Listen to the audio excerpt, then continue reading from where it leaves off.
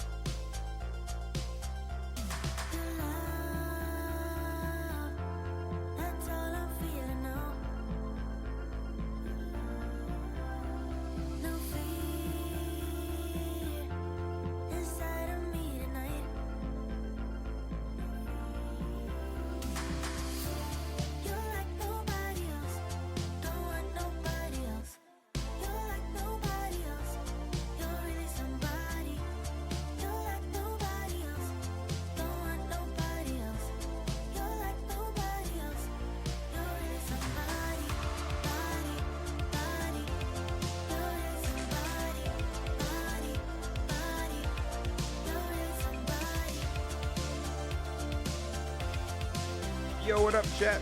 2 secs, 2 secs.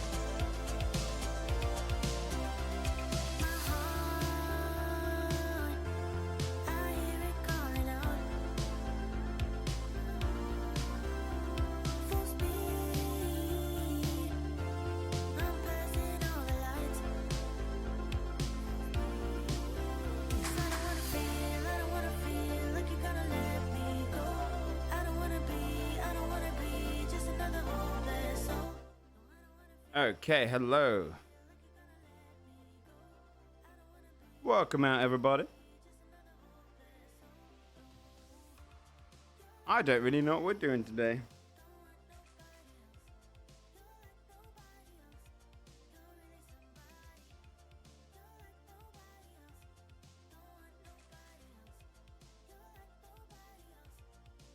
You know, fun with Time Guesser? No, dude.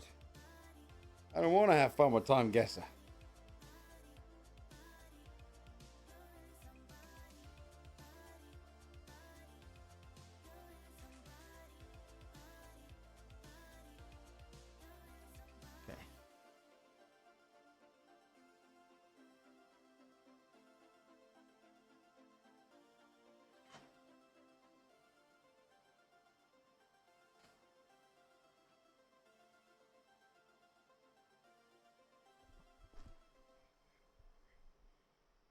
Okay, let's see here.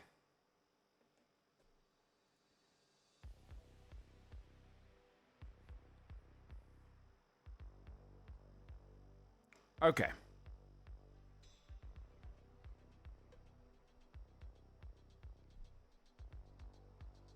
The first pitch is already bad, is it? What might happen a bit. So, chat room. Today's stream is the first in a while that we're not doing any Divinity because we completed it technically. We are going to potentially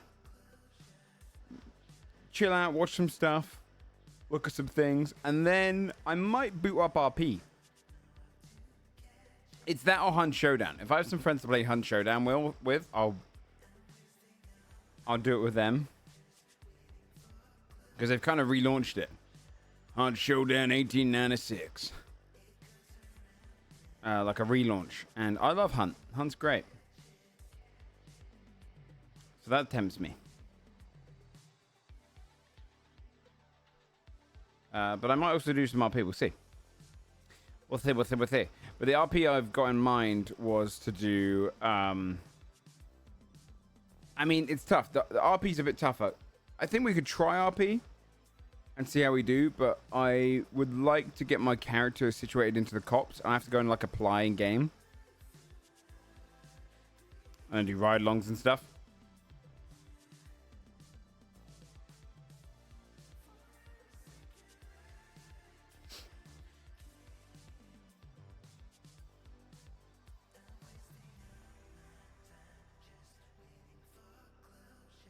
But we'll try that. Okay. Let me start trying to get all my things together for the dailies. Alright, what we got? Flickle. Vandal.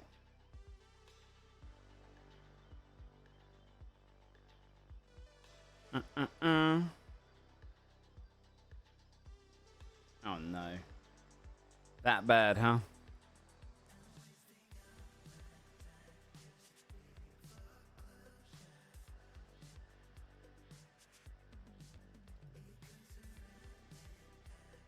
How did Divinity go last night? Saw the stream with the Devour. Took me and my friends forever to do it.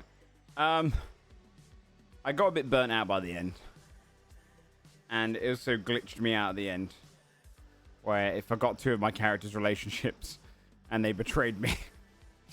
So, I'll be honest, I didn't really like the ending. With D2 as well? Yeah. Yeah, it's one of those things where, like, I don't know. I wouldn't care in a random game, but in a game where you just invested 70 hours playing every day for hours and hours and hours, where like the whole point is the character storylines coming to a conclusion, only to have it cut from you. I should say blue balls. It's not really cucking. Guess the game.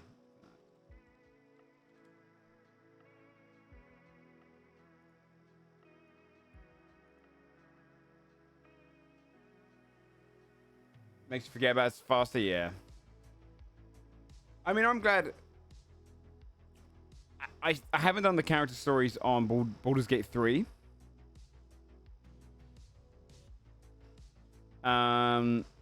Because we did a full playthrough of Baldur's Gate with like the 4 of us, right? Four players. So we didn't get to do all the side character stories. And I kind of almost pushed for that a little bit because I knew that would be a bad idea, and I'm glad we kind of stuck with it. Like, Criken and that was still trying to do it, and I was like, nah, maybe we do, maybe we just, maybe we don't. Because I knew that unless you have them with you, you're just going to be ruining their stories without actually experiencing them. I think I was right.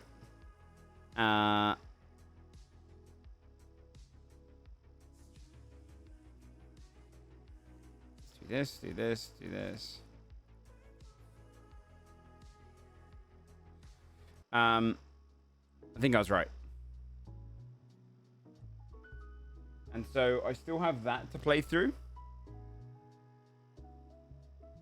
Yeah, and he got friend zoned by Cohle because we didn't actually explore that story, right? And I'm glad we didn't. And I'm glad we didn't. I might do that mod, Matthias, on tactician mode as well. Because I've heard they're putting all the new honor mode, like legendary stuff, into tactician mode, and then it will balance itself out if I have every party member to try and experience everyone's stories if I can. That should be quite fun. But I'm glad I've got that to look forward to, because obviously when we played with our 4-man, we didn't get to experience kind of a lot of the character stories. But if I had played with the character stories, I think a lot of the same stuff happened, as in a lot of people's endings broke.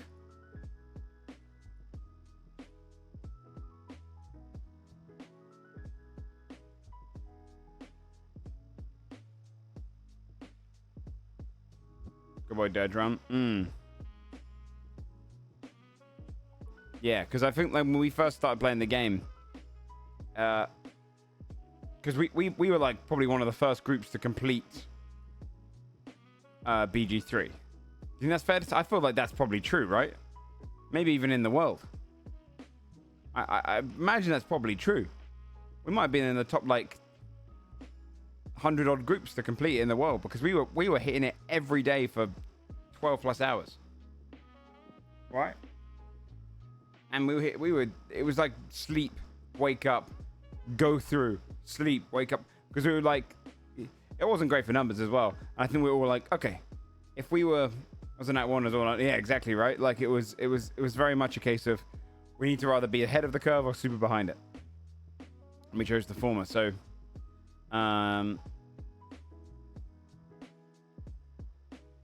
people said, yeah, we really did push for it. And so when we got to Act 3, it was super buggy, and we experienced it, and it was laggy as well. But because we weren't doing the side character stories, it was mostly okay for us. It was a lot of fun. It came with the trials and tribulations, us getting frustrated with each other because we're spending about 16 hours a day with each other. It was fucking funny.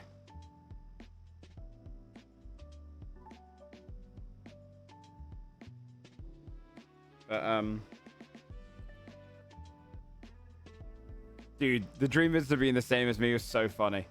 It felt like, even with the revelation in the end, that felt so perfect because of the fact that, like, I won't spoil it if anyone hasn't seen it yet, but it made sense in the lore. Do you know what I mean? Like, it could have been done, and the idea that it was on this really arrogant, handsome halfling was... Oh, I'm so happy I went with that. Yeah, that was cool. That's going to be one of those game experiences. Like, again, I talk about Baldur's Gate 3 now, like it's in my top 5 games of all time. Which, by the way, gives me so much fucking hope. I'll get onto that in a second, but that's going to be something that's hard to replicate. Is no one knew. The internet doesn't know. You can't Google it. You can't sit there and ask questions. We're one of the first groups to get far enough in that we're like, what do these tadpoles do? Crikey, if you take any more, you're going to ruin the fucking ending, dude. You're going to turn evil and we have to kill you. It's going to ruin everything. Stop doing it. And he's like, no. And they're not going to do that again. And we're like, shut up, you know, arguing back and forth. Right? Yeah, I'm going to do a Dark Urge run. I'll probably still be a good guy because I haven't experienced the good guy stories. You know? I think down the line in a year again from that, I'll probably do the super, super evil run. But I want to experience what all the stories are. And also get my ending, I should say. But we were expecting some massive tadpole-based, like, problems, right? And, like, a lot of the arguments we were having were super fun, like, discovering stuff. Discovering the legendaries for the first time with no one helping was so good. Ah, man, it was phenomenal. The tadpole stuff was, I agree. I feel like that. I was really hoping. We were a little bit disappointed by the fact that Kraken wasn't, but me, Lawman, and Sam were like, let's resist. If we don't take the tadpole, surely the game will reward us. And I think they had a missed opportunity in that. You know? I feel like later on, Mind Flayer should have been weaker against you, but stronger against the tadpole person. All that kind of stuff, you know? Loads of just... We resisted early power for late game power. Would have been cool. It's a shame they didn't go with that, but... Yeah, should have been more consequences for sure. That's one thing I didn't think they dove into. Because that's one bit that I think they thought more about the gameplay than the roleplay. Where you're kind of like... Larian, we're resisting putting tadpoles in our brain. Surely you know that we're hoping for a reward for that, right? Sure, there should be a punishment for doing the other one. It does mean when we go through on Ted Edition, it'll be easy. Or easier. Yeah, to go back to the first point I was going to say. What's really cool, Baldur's Gate 3 might be one of my favorite games of all time. It came at the perfect time, though, right? Like, I'm a full-time D&D streamer for the most part. D&D is in my veins right now, so it was the perfect time to drop it for that. But what it's done is it's kind of given me hope that for years, if you ask me what my favorite games are, right, I'd have said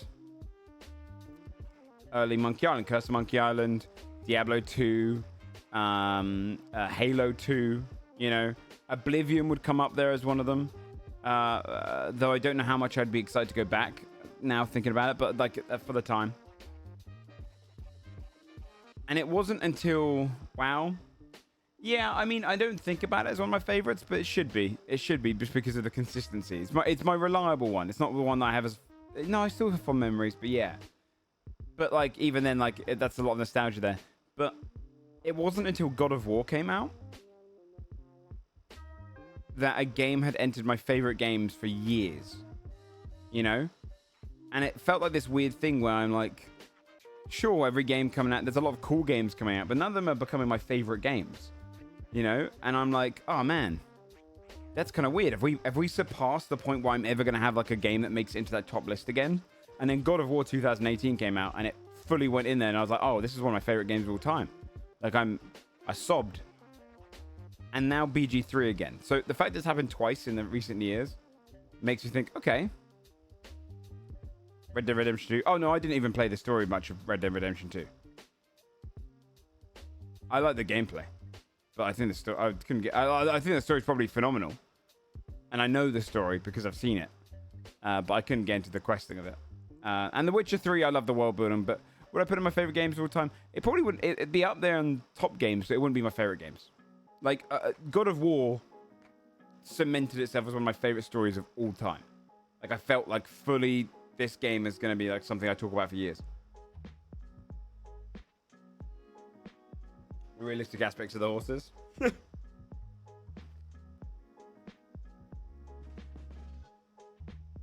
So, like, I think for me, my favorites in the 90s and early 2000s through like 2018. Yeah, that's how I feel. And that's why I was in this era of like, am I going to get a favorite game again? And the answer apparently is yes now. I'll put this a bit bigger, hold on. I'm realizing that.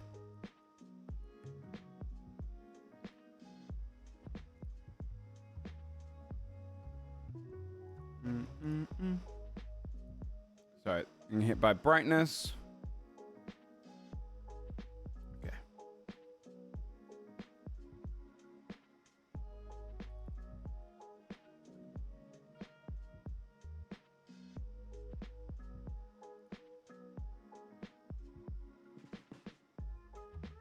So next Laram. That's me with StarCraft and Star 2 one day. I hope you hit that level of stuff for me again. New Monsanto. Well, see, that's the thing. Don't get me wrong. I'm happy for you that that's one of your favorites. There's a lot of games that I love that come out, and I'm like, I'm looking forward to Diablo 4's expansion. I'm looking forward to the WoW expansion. I'm looking forward to, I don't even know what else is coming out soon. But I'm looking forward to a lot of games, and I get excited for a lot of games. But they don't stick with me as long. We need to watch the new Dragon Age trailer today. But even that, I don't think it's going to stick with me that long.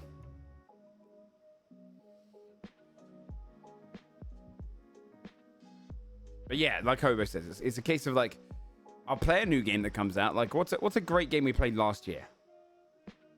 See, this is the problem, right? What big games came out in 2023?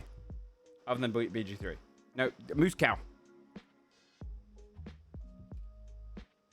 Oh, V Rising's actually up there as like my favorite survival game, but is it my favorite game of all time? Did I didn't play Alan Wake. Let me see. 2023 games.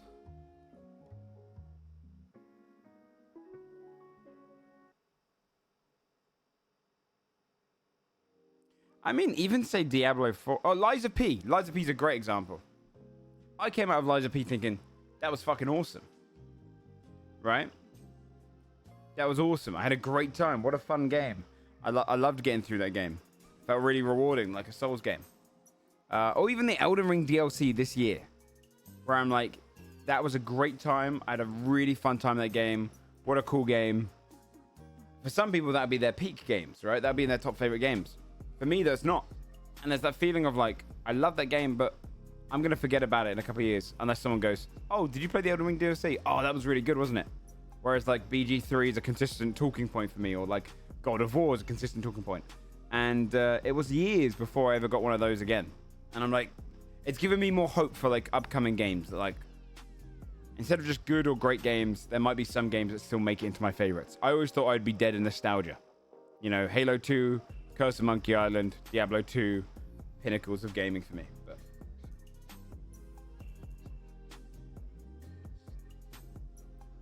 so, any of the clips from Breeze playthrough of Dragon Age? No. If you've got good clips, you can link them. We'll watch the Dragon Age 4 trailer today as well. I really want to see Bree's reaction to Dragon Age 2.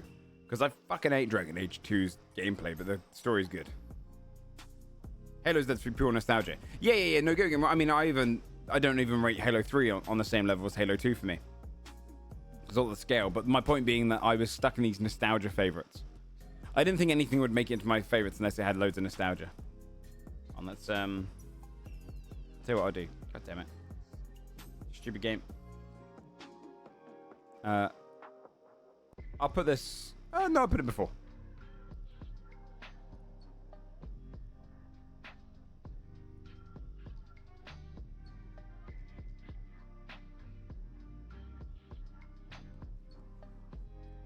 Fucking browser keeps signing me out as well. It's really annoying. Okay. Spoilers, chat, for Dragon Age Origins. Well, what is your plan? What I propose is this. Convince Alistair to lay with me here What? tonight. And from this ritual, a child shall be conceived within me. Huh? The child will bear the taint, and when the archdemon is slain, its essence will seek the child like a beacon. At this early stage, the child can absorb that essence and not perish. Isn't she dating Alistair The too? archdemon is still destroyed with no grey So not only is she guarding getting its cucked, Why? she's getting cucked for Why is this destiny. game testing me! I am God's strongest warrior for romancing Alistair! What the fuck? Oh my God! Holy shit.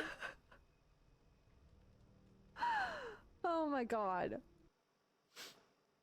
Oh, that's funny. What's happening? So Bree is romancing the dumb boy Alistair, right? She's romancing Alistair, who is the I want to see her face when they say it again.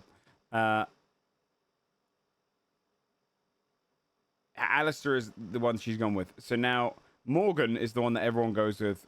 Oh, most straight men will end up with Morgan, right? So we've never seen this side of it, right? Because everyone's gonna go with the crazy goth witch chick. Bree decided to go with the sweet boy Alistair, and so now instead of her going over here, Morgan being like giving you a side story here, she's saying, "Hey, let me fuck your boyfriend." Lay with me What? here tonight. And from this ritual, a child Look at her face. shall be She's jealous. child will bear the taint. And when the It's so arch- funny how far Bree's got into it because she's actually jealous. What's this one? Thank you so much. Thank you. I'm on my knees. Thank you so much for fucking my man. Thank you so much. Yeah. Well, there you go. Can you just say no? You can say yes or no, but it's for the sake of the story. You basically have to let her fuck him. And Alex is going, "I'm so sorry. It's destiny. Hey, look, I didn't want to do it either. Yes, we had sex 3 times. It was to be sure. Yes, we did doggy. Yes, I let her peg me afterwards, but we had to be sure, okay? We had to be sure."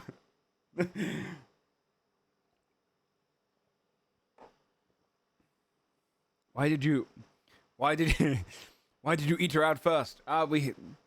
We had to make sure that the Darkspawn wouldn't come again. It's for destiny, damn it.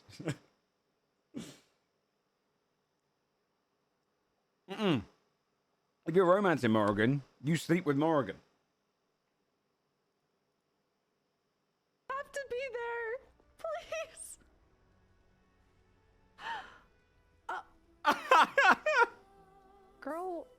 Girl, I can see your lips. Why are they making me watch this? She called them the lips. Jesus Christ.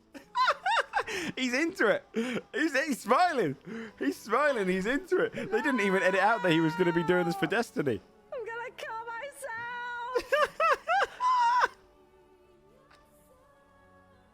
myself. Chat, I used to think this was the hottest thing ever when I was a kid. Holy shit. Benji, That's fucking funny. That's fucking funny, dude. Oh my god. True cuck. Maybe I should play Dragon Age again.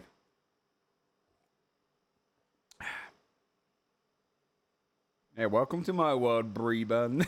Welcome to my world. Take a seat. Motherfucker's a cheater. He was into that. There's an alternative where you make Logan do it instead. That's funny. Hey, do you know what else is funny, chat? A 35-second mini crossword. Check this. Chicken. Boom. Senegal neighbor to the east. Oh, fuck off. Alan White, star of TV's The Bear. Oh my god, what's his name? Shit. Make a getaway. Oh god. Fuck. What's longer in the morning even than it is at noon?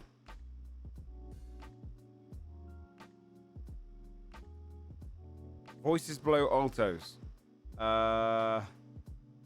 Tenors? Tenor? Is that the one? No longer in the drafts folders. Sent. This is done. Surely you can't. Interlocks with. Esoteric. Come back. Give false hope to. I don't know. Ship into the country. Import. Sorry. I'm going slow now. Who cares? Coniferous trees with red berries. Oh, I don't know. Do pines have red berries?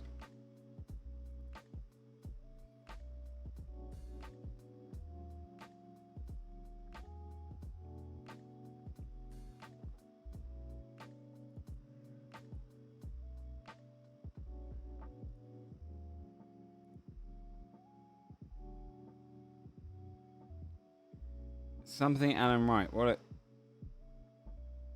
Wait, that can't be. It can't be pine. This is this tenor? Yeah, it's got to be tenor. What word even fits there? Graham.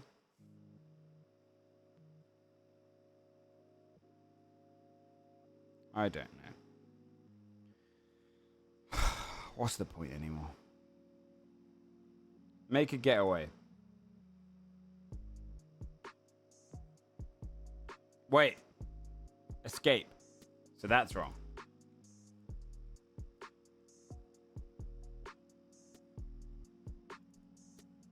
Surely you...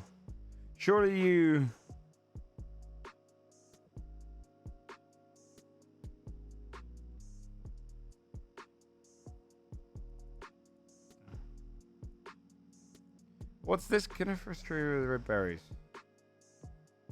I don't know. I am right about this, aren't I? I mean, that seems right, but maybe not. Let me make sure I'm right about this word. I'm pretty sure I'm right about this word. Oh, I misspelled it. Okay.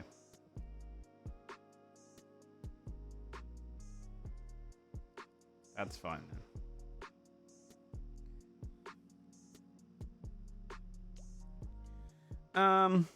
Give false hope to.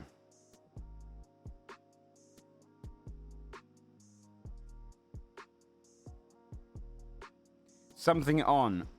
Egg on.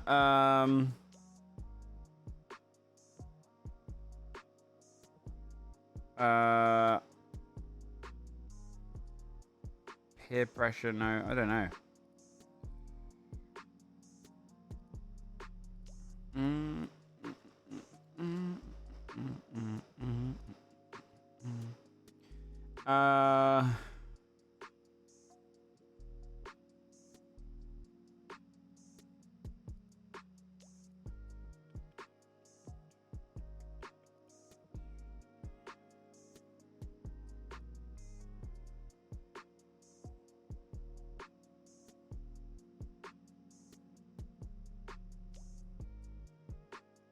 Senegal's neighbor to the east. African geography is not very good. Let me think of four-letter African country. Beginning right. Mali? That would. Oh, that would fit, I think. Yeah.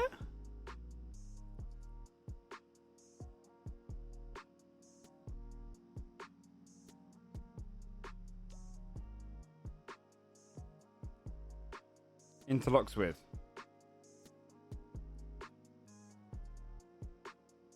I don't really know.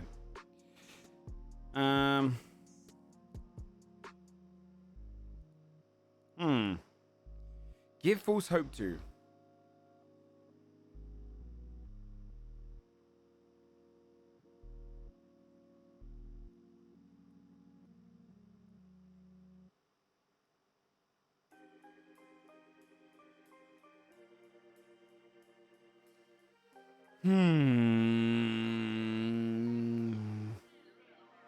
Lead someone on? Would work. Okay.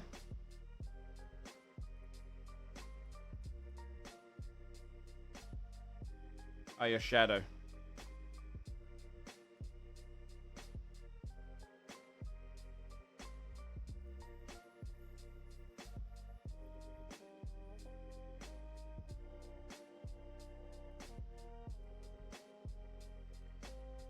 Meshes well with. Surely you jest. Jeremy. Wait. Oh, I put. There you go. 6 minutes.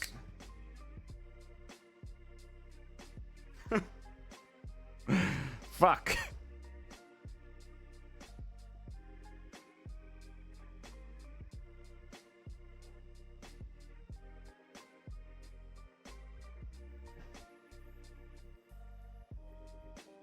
Usually I don't know. No, it's just we're warming up, dude. We're warming up. I think it was 6 on the dot. I don't think the timing is up, does it? Fuck you. Okay, cowboy, ankle sun, high tide, yo-yo, mar, fair, go-go, average, elevator, par, so-so, or thigh-high. Fair, so-so, okay, average.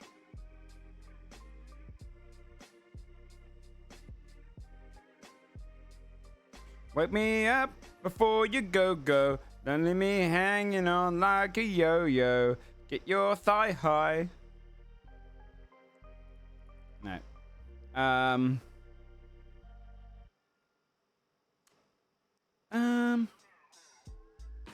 Thigh-high boots, cowboy boots, ankle boots, sun boots. Damn, what is it?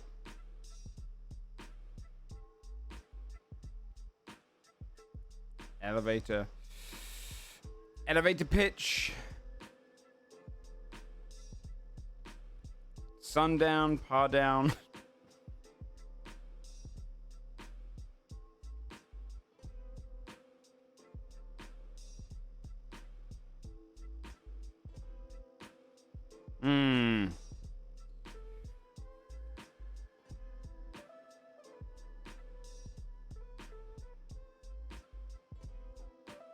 Thigh high. These are definitely right.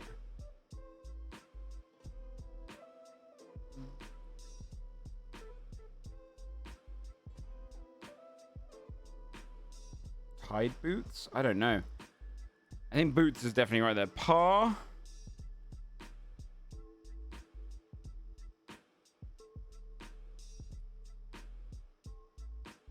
Go. Hi.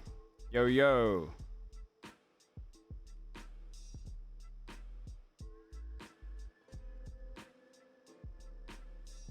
I have genuine no idea. Let's just try and... Elevator pitch. Sun pitch? That's not a thing, is it?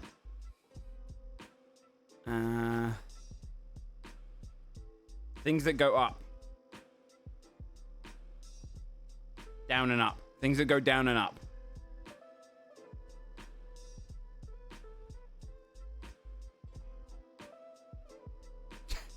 Stupid. Are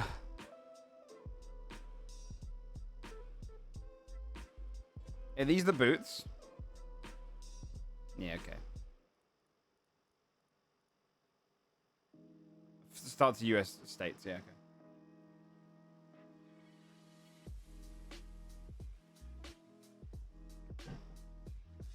I don't know go-go boots. We got there. Ain't no L day. Not for me, not for anyone. Oh, this is that Animal Crossing, right? The original one, probably?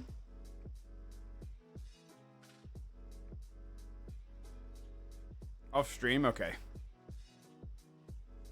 Guess it comes after time. Alright. People are saying this one's a bitch.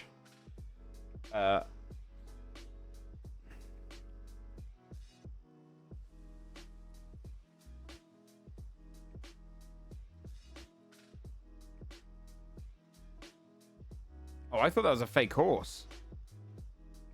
Wait, what the fuck? What the fuck? What are people doing, man? They're gonna die. Huh? Plaza de la Consticaca se placa. So I'm pretty sure that's Spanish. The problem is, are we in... That's a Barcelona top. That's a Barcelona top right there. I'm pretty sure. That's Barcelona top. 2000 and let's say 22. 21. Let's go Barcelona. Oh, I mean, hey, that's okay.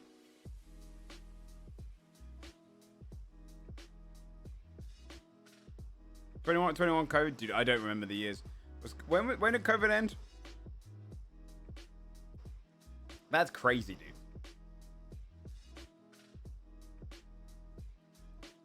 New York is a big drinking destination, so I bet a bunch of these people were fucking drunk. No, 2022.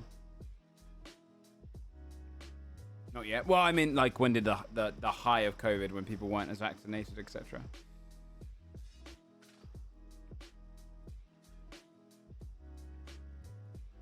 Oh, fuck.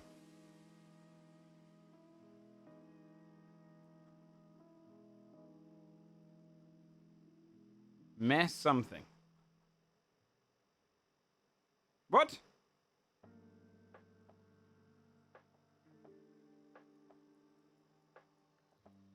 The only thing I have to go off of is he's got a kind of a Eastern European hat, but I have no idea what I'm looking at. What game are they playing? Let's see. Is this American football with the lines like that? I don't know.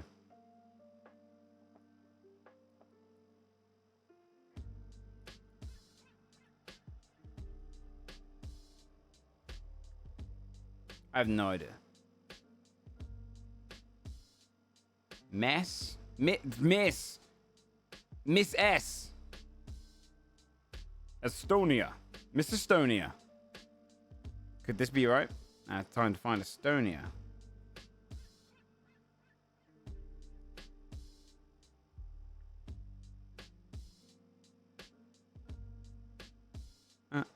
Why do I know where Estonia is? Oh, there it is.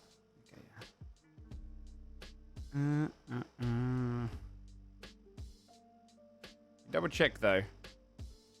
Because she's not the one who won. Ah, fuck it. It's the only thing I have to go off of. Miss Estonia.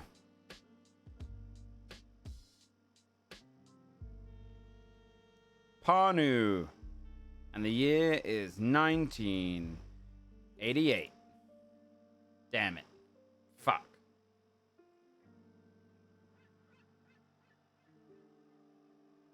Wait, that's a D? Huh? Wait a minute, I'm an idiot, chat. Of course it's going to be US. I bet they don't do miss something in Estonia.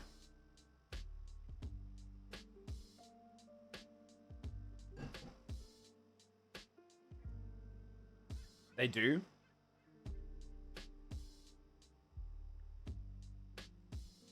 Wait, misses in Europe.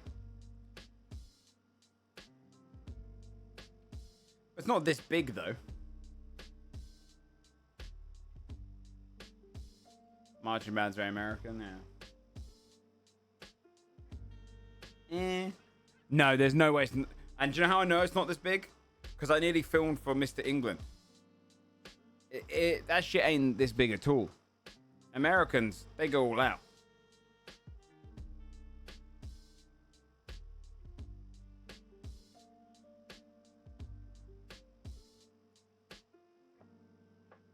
This is Canada. Same fucking country, dude. I mean, you guys are practically the same fucking country. Shut up. Still America. Didn't I say America?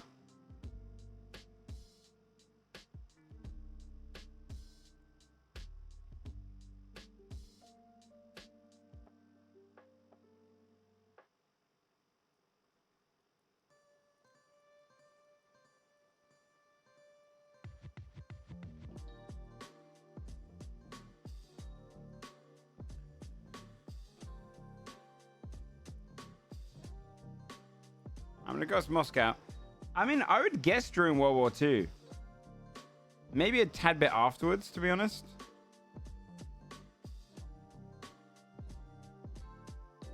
Maybe during the Cold War kind of era.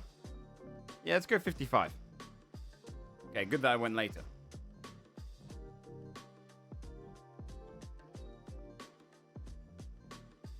Pretty close, though. Year-wise, I got fucked.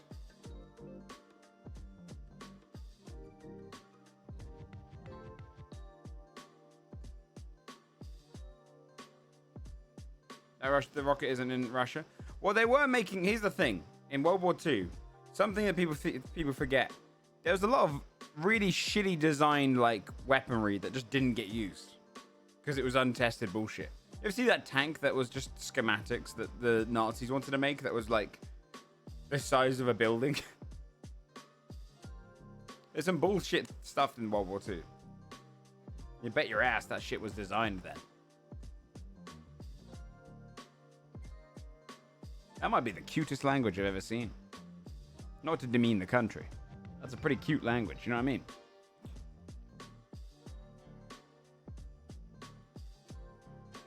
Oh, we're doing bad.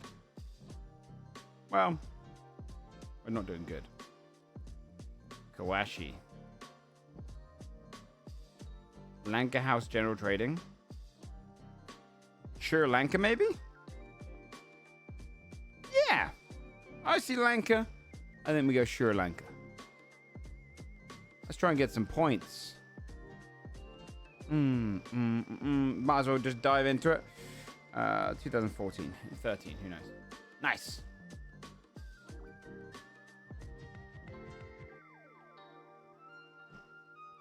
Alright, not too bad. Oh, but we did a big fuck up in the center, so... oh, this is... Schloss Weichenheim.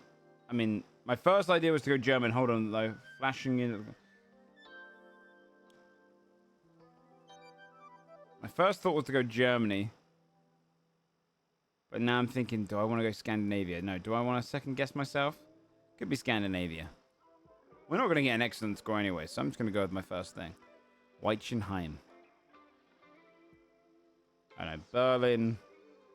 The year can be 19.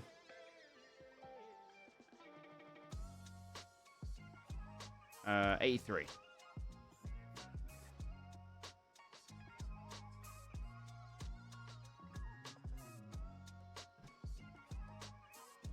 What did it come out with? Yeah.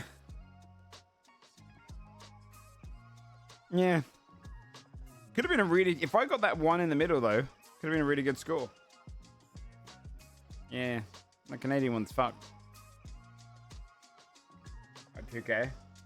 Nice recovery. Thank you. Thank you. Thank you. Thank you. It's not an LD. Right where I got... Yeah. That's not too bad. I'm okay with that. 300-point difference. Who got the 300-point difference, though, on their side? If it was you, then don't tell me. Bread, cheese, Worcester sauce, tomato, onion, salt, pepper, butter, Vegemite. They kind of give it away.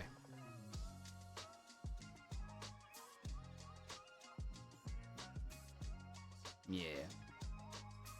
That would have been hard if they didn't say Vegemite. Gross. Do you know what? I've never actually eaten Marmite or Vegemite as a base. Right? The same goes for Nutella. Right? I've never had it on toast. But what I do have is that sometimes I buy Nutella like filled chocolate, or in Marmite's case, which is close to Vegemite, I love these crisps called Twiglets. Right? I say love. I like them. But anytime you see like an American eating them, they say they taste burnt. Right?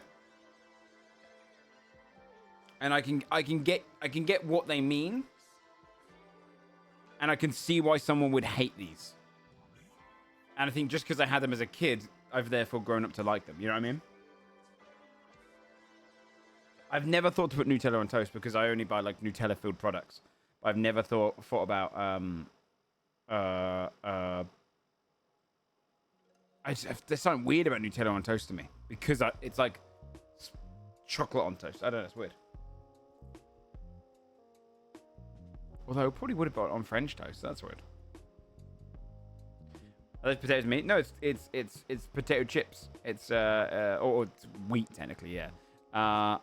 It's the same consistency as potato chips though. Crisps. Yeah, they're crisps. So you eat these, and they're crunch. But people say they taste burnt. I like them. I like them a lot. They're not my go-to pick. This is the kind of thing that I buy for like a guilty pleasure. But I don't. They're not my go-to. Choco Blast Sandy? No. No, I've never. These are salt sticks? No, they're covered in Marmite. And they're covered in Marmite. They're good, though. They are good. Fermented fish paste. Yeah. garlic, lemongrass, kaffir, lime leaves, galangal, shallots, chili peppers, fish sauce, sugar. You can get coconut milk, minced pork, or eggplant. Thailand? It might be Philippines or somewhere. What does it say? Borders from the northeast. So it could be Vietnam. If it's going too far east, it could be what do you call it? Cambodia as well. Wait, no. Vietnam's one across. What's the little country between? Is it gonna be? No, I'm gonna go Cambodia to begin with. We'll see. It's Cambodia. Okay, good. Yeah, it could have been Laos. Laos. I mean, this looks very refreshing. What do you do? Just put it on the... Do you eat it on the leaf? You just mix it all together. Don't know. It's referred to as Cambodian cheese. I don't like that. I don't like that. The leaf is the plate, yeah. Siskun makara sausages, potatoes, carrots, leek, celery, stock, bay leaves, allspice, black pepper, salt, parsley, dill, onions, garlic, turnips.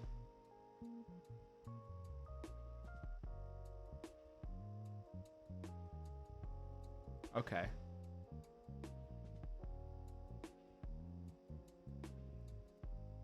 Siskun makara. I'm feeling like I might go Turkey. It's not really Turkish though, is it?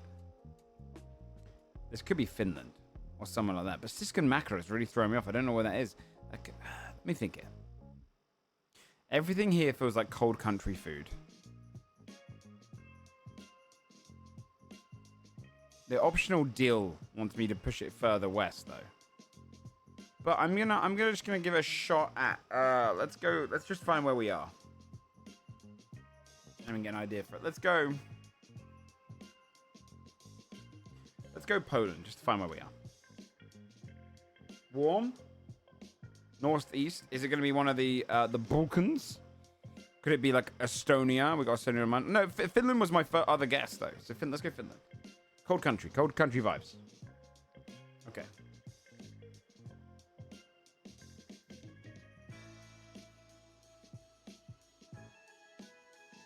I tell you, Britain gets hit by all of the bland-looking food comments, right? But it's all us cold countries, man.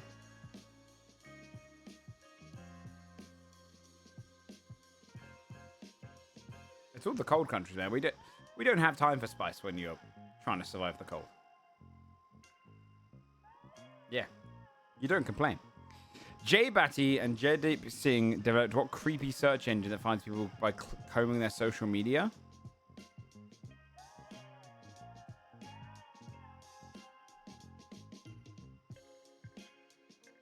Ask Jeeves.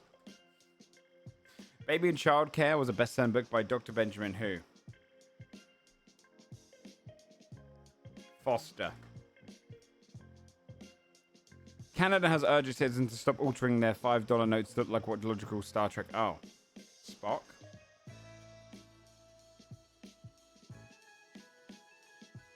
I've never heard of that, so I'm rather pleased.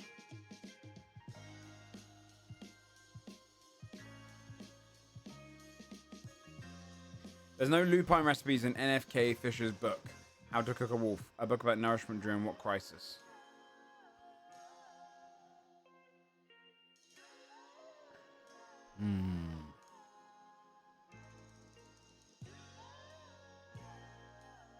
What, like known crisis? Like a big, like a tsunami? Or is it more like a crisis of like, if you get lost in the woods? I don't know. Avalanche? Julia Child said her first big recipe was shark repellent, which she made for the US Navy during what war? Oh, no, it means actually a thing. Okay, so that's fucked me up.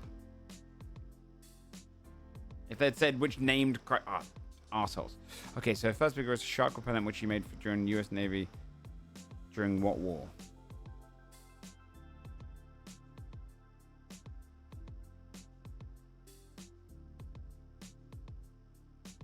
How to cook a wolf would be a cold country thing, right? I don't...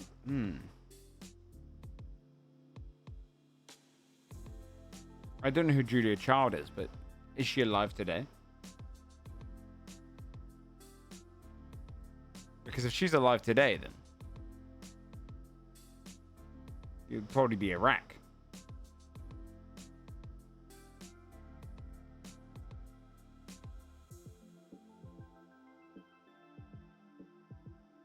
But then why would there be a huge Navy presence? I don't know. Cook a wolf. Cold War?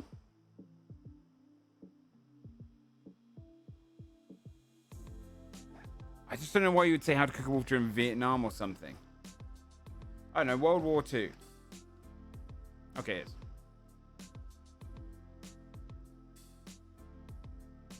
She was born in 1910. That makes sense.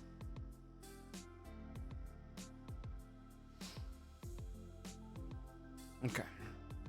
Uncle Wiggly Wings Halverson dropped 23 tons of chocolate for kids during the Berlin airlift. That's cute. What the fuck? Ah, this guy. Ah, what a cute man. Uncle Wiggly Wings.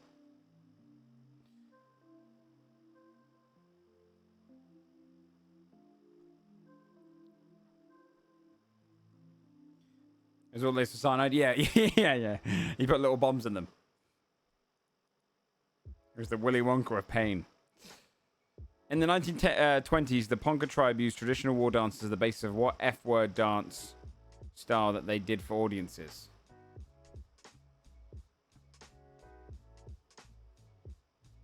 Is this going to be like a word that you know, like is what they use for their things? I don't know. Fuck. For 50 years, starting in 1965, feline aficionados could buy a magazine called Cat What? Fur? Fuck. Fuzz, maybe? I don't know. You don't have to drink Grey Goose or Crystal to know what 2014 hit single that foisted Iggy Azalea on us. Maybe I do.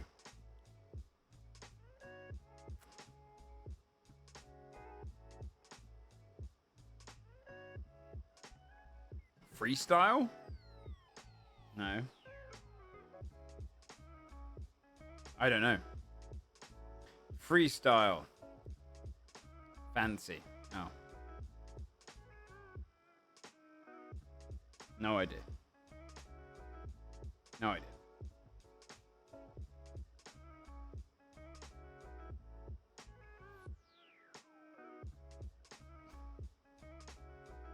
If you got the answer right, by the way, I'm sorry to hear that you like Iggy Azalea. Naughty by Nature and Cypress Hill are on the soundtrack of what 1992 Omar Epps and Tupac movie with 0 Tupac songs? I have no idea. Are they in that Friday movie? I haven't seen it.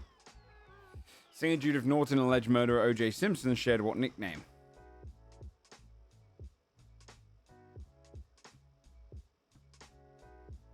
I don't know. OJ's not really big news over here. So all I've ever known him by is O.J. Simpson. Ball dog.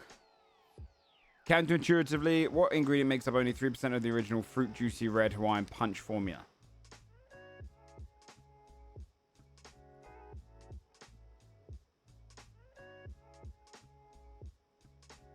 Rum? Oh.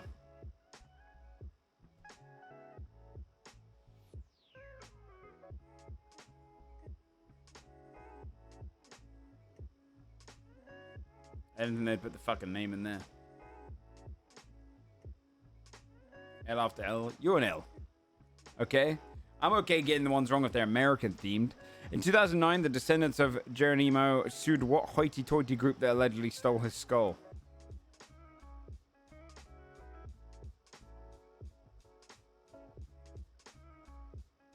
Scientology. I have no idea. Young W and John Kerry both belong to what secret society that dates back to Mensa, maybe? Fuck. Half as good as the real thing. The 2000 film The Skulls was based on what Yale student group? I don't know. Dick. The fuck is that? Mensa how? Dude, again. Muscat, did you say the answer? No. If you don't live in the US, how you gonna know Skull and Bones from Yale?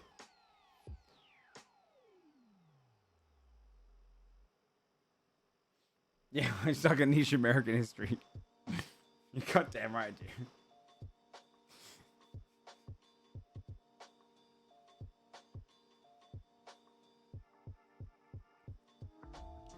Sort these people, give them their nickname in order of the year they were born, some with the most recent.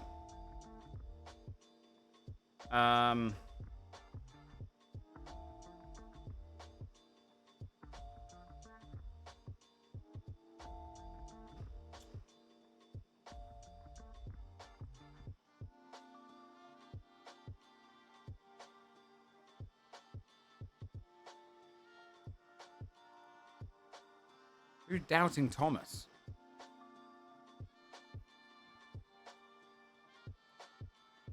The Sultan of SWAT? I don't know, like this maybe? No idea. Chat, I have no idea. If I was to talk you through them, some of the most recent, she'd be, what, was that World War One? Who the fuck is the Sultan of SWAT? Iron Lady should be fairly recent, right? Yeah, because she was big in the 80s, probably 1940s or something. Chairman of the board earlier. No. He should be there? I have no idea. Just put them in their place. Okay. That's Shaq. She's born in 1925. Wow, that's surprising. Chairman of the board is Frank Sinatra. Oh. Talking to SWAT, Babe Ruth. Oh my god, that's in the Sandlot Kids.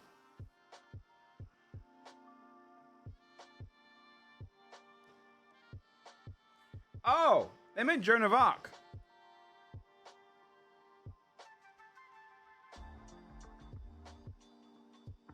I thought this would be someone like renamed. Oh shit. Fair enough. I thought that'd be someone named it for like World War One or Two. They went all the way back there. I'd never forget this after the Age of Empires 2 campaign. The Maid of Orleans. And Doubting Thomas was Thomas the Apostle.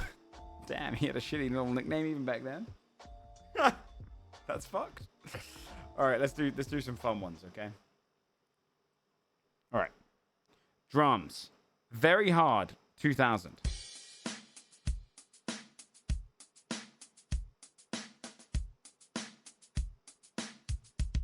Bye. Oh, no. No idea. Hold on. Okay, let's go. Hold on. Wait. Bam, bam. Wait, I think I know this.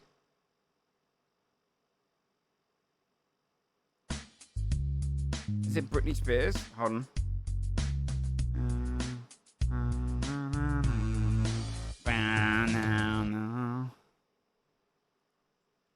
I know this, but I don't know if it is. No, it's not. It's not any of these. Wait, hold on.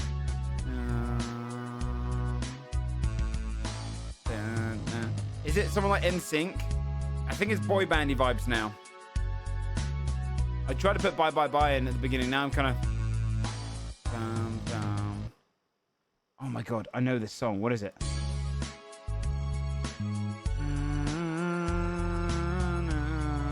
I want to get on this one if I can before the voice comes in. Go one under par.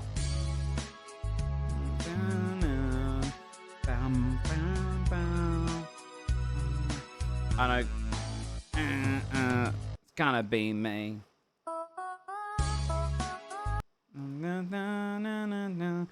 That's Barbie Girl. Wait. Hanky panky. Was it not? Wait. Oh, Fight the Moonlight. It's this is the song of Coyote Ugly. Fuck, that's why I knew it. That tune rocks.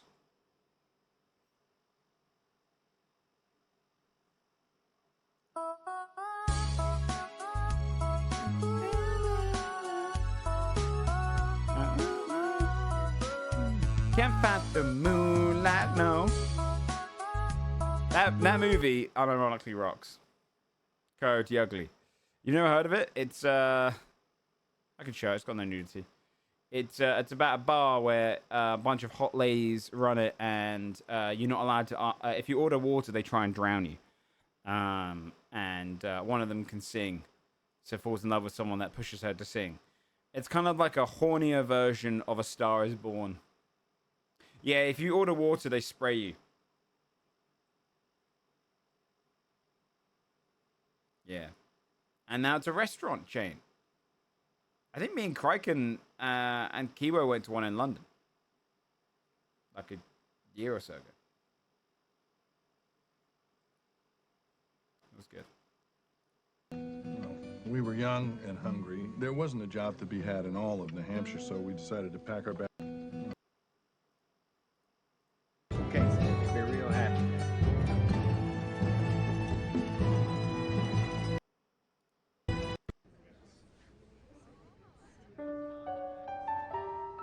That was a terrible smile, dude. That was a creepy smile. Looked like, who's the actor? Oh, fuck. It's Johnny. What's his face?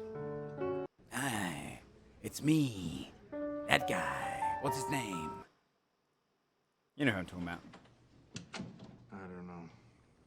This is recent. I don't know what this is.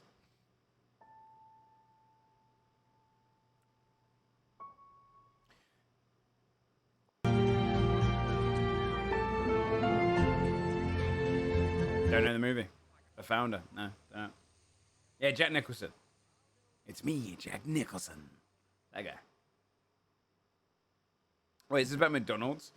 God, do you know what? I'm Jack. If I was watching more dramas, I'd be saturated in the same way people that go and watch blockbusters get saturated by Marvel movies. I'm so sick of watching the origin story movies.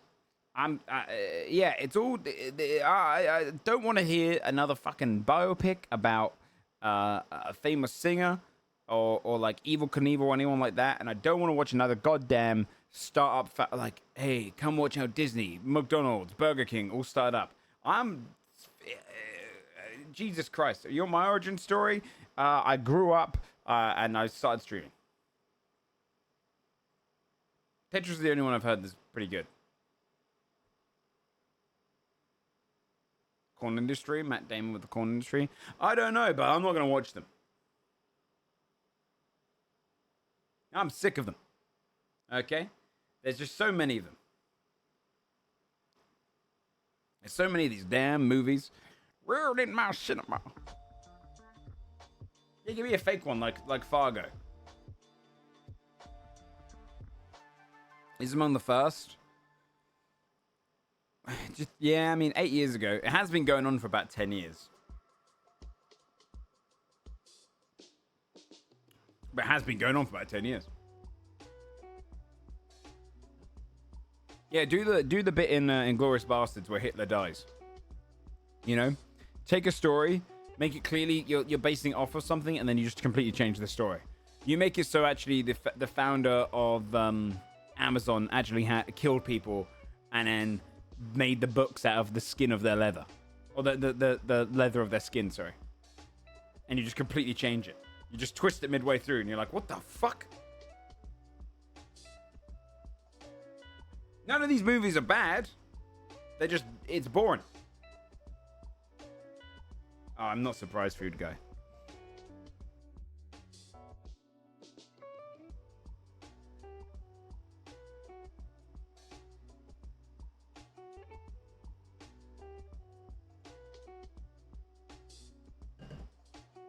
That guy did Winnie Pooh when he came to public domain.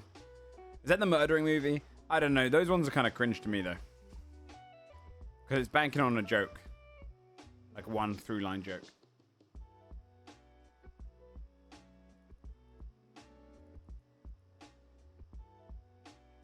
Spinal Tap, yeah, Spinal Tap rocks. Okay.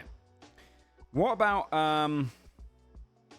what trailers we got? We have the Dragon Age thing we have to watch, right?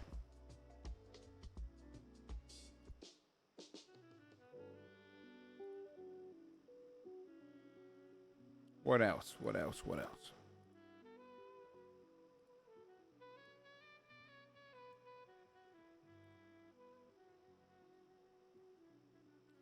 I'm trying to scrape bound, not much.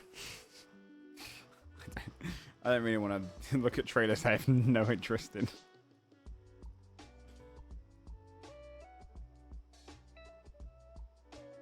Blackjack roguelike game. I tried the demo. I wasn't super in it. Super into it. I did find a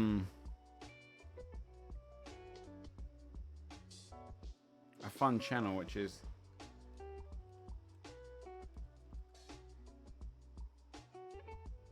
New Berlin. I don't think so. They change it a lot. Oh, interesting. Maybe I'll try it out. Thank goodness. Yeah, it's on my to play list, but I'm not gonna play. The thing is with those games, right? Give you behind the scenes of how streamers work. You either dive on it day one, or you dive on it 3 months later. I don't want to start up a game now that might take me some time because I'm.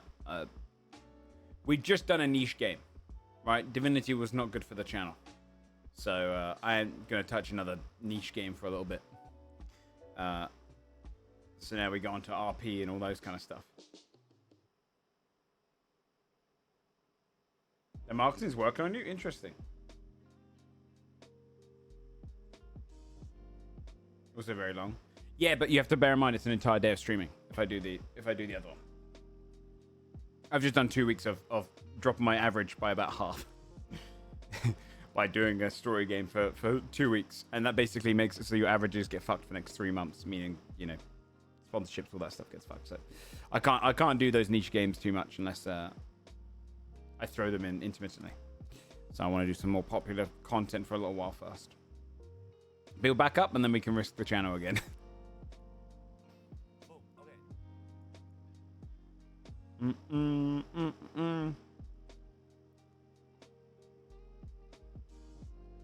Minecraft server shenanigans? No. Thank you so much, Dungeon Mom, for the 5 gifted subs. I appreciate that. That's very kind. I'll be honest. I've not had fun on Minecraft in ages. They just put up an SMP server, and I was like, oh yeah, I'll give it a go. The last SMP was fun. But I've genuinely not really enjoyed Minecraft in a while. Thank you very much, Dungeon Mom. That's very kind. It's very, very kind. Talking of subs, chat, we are trying to maintain our 70-30 split, starting with this month. What that means is basically we need above 300 paid-for subscribers. It can't include Prime subs, and gifted subs don't count. But if you can afford to pay for the next 3 months of subs, it really does support the channel. Basically means for the next year, we have a 70-30 split still, which is like, it's a considerable amount. Yeah, it's the yearly push, unfortunately. So if you can afford to, or if you can afford to not unsubscribe for 3 months, it should, it helps us big time. Yes, it's also cheaper to pay for 3 or 6 months in advance. That's true. No, that's okay, Geller. Yeah, tier 3 subs still count for more. Tier 2 subs still count for more as well. So if you can afford to do those as well, that's obviously massive help. But essentially, if we drop below it, it's bad news bears. It sucks that I have to rely on it. I don't know if they're doing September again. Yeah. If you like watching me stream, I should say. It's one of those, streaming is one of those careers where there's definitely a chance that I end in the next couple of years. We'll see. Or maybe sooner. It all depends. Doesn't count Prime. No. If you like Sudden Forge and all those shows, and you want to see them carry on, now's the 3 months that matter. Other than that, let me see. What have I got? I'm going to try and find that Dragon Age stuff.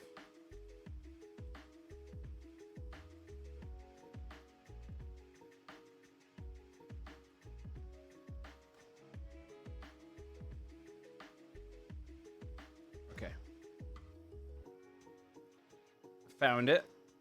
It's the one from yesterday, right? Okay.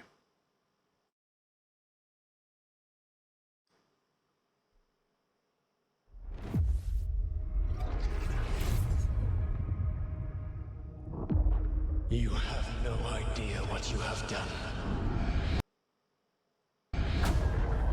The blighted elven gods walk free, all because you disrupted my ritual.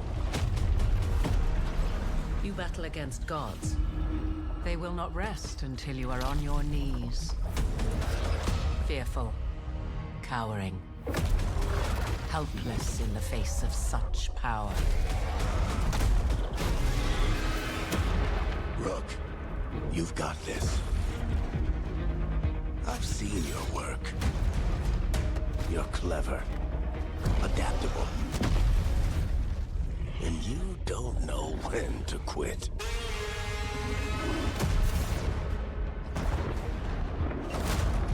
You want allies to go after the gods? I've got places to look. Where do we start? I'll be damned. A griffin. In war, victory.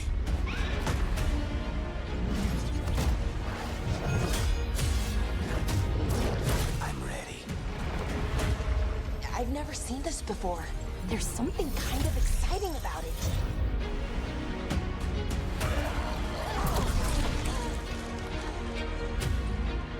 What is happening to me?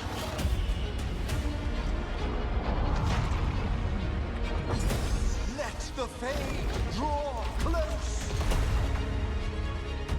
Draw the dragon out into the open. Then attack. You and me, Rook. Maybe that's what scares me. These are the times in which legends are born or slain.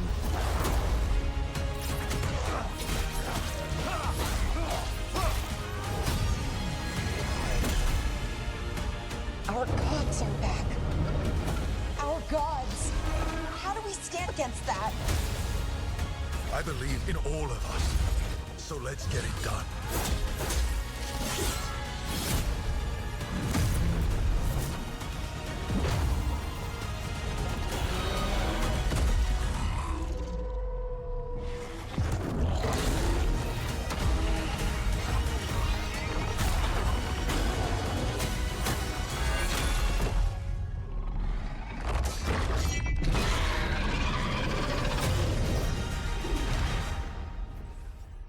Much better trailer.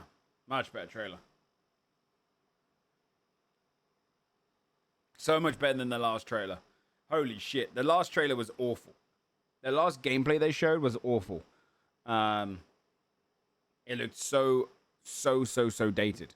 That trailer was... Someone watched the Baldur's Gate 3 trailer and just decided that, oh, yeah, that's how you do an RPG trailer.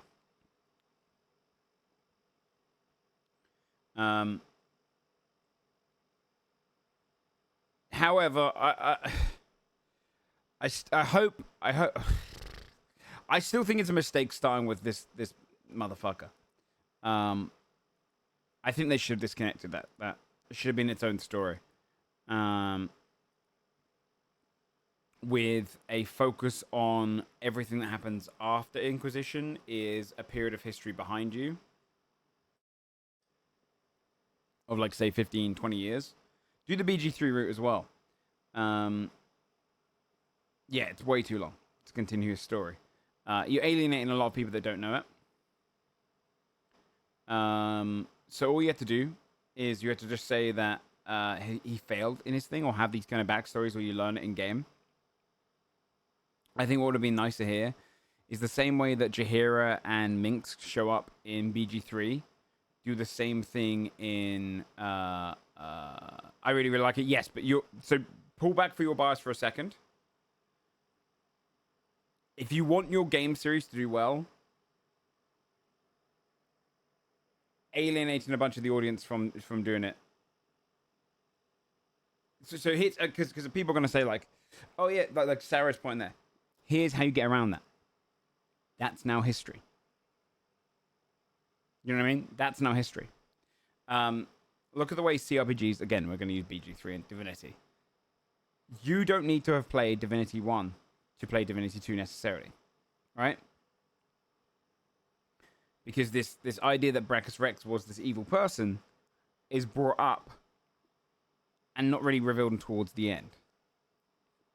As like, oh yeah, but he's not really the prime villain at all. He's just a side villain, right? That gets involved. And even then it could be a bit cheesy. In this, what I would have done is you make it fun for the original players of the original games to still see references, to still get a lot of the story they want.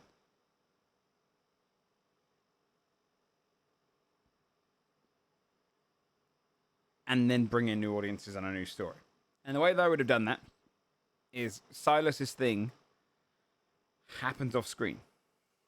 Okay? The Silas story happens off screen.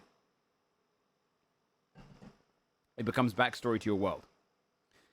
And you're living in the aftermath of whatever happened there. And you can meet him in the game. Right? Same way you meet Jaheira and Minsk in BG3. And you do that kind of thing, right? Where it's happened. And then you can even have side quests which relate to those games. Yo, Ozzy, thank you so much for the 7 months. I appreciate it. That's very kind. But how long has it been since Dragon Age Inquisition came out? Like, at least a decade, right?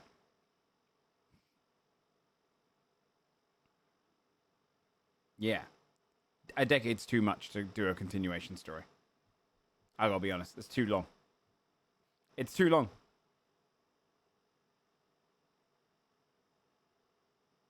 It's way too long. I think they should have done the reboot here. This feels, if they didn't follow up, get your point, bring a new audience though.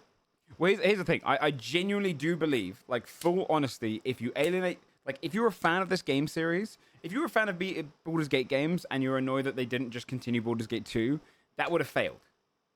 They would have only got the same audience that Divinity got, like, which is good, but it wouldn't have, like, blown up to the extent it is. I think the problem here is, if you are a fan of Dragon Age, I think you should be on the same side as me, because the point is, don't you want your games to continue? Do you know what I mean? Like, as in, that's the problem I have with it. Is if you want your game to, like, take BG3, that's it. It's the perfect example against this, because they're both CRPGs that have developed, right? Yeah. How many people would have... Baldur's Gate 3 was so bold by still calling it Baldur's Gate 3.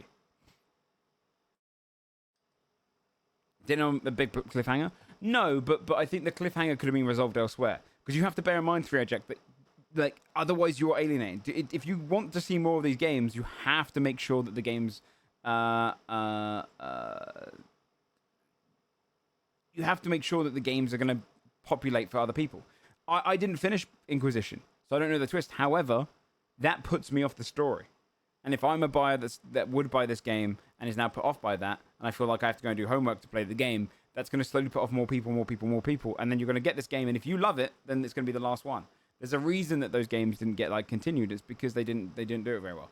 What I would do, right? Yeah, Byra's going to die, right? Exactly. What you have to do is you end on this cliffhanger, and you have that as the backstory to the world. And then, so you're not losing out. You as a diehard fan, it's clever writing. You just have to do it through clever writing. You as a diehard fan would go in and be like, oh my God, I know how the world got to this point. I know what caused this. New players don't. They're going in for the first time. They're playing their characters. They've been born as their characters. They're going in, they're learning the world with their characters. But you, as the core fan, knows the previous story. And you've come in, and then you can start finding books telling you about the times after Silas did whatever he did. You know? You can go through like a series of maybe there's quests where you go back in time and you experience, or you see it in these flashbacks and you see these moments that build up to it, and it's more of a story about you learning about how the twist, like, changed the world, as opposed to just going from the twist. And I think actually that would have been clever storytelling if they'd done it that way. I love when things do that in general. Yes, yeah, The Witcher 3 did that in a very good way. Yeah, that's a good way to do it.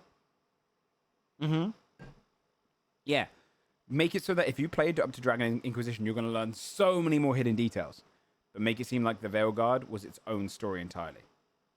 And again, like Workshop said about Minsk, you didn't really need Minsk in BG3, but it was good fan service.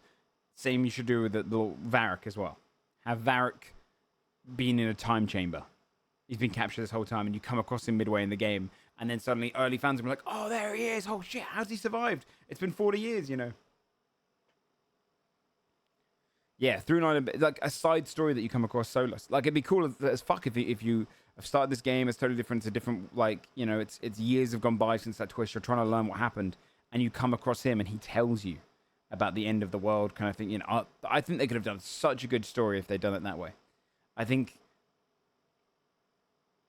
it's a little bit alienating to make him the first focus of the story. It's a little bit like, it's like doing a continuation to a movie that finished 10 years ago. It's just a bit weird. It was like Avatar too.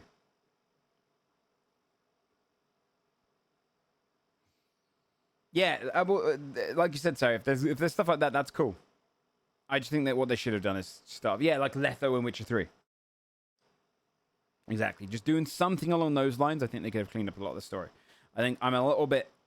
I'll probably play this because I just like playing RPGs, but I worry for the game's future from the gameplay we saw and how heavily invested you must be in the previous games. Like, I think they're taking a lot of risks by doing that. Because I know someone said Andromeda tried to do that. I think Andromeda flopped because the game and the characters were not compelling in the slightest. More so... Like, the Mass Effect story was such a broad story, and they moved on from what is sci-fi end of the universe storytelling of, like you feel like you're an ultra spy on an ultra team going around trying to save the entirety of the planets, to let's be an exploration team. You know, buggy, the writing was just really shallow. The exploration was like, what? I don't want to do... I want to be space agent. You know what I mean? Like that's what I think Andromeda failed on. They try to change the theme. I don't think you need to change the theme for this. Make it so you are saving the world and it's big, intense, dragons, darkspawn, everything. But just make it so the previous game you learn, like for the big, like deep characters, they get to learn everything else. We know all the choices matter in 2 and 3. Yeah, but the only reason Mass Effect got a 2 and a 3 is because it was such a compelling story to begin with. I was a huge Mass Effect fan. I played Andromeda. I quit like a third of the way in. I found it so shallow. And mostly because I came from a game where, like, you know, you played Commander Shepard. Like, I beat Divinity 2, yeah. You play Commander Shepard, an intense fucking space agent of one of the greatest agents of all time, you know, one of the chosen of the galaxy. It was James Bond in space. Yeah. I just think it's a bit alienating, and I wish they wouldn't have done it because of the fact that I think I would love to see a new trilogy of Dragon Age.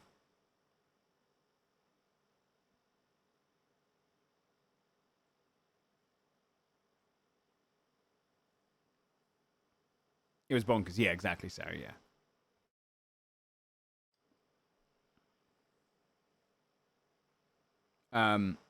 I think it would have been cool to do a start thing.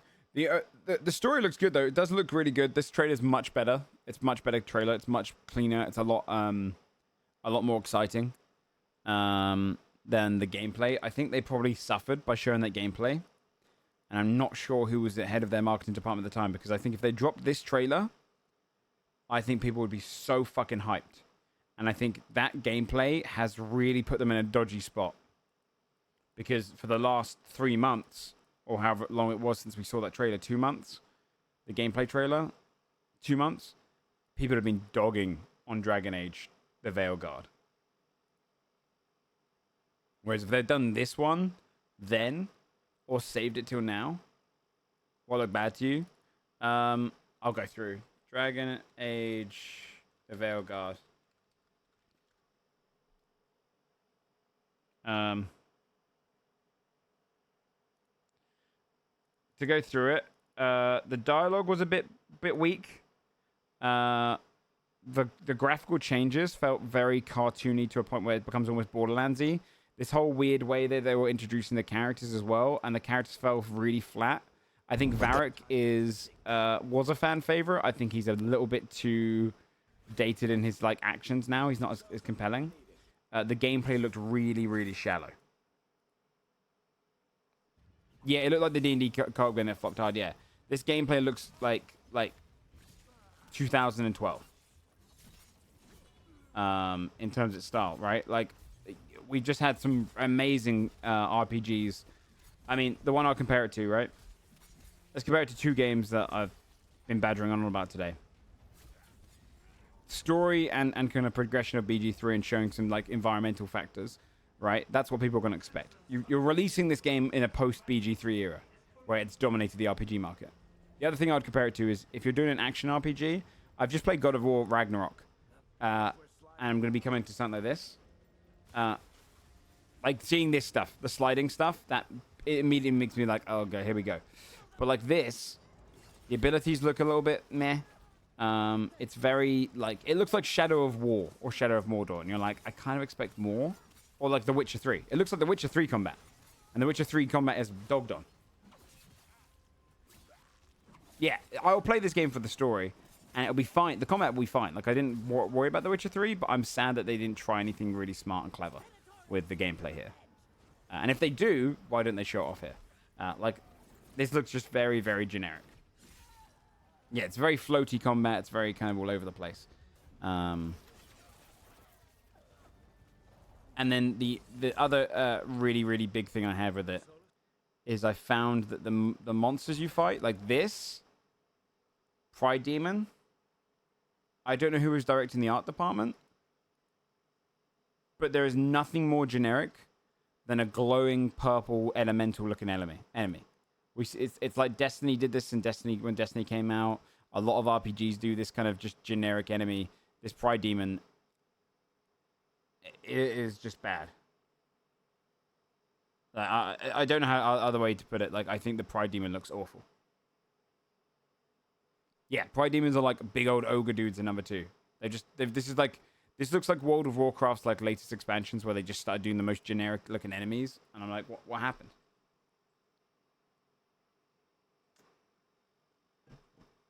Yeah. So Avowed had some issues.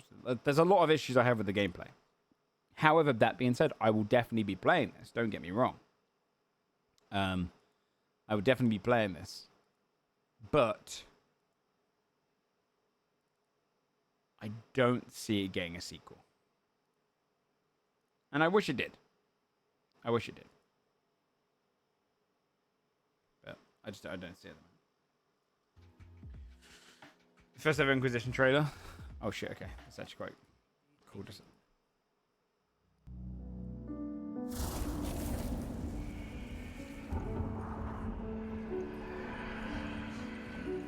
Let those who would destroy us This feels like such Bioware. step into the light.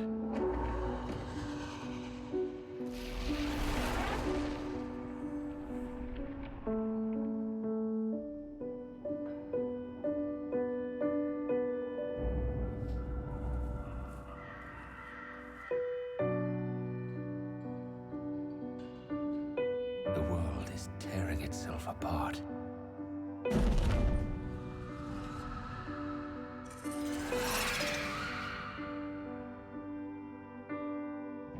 Chaos has left its mark upon me.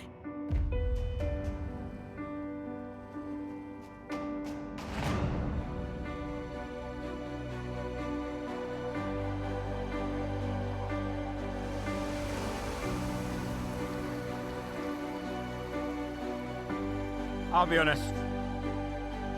Their latest trailer is much better. I mean, the gameplay here looks better, though. Look at that. Do you know why? The game here looks kind of like Dragon's Dogma as well.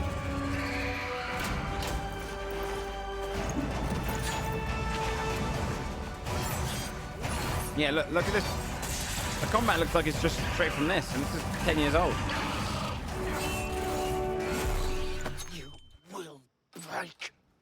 I will die first.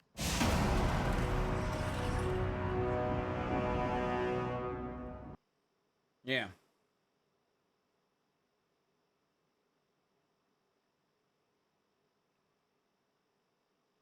Have I tried writing for one of these companies? Not for a long time. I applied for Larian ages ago, and they gave me a write back. This was before Divinity 2, when I was an early streamer, and they said, "Hey, we really like this application or something. Where are you based, though? Are you based in Belgium?" I said no, and they said, "Well, we can only really give this to someone who's based in Belgium, unless you can move there and stuff." And I did not have the income to move there because it wasn't paid for. So I've only done it once. I was spurned. I would love to. I would love to write for one of these companies for sure, and that'd be really fun. Like if I could do a perfect job, it'd be like writing for D&D or a game studio with an RPG, and then also do my like streams for D&D shows. That's the official one. Yeah, I feel like the first bit of this trailer was bad, but if you look at this trailer from before, right? This trailer here.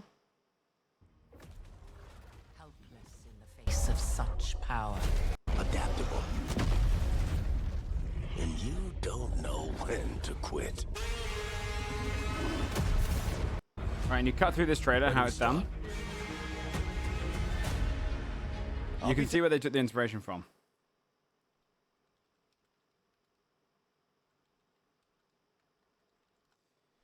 Look at the release trailer for Baldur's Gate 3.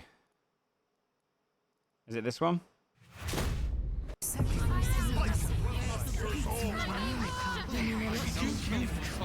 I saved you.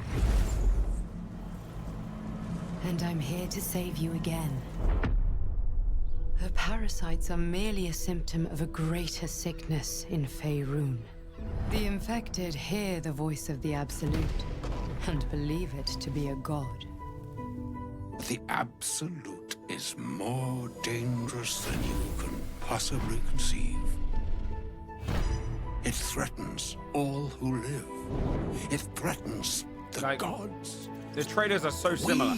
The very fabric of the universe itself.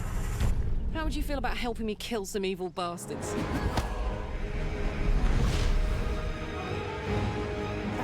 Blackett blesses me this day. Together. I go back, check out. Damned. A griffin. In war, victory. It's the same trailer. You know what I mean? Like, as in, they've definitely taken inspiration from doing that style. Kind of exciting about it. Cut dialogue, which makes you intrigued, but out of context. Some witty lines mixed in, some epic music playing in the background. That's part of your OST building up because it's a film trailer. You know, big stakes. Exactly. Yeah. So they've done a very similar trailer for both of these. So if they'd done that to begin with, I think they would have been in a better spot. But I hope for it. I hope it's in a good place. I recommend watching Bree, because Bree's going through the Dragon Age games right now.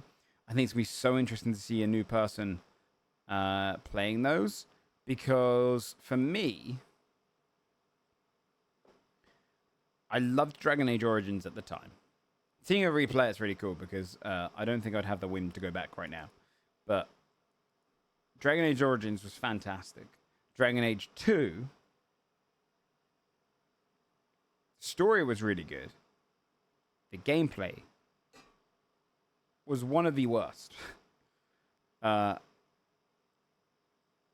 Which I think is really tough, right? Because when you think about, like, Mass Effect, I think this is also part of it, right? There's a stake leaning on there, so maybe she'll enjoy it more because she doesn't have as much pressure that we had at the time. Which is Mass Effect 1 to Mass Effect 2, unbelievably big upgrade. Dragon Age 1 to Dragon Age 2, massive downgrade.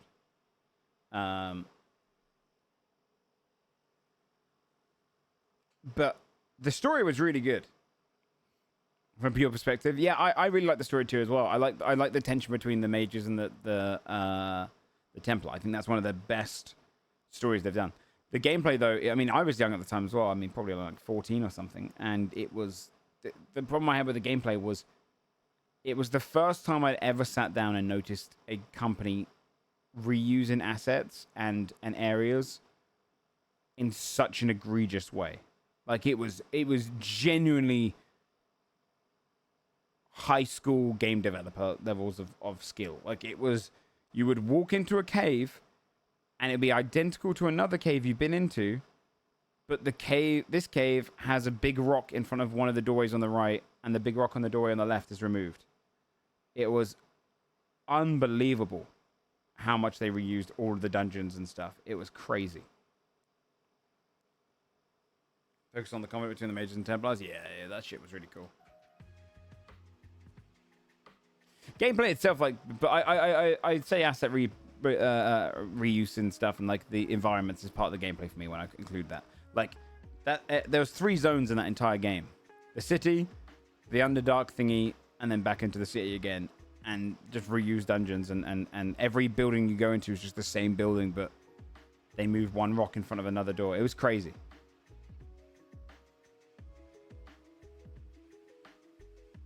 The story was good. Yeah, the exploration. If I were to say to play Dragon Age 2 now, I'd say just focus on the main stories and the side stories. Don't do any of the exploration side stories. It would ruin it.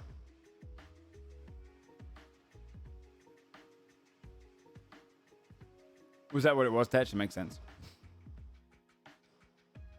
And in Inquisition, I remember I played a knight something, Dragon Knight or some shit.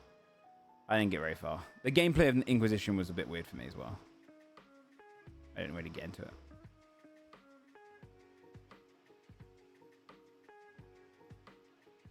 I've wanted to go back and... Enchant, that was it.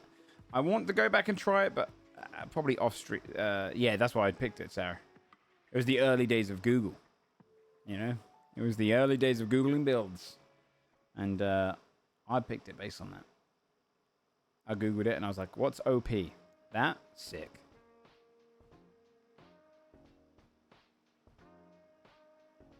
Felt like a single player MMO. That's how I felt. Do you know what game that always blows my mind? Was it Two Worlds? Two Worlds. I think it's this game. This game. Yeah. Will forever be the worst RPG I ever played. And I remember when I started streaming and I heard people liked it. It blew my mind. Because this game was the closest thing to playing World of Warcraft on my own that I've ever played. You beat it in 5 minutes? That's funny. Like, I genuinely thought this game was probably the worst game I ever played at that time. It felt like every quest was designed like an MMO. You're just running around like this area here would be kill 20 wolves, and you're just running around doing that stuff on your own. And I was like, what the fuck is going on? It was so strange. But I don't know. So bringing it all back to Dragon Age, I'm definitely gonna be playing it. I just kind of wish that they'd gone for something a little bit more inviting for everyone. I liked Kingdoms Amalur more, but yeah, it did have similar vibes.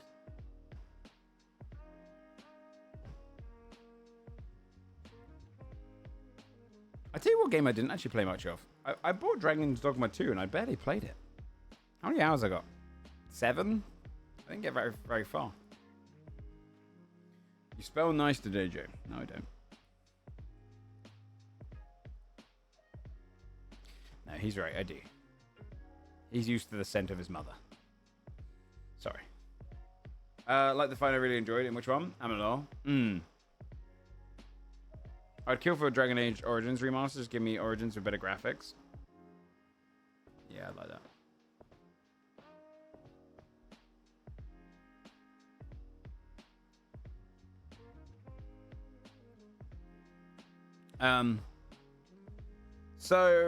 Okay. What else? What else we got to look at? Is there any other gameplay or anything other coming out? What's coming out soon? So games coming out soon. Let's look at that. Games coming out soon.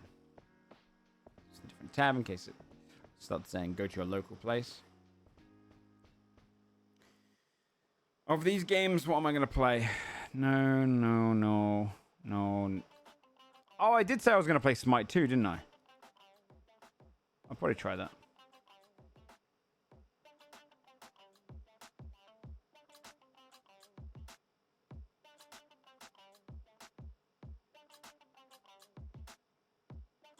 I don't. Screw the gun. I think it's just a meme game. Which one's Dustborn? Wukong? I'm not streaming Wukong because the devs are all sexist weirdos. I don't think... For me, I sit in a place where I'm like... I don't care if someone streams it. I just don't feel comfortable doing so. But I swear to God, I don't want to hear anyone that complained about fucking Hogwarts Legacy playing Wukong. You know? I don't care what you boycott and what you play. You know, you do you, but... What did they say? Go look it up. I've already looked it on stream enough. I'm good. That's one of my issues with the internet in general, right? Is that people can be hypocrites about that kind of stuff. Age of Mythology remake. I was excited for before. I'll be excited if I know like Lowman, Bed and stuff. They like playing. They like playing strategy games when they come out. That'd be fun to play online with those boys. I've played the campaign so many times that I feel like it needs to be... I want it to be properly, like, redone. Yeah. Kingdom Come next year will be great.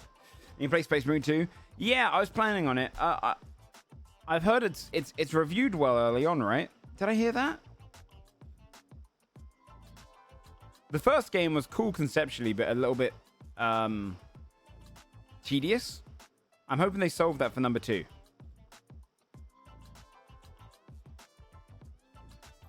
Yeah, I think the co-op experience of it's going to help out big time.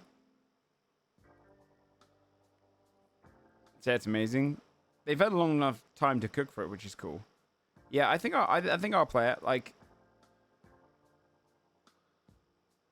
I mean, this section's awesome. It's co-op as well, right? Yeah. Is it 3 Dark Tide but good? That's cool. Yeah, the first game had a very like Xbox 360. Let's just do corridors of enemies over and over with not much substance there. And that was always a problem with it. Right, because that can get very boring on your own. But yeah, you're doing that with some friends, it's not as bad.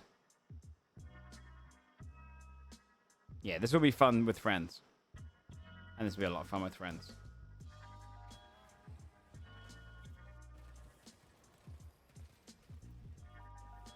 Yeah, this looks good.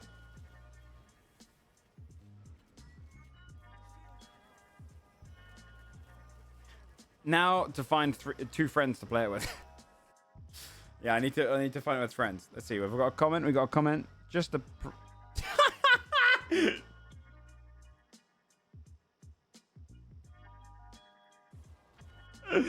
Oh my god. Come to my stream and say that, motherfucker. Tell me, just... Which bad take? Look, reality is most of these people that look up the fucking D&D videos anyway, look for early builds are min-maxers that hate the idea that I enjoy fun. Okay. I think World of Warcraft this. I don't know what else. What else is a good new game coming out?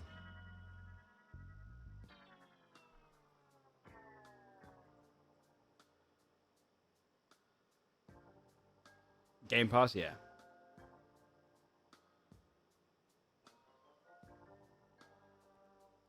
I think I could get friends to play it for the first day. It's about finding friends to play it for the long run. For the full game. Star Wars Outlaws. I'm not high hopes for. Yeah. Let's do it, Gallo. Yeah, do it. Star Wars Outlaws. I'm not hopeful for.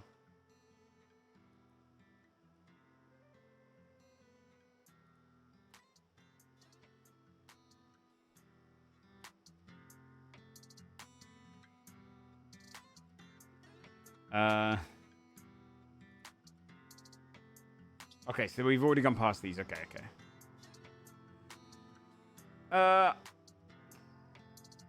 So I'm not going to touch Wukong on stream, at least. If I get it, it'll be through some other means. Which one's Dustborn again?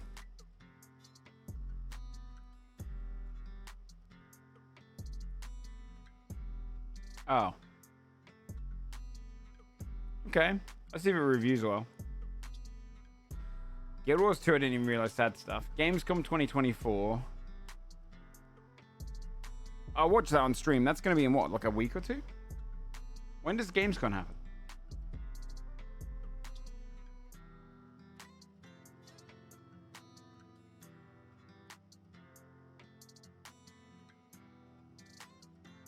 Oh, it says right there. Okay. Yeah, I'll watch that. Concord. No. War Within, yes. Overwatch 2 season, no. Core Keeper, no. Bloodless. All these games. This is a very big sheet. It's very well made, but I don't know. Let's look at the big ones. Star Wars Outlaws. I'll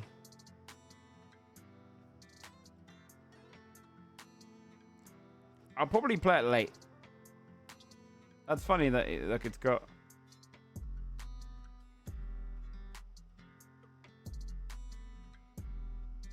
I'll probably play it late.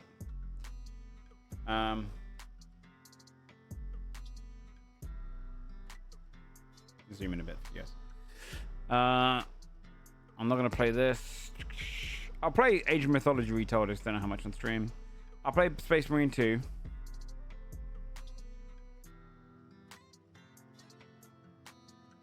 Diablo 4 will play The Vestal Hatred. What's that? 8th of October? Okay.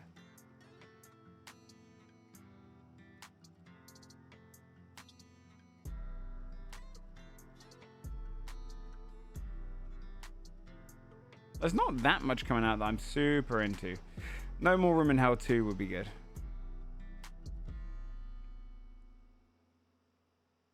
Terminate Your Survivors? I can't remember which one that was.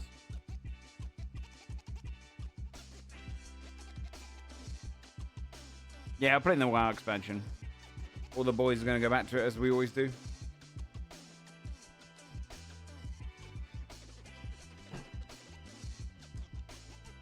Avowed in February.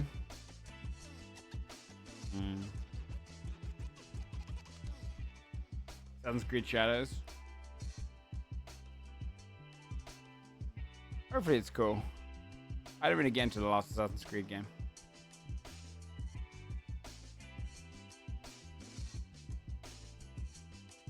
I don't know what this is in the Valley of Gods. Guessing it's a jokey game.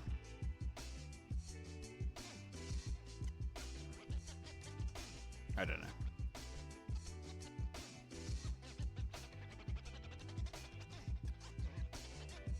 Neverloot Dungeons 2 are slated for release this year. Sick.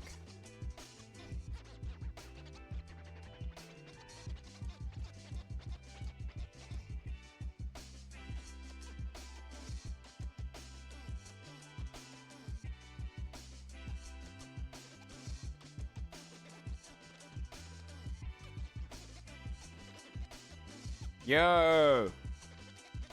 God of War Ragnarok comes out on PC apparently. 19th September. High recommend. Great game. Monomyth 2, sick. Okay, it's not actually that jam-packed this game season of like stuff in terms of everything I'm gonna play. I don't get super into that there, Billions. It's alright though. Which one is this? Is this the same bad tech? Yeah. Which video is this on? Look at the spells. Dude, oh, did I tell you about the one I slammed? Mathematically, hold on. I think AUG and I discussed it. Got to be ages ago. Can't remember. I had to break them down. The math they did was wrong.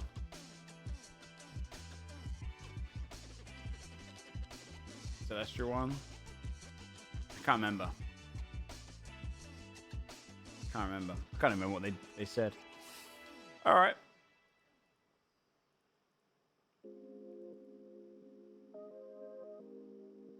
Was an Architect 2 cancelled? I don't know.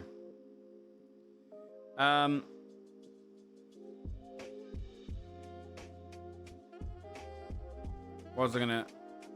Oh yeah, I tell you what, I found this guy's this guy's channel. He went to London. I clicked on a few of his videos. I barely watched them though because I was like, oh, this would be funny to look on stream. But he went to London and tried a bunch of London meals. Oh, they put out more WoW videos? World of Warcraft. No. Which ones did they put out? Let's see. Story so far, okay. Saw this one. Is it just a couple of them?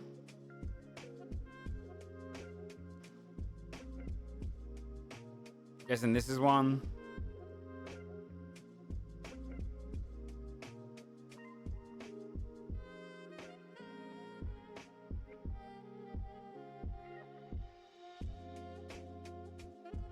Who versus food channels? Wait, which one? Which React channel? Which one? Like the teens react and that kind of stuff?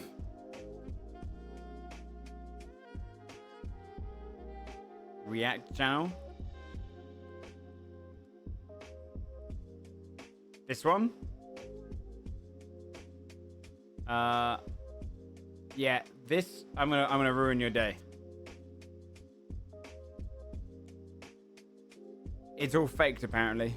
Some of the kids came out on who are grown up on one of the earlier ones of these episodes, and they're told what to say. They're not allowed to give their real opinions on a lot of stuff apparently. A bunch of other stuff like that. Apparently, this is all a lot of. You don't say. Well, there's a lot of channels. Well, hold on. Hold on. This is not Hollywood. There's a lot of actual channels out there that do very authentic content on YouTube. This is one that doesn't, apparently. This one's apparently very, very, controlled.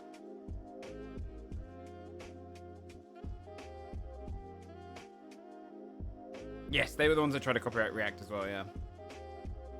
So I saw this guy go around London, right? And he was trying different foods and stuff. And I was going to flick through the videos and have a little gander. He went to... This is the most expensive breakfast in London. It's a breakfast sandwich that comes in at over $370. By the end of this video, I'll let you know why and if it's worth it. Today, no, it's not gonna. There is no food in the world that's worth $365. You know, there's no food in the world that's worth that. Today I'm on a mission to explore the world of British breakfast, trying out 3 different plates with 3 different price tags. This is the start of an epic day.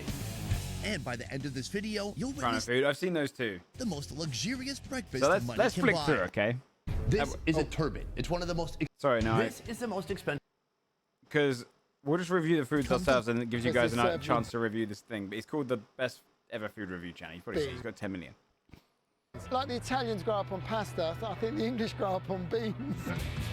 Once the bread has become toast, apply a layer of butter. There's a little bit of synergy with the American diners because obviously breakfast is big. Another thing that we do a lot of are the American-style pancakes. You stole our beans, we stole your pancakes. I'm sorry, we do not eat beans. No, but breakfast beans. No. Finally, dump on it. Hold on. Okay, he's wrong about that. Americans do eat beans. In the South, it's huge. a generous Mexican portion cuisine. of beans. We don't Filled do with anything beans. with them. They're just as You just they don't come. In the can. eat your Yeah, Heinz beans. Of course. Do they make the best On beans? toast. Yeah, definitely. In 1901, the owner of the Heinz Food Company, Henry Heinz, introduced his canned Steaming beans. I'll be honest with you though. I think it's wild for someone to go out of their house to eat beans on toast. Do you know what I mean? Like, that's such a I'm waking up in the morning, my own house, very simple meal to do. Who the hell would order this at a restaurant? You know what I mean? Yeah, like, who's sitting down to order beans on toast at a restaurant? That's crazy. Yeah, that's crazy. Yeah, if it comes with something, fair. Yeah, that's my profession, gold standard, finest taxi driver in the world. You cook the beans before? Yes, of course. This is not. We're not living out in the middle of the woods. I don't personally eat beans on toast because I think it makes it too mushy. I'll have beans on the side. I'll have toast, and I might bite one and bite the other. But I think on top it makes it's a rush. It's a whole thing.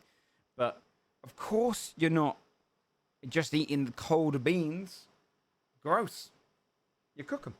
Yeah, it's hot. Tom. He's taken a break from his usual work as a London cabbie / YouTuber to guide me let's through see the if they ins and got. outs. This was made for beans on toast. Oh, we're occasion Okay, here we go. that people would be eating an English breakfast. It doesn't seem like something that people would eat every day. It's not. It's a treat. Meet Dean, You can eat them cold. Yeah, if you're pretending to live out in the middle of the woods. general manager of 3SP Restaurant on the main floor of the 5-star South Place Hotel. Every now and then I've got a group of friends from the army days and we'll meet once a month and we'll find a good breakfast spot where we'll get a full English breakfast, or we call it belly buster. The full English breakfast is a hearty feast. All right, let's judge it.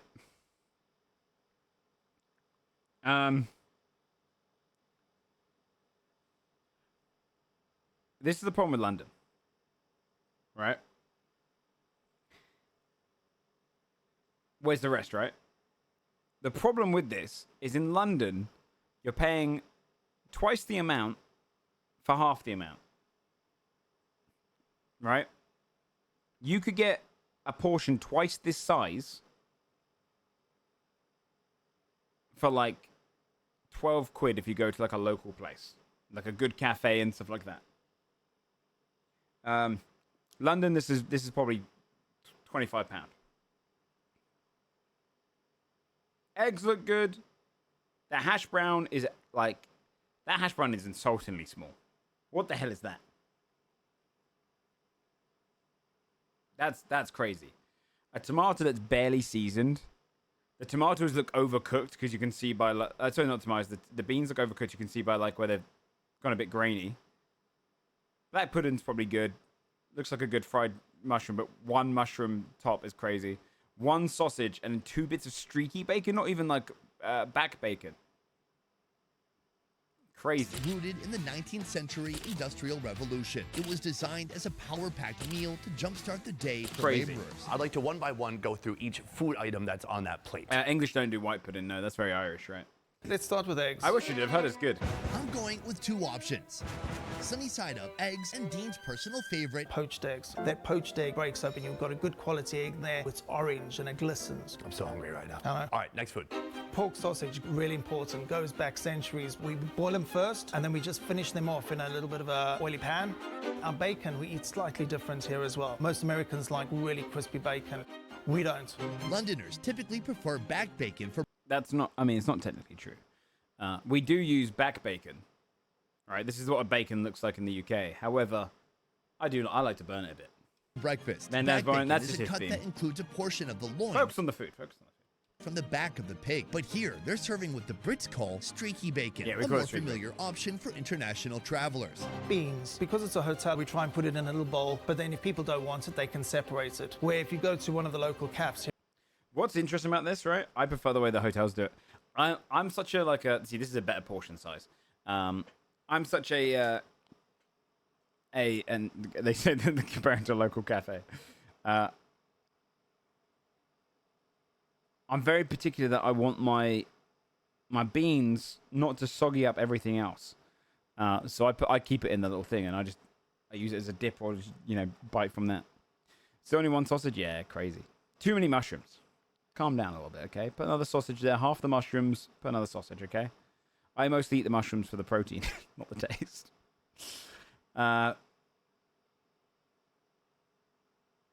But that bacon is the traditional bacon you'd get here. Here in London, they put it on the plates, and you've got no option but to have the tomato juice flourishing through the rest of the plate. Let's talk about the black pudding. Okay, black pudding. It's not a pudding at all.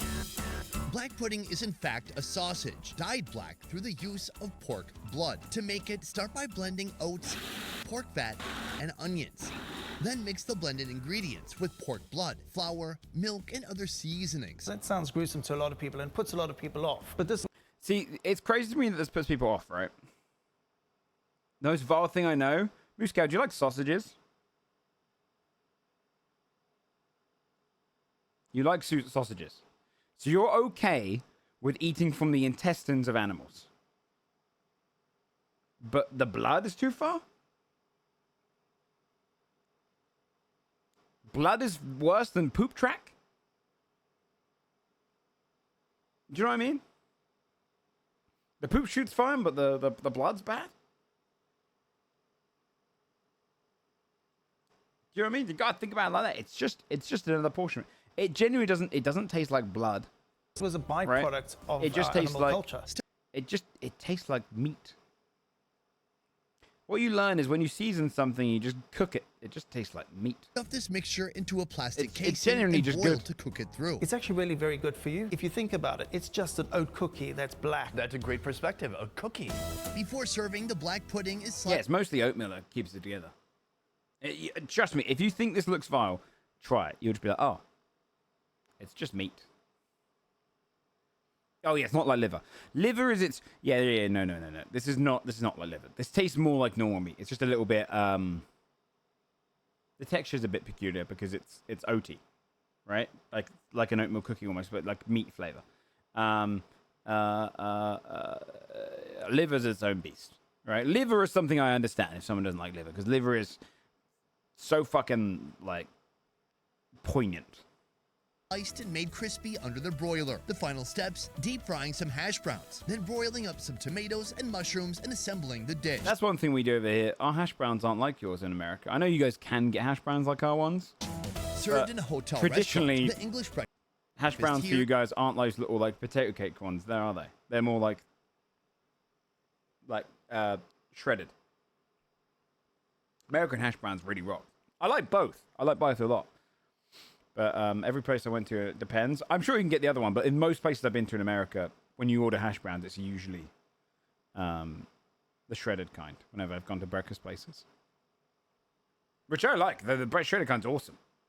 Is tailored to international guests with a posh touch, a bit more premium than you'll find at Blue Collar Cafe. I mean, the one on the right looks better.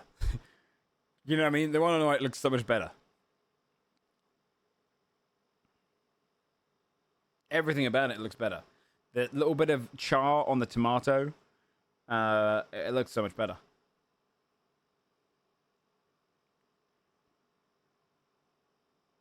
Phase. In order to get hash browns, deep fried new potatoes, or potato roasties. I'm guessing potato roasties is what you get for like a roast potato. Yeah, that roast potato is the best potato for me. Outside of fries, fries is obviously the best. The full English experience, I want to learn some British slang. Okay. Right now. Let's. You can watch all of his other parts of the video if you want to go to the caviar one. I'm not interested in this rich man's bullshit. It's crazy. You know what I mean? It's a bit too much. Like, what's going on here?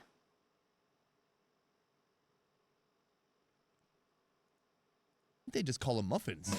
Give those muffins a slice and lightly toast in brown butter. Would the boss notice if a couple tins went missing? We do daily stock take just to make sure no one touched our fridge. I don't see any padlock on the door though. I guess that wouldn't be very elegant. Oh, there literally is a lock on the door.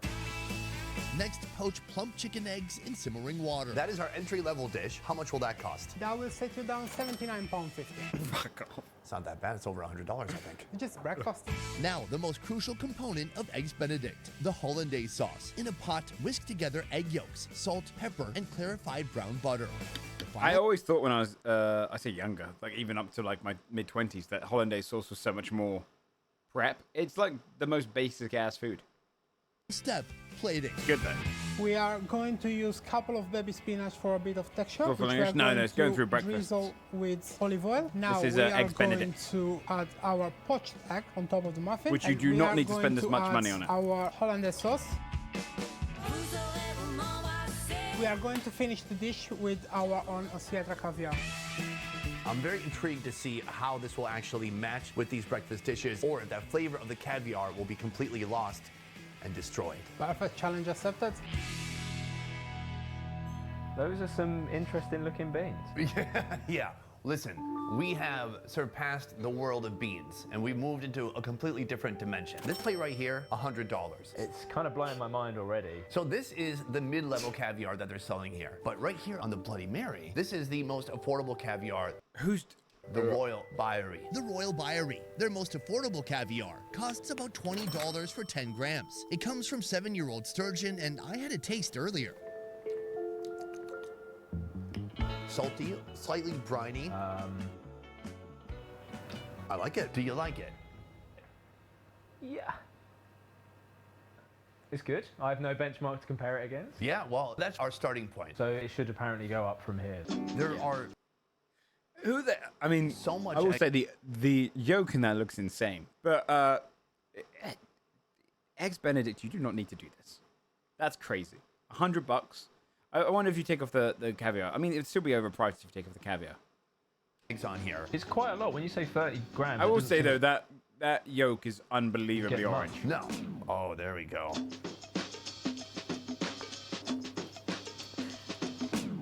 The hollandaise is so rich and buttery. Oh my God. I'm getting just a touch of brininess from the caviar, but a little bit it's getting lost in the sauce. It is quite an adequate replacement. I just would never pay $100 for this. In no world, I would never pay $100. In no world. Let's check out his other ones. I want to go through the food so I can save some of the videos in case you guys want to go and watch the full things, because he actually does really good videos of breaking it all down. But I want to see like what he comes across. Yes. This is a beef Wellington, and it was beautifully constructed here at Baba Ricard. Here we go. Here's one that will come to the beef Wellington. And onions. This is one of those foods that's almost like a punchline in the USA, like the food that people don't necessarily want to eat. Is this a young man's dish, or is this a classic old dude's food? This is an old dude's food. We've been serving it since the 1970s. This is a dying out meal. Liver and onions. And thank God. This is the kind of thing that an old man in... Because a lot of Americans will look at the UK and go like, oh, jelly deals. No one eats jelly deals. You know who eats jelly deals? Like, very, very, like, top of the working class, like, geezer of London who's, like, doesn't really know what... he holds his phone upside down, doesn't need technology. He goes to work every day. He's on his building site. And he comes in here because he's learned from his old man since he was a little young boy to eat jelly deals. It's that kind of generational food. Like, the majority of people who are millennial and stuff will not eat unless they're brought into it by their family. Liver and onions is something that no one... I don't know a single person that eats this. I have one friend that I think would. In fact, I've got two friends. One of my friends from uni definitely ate this shit. I think the history of it goes back much, much further than that. Ilario runs Bar the smell. Bruno, a long-standing establishment that's still serving up this traditional delicacy here in the heart of London. And it's quite caramelized, and with the meat flavor, it's really good. To start, the liver is fried on a flat top, seasoned simply with a Liver's a sprinkle lot, of man. salt. Liver is a lot. We typically use lamb's liver because we find that the flavor is a little bit more subtle. The other animal livers are a little bit more poignant. Why are you so polite? You're not going to offend a cow. More gamey. More pungent, have an intense smell to them. Next, unsmoked bag bacon is fried to perfection along with the onions. I grew up with this dish, so I enjoy it. Even back then, you're like, Mom, what's for dinner tonight? Liver and onions? What's That would your make reaction? sense, When I was very young, probably the reaction wasn't so great, but I grew to like it. Just like beer. Exactly. I also didn't like beer when I was 6. No, neither did I. But when I was 7, really into it. Joining the dish, a British favorite, mash, also known as mashed potatoes. Finally, the dish is served with a rich gravy and with a drizzle of Worcestershire sauce on top. Now there's so many foods from other people's countries coming. There's Asian food right next to Chinatown. Is it possible that a generation from now, there is no more liver and onions? I think it's a real risk. We've seen liver sales go down quite considerably over the years. We're trying to keep the British cuisine alive, so to speak. So Please don't. We made fun of for it. Please, that's not what I can consider British. Just lock it off. Right, 28 days later, that shit. throw it into a corner of London, and you go in there and you sign a waiver if you want to eat it. I'm hoping that trying it here, they will acquire a taste for it and we'll be serving it many years to come. Nigel, thanks for joining me. Thank you for having me. My first question, I don't like what's it. with the flowers?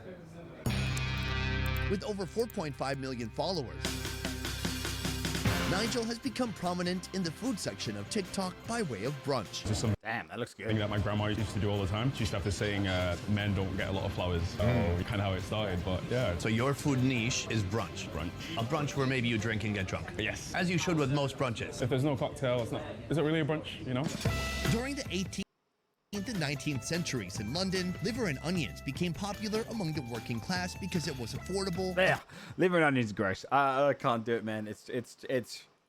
It's a food you have to grow up with. Say, if you want to know the cuisine of a country, you need to know the history of the country. Even just looking at this plate, you can kind of see where things kind of diverge between Britain and America. At one point, this food became famous in the US as well. So I always found that really interesting. And of course, I think you can tell a country by their bacon. Absolutely true. So in our last episode, we covered breakfast. That breakfast happened to include streaky bacon, which is what we call bacon.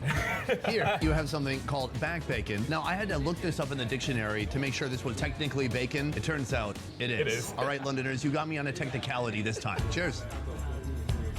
I like that. It's almost... What do you guys prefer out of back bacon and streaky bacon? I don't know if I have a preference. I'm trying to think. I think back bacon in a sandwich. Streaky bacon's fun, though. Call them bacon rashers? No, we call them streaky bacon. We like cute names, right? Wheelie bin.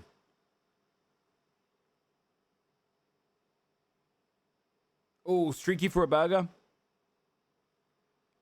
That's correct.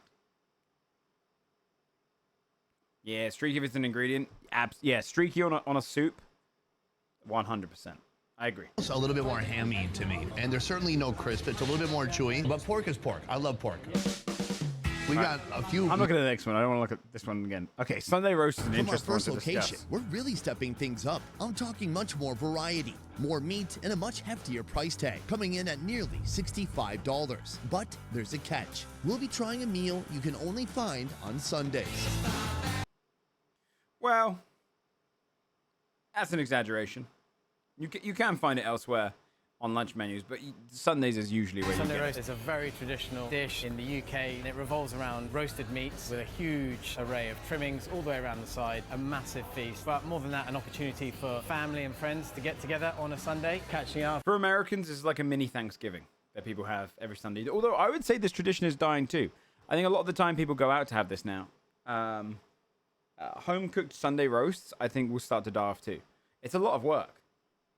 And having lunch together, it's a thing that you do on Sunday in the UK. You go out for a Sunday roast. Meet Gordon Kerr, the founder of Blacklock Chop House. Put her there. Welcome. Chop Yeah, House my family do it originated every now and then, in the but UK not. in the 1600s. We and try to still, keep up they're for known years when for I was serving younger. hearty traditional British dishes. Well, I'll say this though. One thing I've learned as I got older, because I'm an okay cook, right? I like cooking. I think it's fun. I think I'm okay at it. I can't believe how bad my parents' Sunday roast was. The best thing about their roast potatoes are unreal. My nan's roast potato recipe was unreal.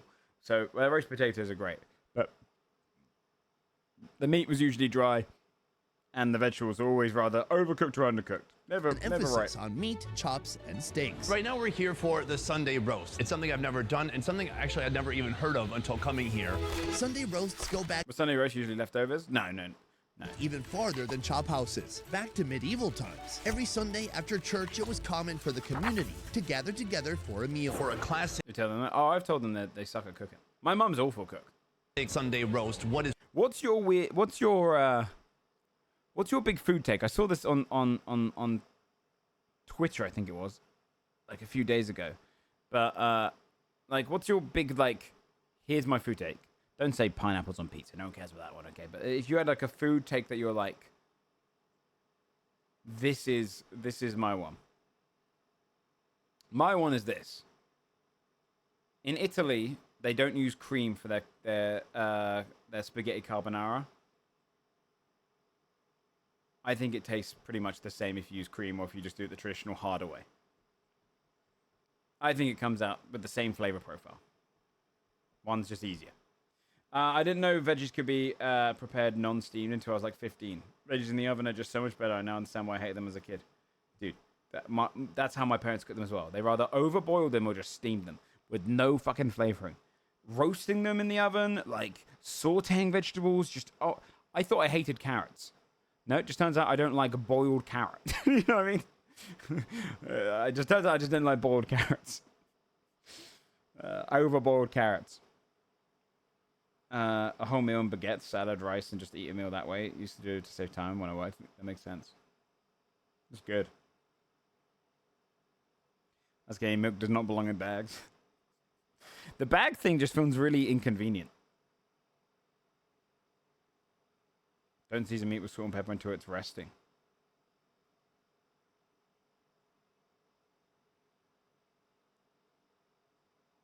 I think I still hate Brussels sprouts. I wish I didn't.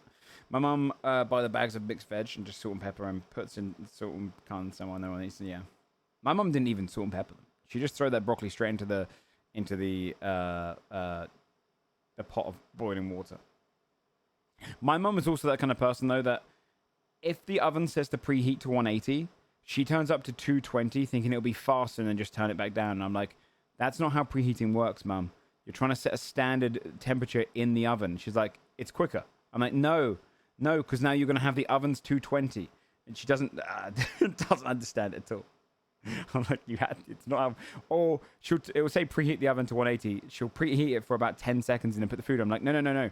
See that light on the oven there? When that goes off, that means it's preheated. And she'll be like, that takes like 10 minutes. I'm like, yes, that's what preheating is. It's not, it's crazy. If it's a meal that doesn't keep well in the fridge or freezer, hold on, this could be a good one. For at least a couple of days, it's not worth cooking. Well, do you know what I do for those foods? If foods that don't do well in the fridge or freezer, I overeat it that day. Although I have definitely hit the point where like I really enjoyed cooking. Now I'm at the point where I'm like, I enjoy cooking to an extent. Anything that takes too long, I'd rather buy. Like a good example, those duck pancakes I made the other day. Making the pancakes themselves is way too finicky. I'll just do everything else and buy those. You might as well just buy the ingredient that's most awkward. Fuck the awkward stuff. I'm not a chef. I'm not going to do the awkward ones.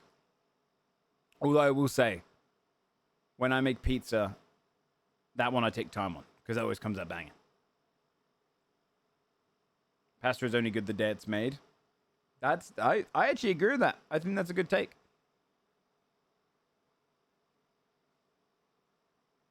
I always try and cook enough pasta for just the sauce that I'm using there, and then I can just cook new pasta when I come to it. I ate peanuts, but they seem to be in tons of stuff. That's rough. Yeah, that's rough.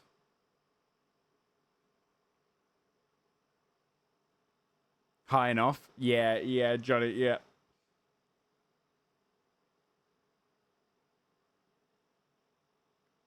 On a carrot. I'd only go through the effort if I'm cooking multiple people. Yes, exactly. No, I agree with that, King Knight. The same with presentation. I barely do presentation on my own food. Sometimes I'll do it to feel nice. You know, if I'm trying something new. If I'm making something entirely new, I'll go for presentation. But I only ever do presentation if I'm cooking for someone else. When a steak sauce sticks out of my bar bottle, yeah.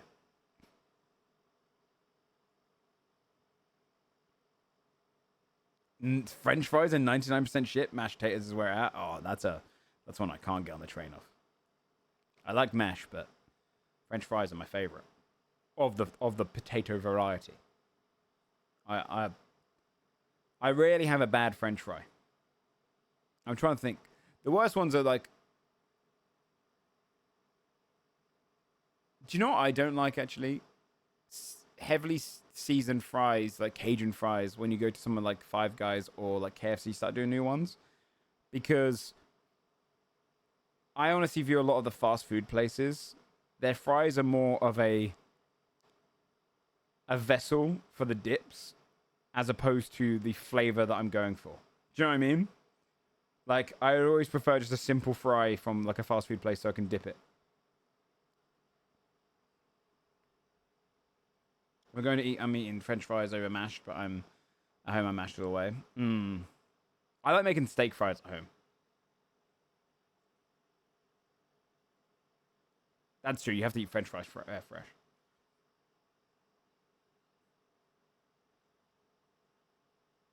Best French fry dip.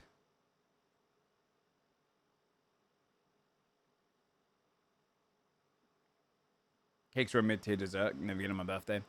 I think a really good chocolate cake sends it apart for me. Well, I know what you mean. Steak sauce. I could see that. I think ketchup is a great vessel for them. Burger sauce, you might as well go, right? Mayonnaise and ketchup, and you know, I don't really add Worcester for that, but just mix those two around and it's great. I don't like vinegar, otherwise that I could get that.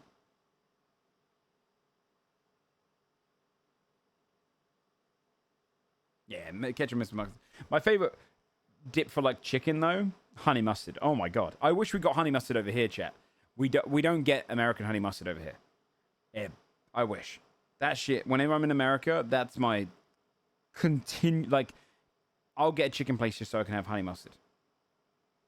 I don't know, our mustard's different. Our standard mustard is a lot more spicy. Can you make it? Well, you have to get the mustard from America. You have to get American mustard. And also, I feel like it's going to be one of those things that the processing portion of it is going to be the bit that also adds a lot of flavor. You know what I mean? Like, I think just mixing honey in with American mustard and kind of merging those two is not going to do it enough. I think you have to do it from like a... I think there's an element of like industrialization that makes it even better. And a handsome man, he's a good looking dude. Wine is vastly overrated. Seriously, calm down with the grape juice. For sure, that's true.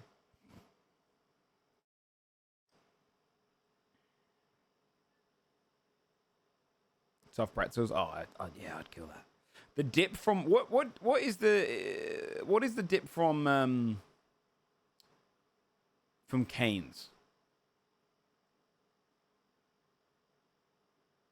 Oh, they had mayo as well. Okay, that would make sense. Yellow mustard, mayo, and honey. Okay, you make it. Okay, maybe I might try and make some. Because there was a place in America called Rockefeller's, I believe it's called. Cane sauce, interesting. And when I went to San Diego years ago, that's when I first tried it, was actually at Rockefeller's. Because if you go to Rockefeller's, their dip for their burger tastes the exact same as the Cane's one, right? But I discovered Rockefeller's first. And that was a full-fledged, like, not as big of a chain and more expensive meal. And I loved it. I thought, oh, this sauce is unreal. This is like the best thing I've ever eaten. And then when I got Cane's and I tried it, I was like, oh my god. Rockefeller's just copied Cane's and made their sauce, but on a more expensive scale. He's it cheaper and a better vessel. It was so good. I got a place in Belgium that was honey mustard dressing. I love honey mustard.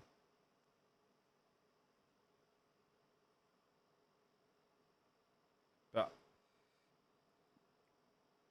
I wish I could just steal. Do they sell that cane sauce in the bottle?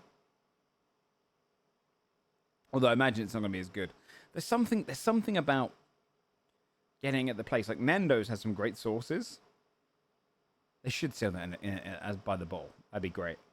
Nando's has some great sauces, but it's not as good on your home cooking. Steal it.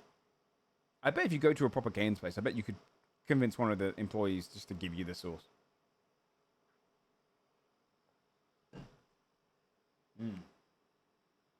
Recipes out there.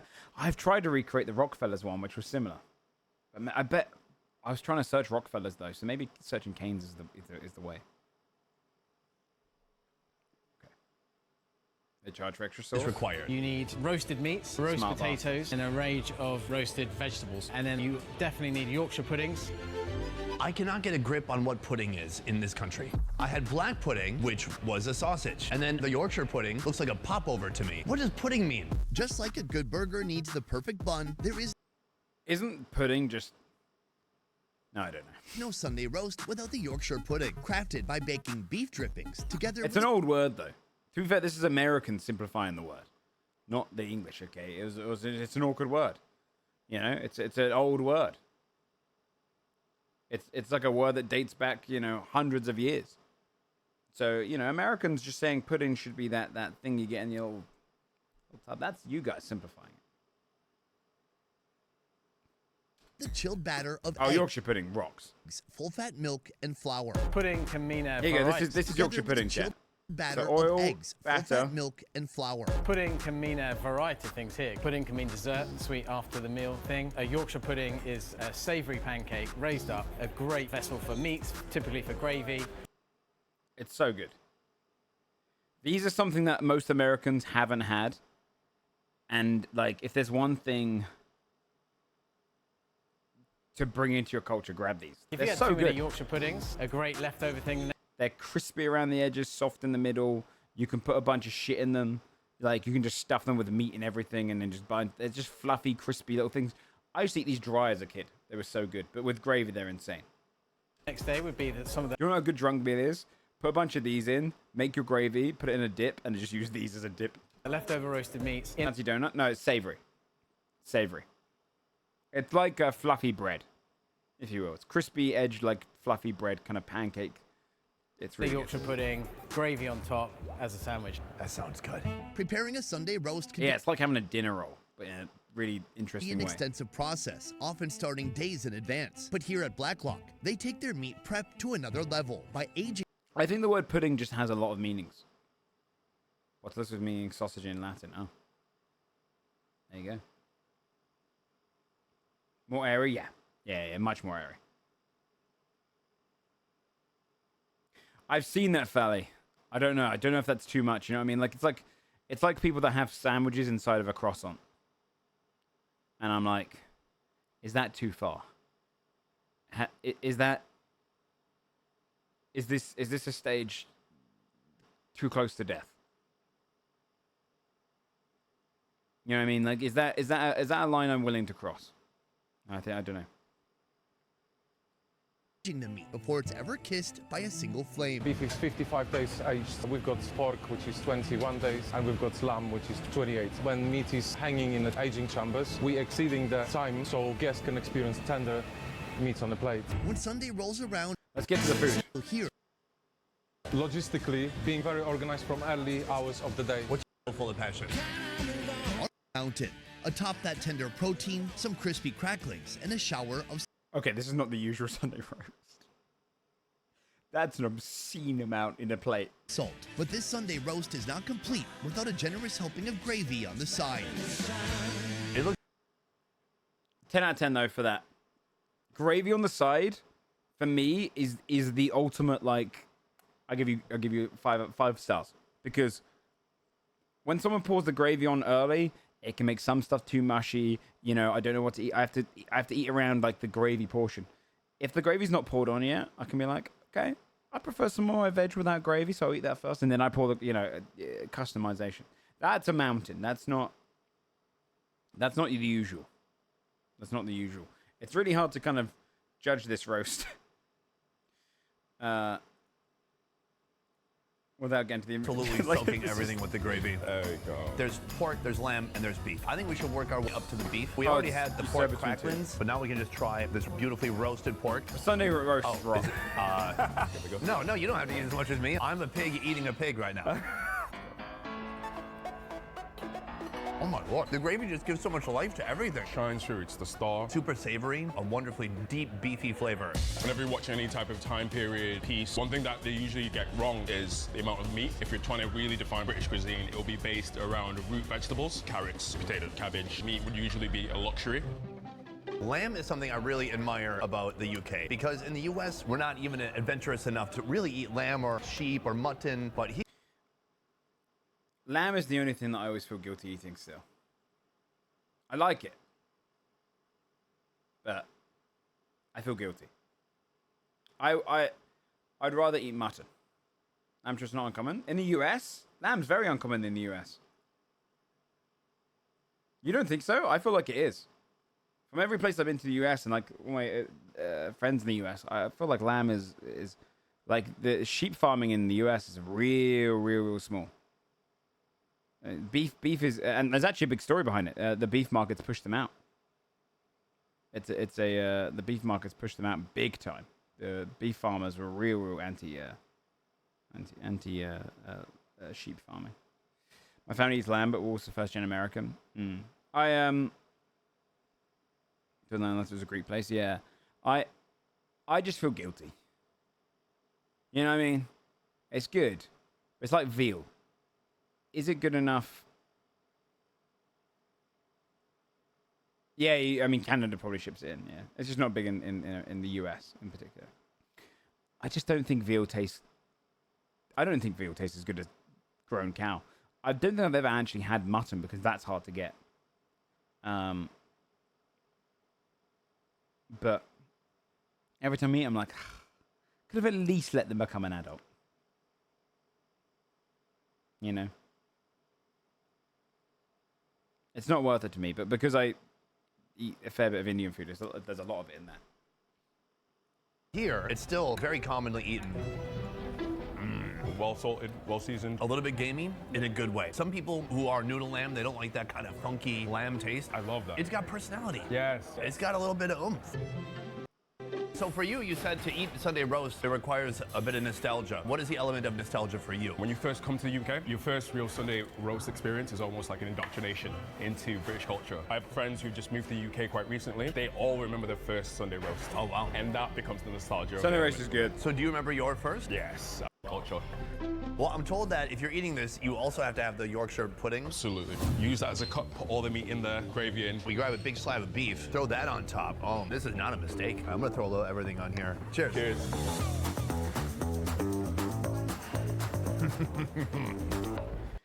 To give you an idea of what the texture of a Yorkshire pudding is, it's kind of like a croissant. It's kind of like, no, it's area. I don't think I chewed that enough. I was gonna say like a savory croissant. Like that was very satisfying. Everything gets the right amount very of salt. good. Sunday roast, and maybe this will be my first bit of nostalgia. Nice. And you'll be... Okay, what else does he eat here? What's this? Oh, beef Wellington. I've never had a beef Wellington. Like it has good credit. It does. Chef It's rich people food. JC is the head chef of Bob. Explain what a beef Wellington is in simple terms. What is it? It's a beef fillet wrapped in duck shell, then wrapped in puff pastry. If somebody came into your restaurant and asked for a vegan beef Wellington, no. Question over. Historically, this dish was reserved. Okay. Let's get to the food. Let's see what it looks like. The prepared duck cells is spread out, then wrapped. Author, entrepreneur. Did I miss anything? Mum of three. I feel like a beef Wellington's also that food that no one should make at home. Has it? Well, okay, the glasses have arrived. No. It does feel like we're in first class right now. Cheers. Cheers. That's way better than airplane champagne. They're gonna slice it at the station over here. And on also, the side, this is the thing. This is the problem with beef Wellington. Watch this, deliver ready? it to us. It's not supposed to be hanging around under a hot lamp in the kitchen. The idea is to have the most enjoyable experience possible, which is to have it really fresh. And that's what you get.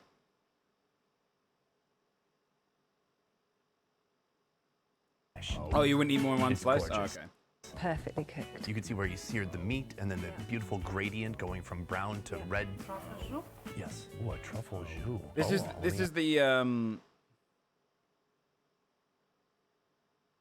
is the meal that Gordon Ramsay's known as being like the best at. And a half, I like it. It looks incredible, and I cannot wait to eat it. Let's try it out. Oh. Also, do you know what? That's the thing about posh places, right? Does it look nicer when you pour it on like that? Yes. Right? That looks pretty. When you just give it a little corner, right? It looks very pretty. But then the other half is not actually going to get touch any of the juice or any of the sauce. And then you're going to start going like in your copium fields being like, oh, it was delicious, absolutely delicious.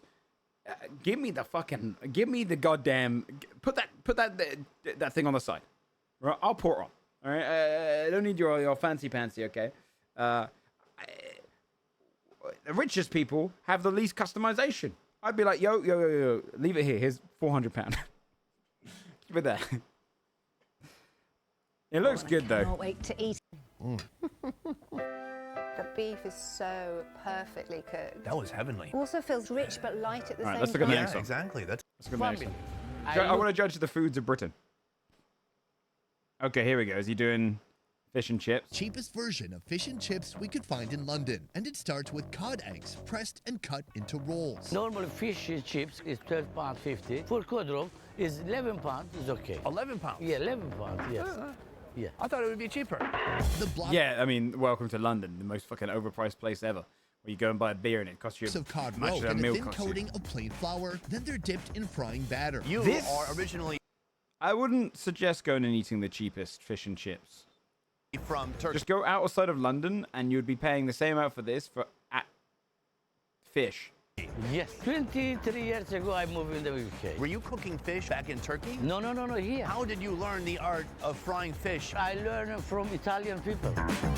Now to the exciting part. The cod roe takes a dip in scorching oil. This step appears to be simple, but it's what separates Ben's food from local competitors. Now we have maybe 10 fish and chip shops in central London, but I'm number one because I change it every day.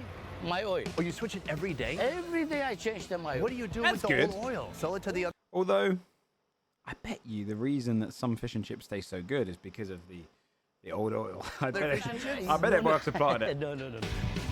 Also, in That's this a lot fresh of oil to oil, go Ben through. fries up potatoes. In the UK, chips are thick cut, partially boiled, then fried. Sometimes they're even fried twice. Afterwards, the seasoning's left up to the diner's discretion. Once the cod roe and chips are maximally crispy, they get a sprinkle of herbs. Then they're served with a slice of fresh lemon. I can just... So you might look at these and go, are they cooked? They are cooked. It's a really peculiar style fish and chips, and they're unlike any other chips you can have. They're very tasty. They're not in my like S tier chips. They're just good because they're on the side, and they're usually quite cheap. But they're quite tasty. They're somewhere between steak fries and normal fries. In all honesty, it's just there to have carbs. Do you know what I mean? More so than anything else. Smell this freshly fried chips and Just a nice fish carb roe. load. I can't wait to dig in. That's right. Not fish and chips, cod roe and chips. Cod roe and chips, which I've never had before, so this is a first to me. Let's build up to the cod roe. We'll talk about that soon. But first, chips. Dining with me, Yeah, lobster. Christelle. If you're going to enjoy a chip shop chip, the two things you need, salt and vinegar. What? As a chef, See- cookbook author, and She's right. I don't have vinegar though. Again, because my brother put me off it when I was a kid, so I avoid it. So I always have to be very specific. No vinegar on mine, please. No vinegar. And they're like, oh, vinegar, because they look to do it on everyone. cooking show judge, she may actually be overqualified in showing me what fish and chips is all about. I've never put vinegar on chips. Oh, you're missing out.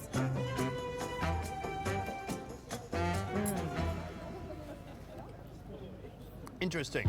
It's slightly crispy That's how I on the feel about outside, shining. and then I on wish the I liked it. inside, it's almost like a steamed potato. I like Let's see if vinegar taste the things. vinegar. Vinegar is new. I'm trying to get used to Yeah, that. the fries are What's big. quite nice is you've got these fat chips, they're very rich. The vinegar freedom almost fries. cuts through that. It tastes very balanced. Eat that weird we are fish here thing. today for the fried cod roe.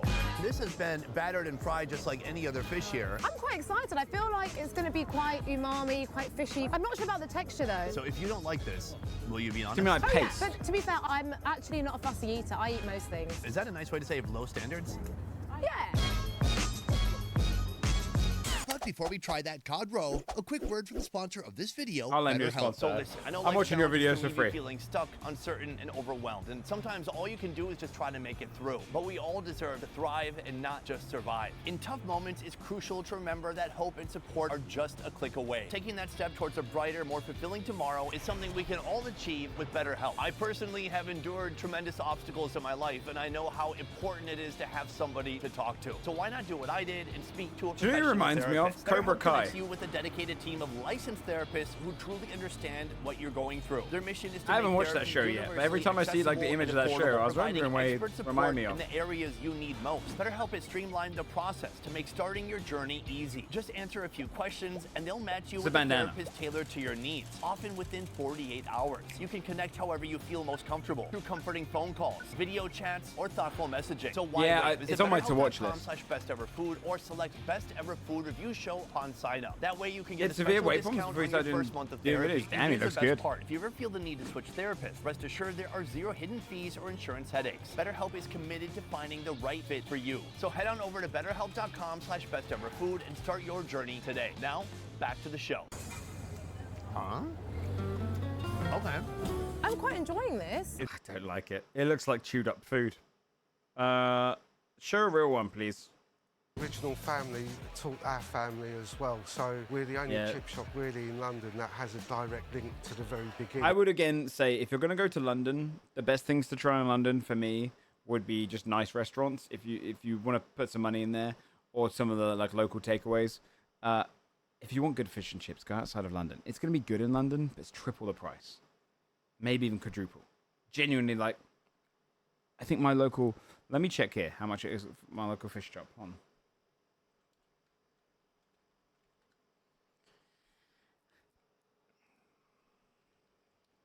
Let me see.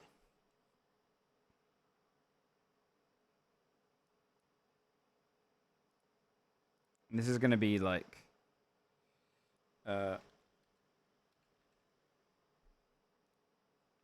this is going to be like...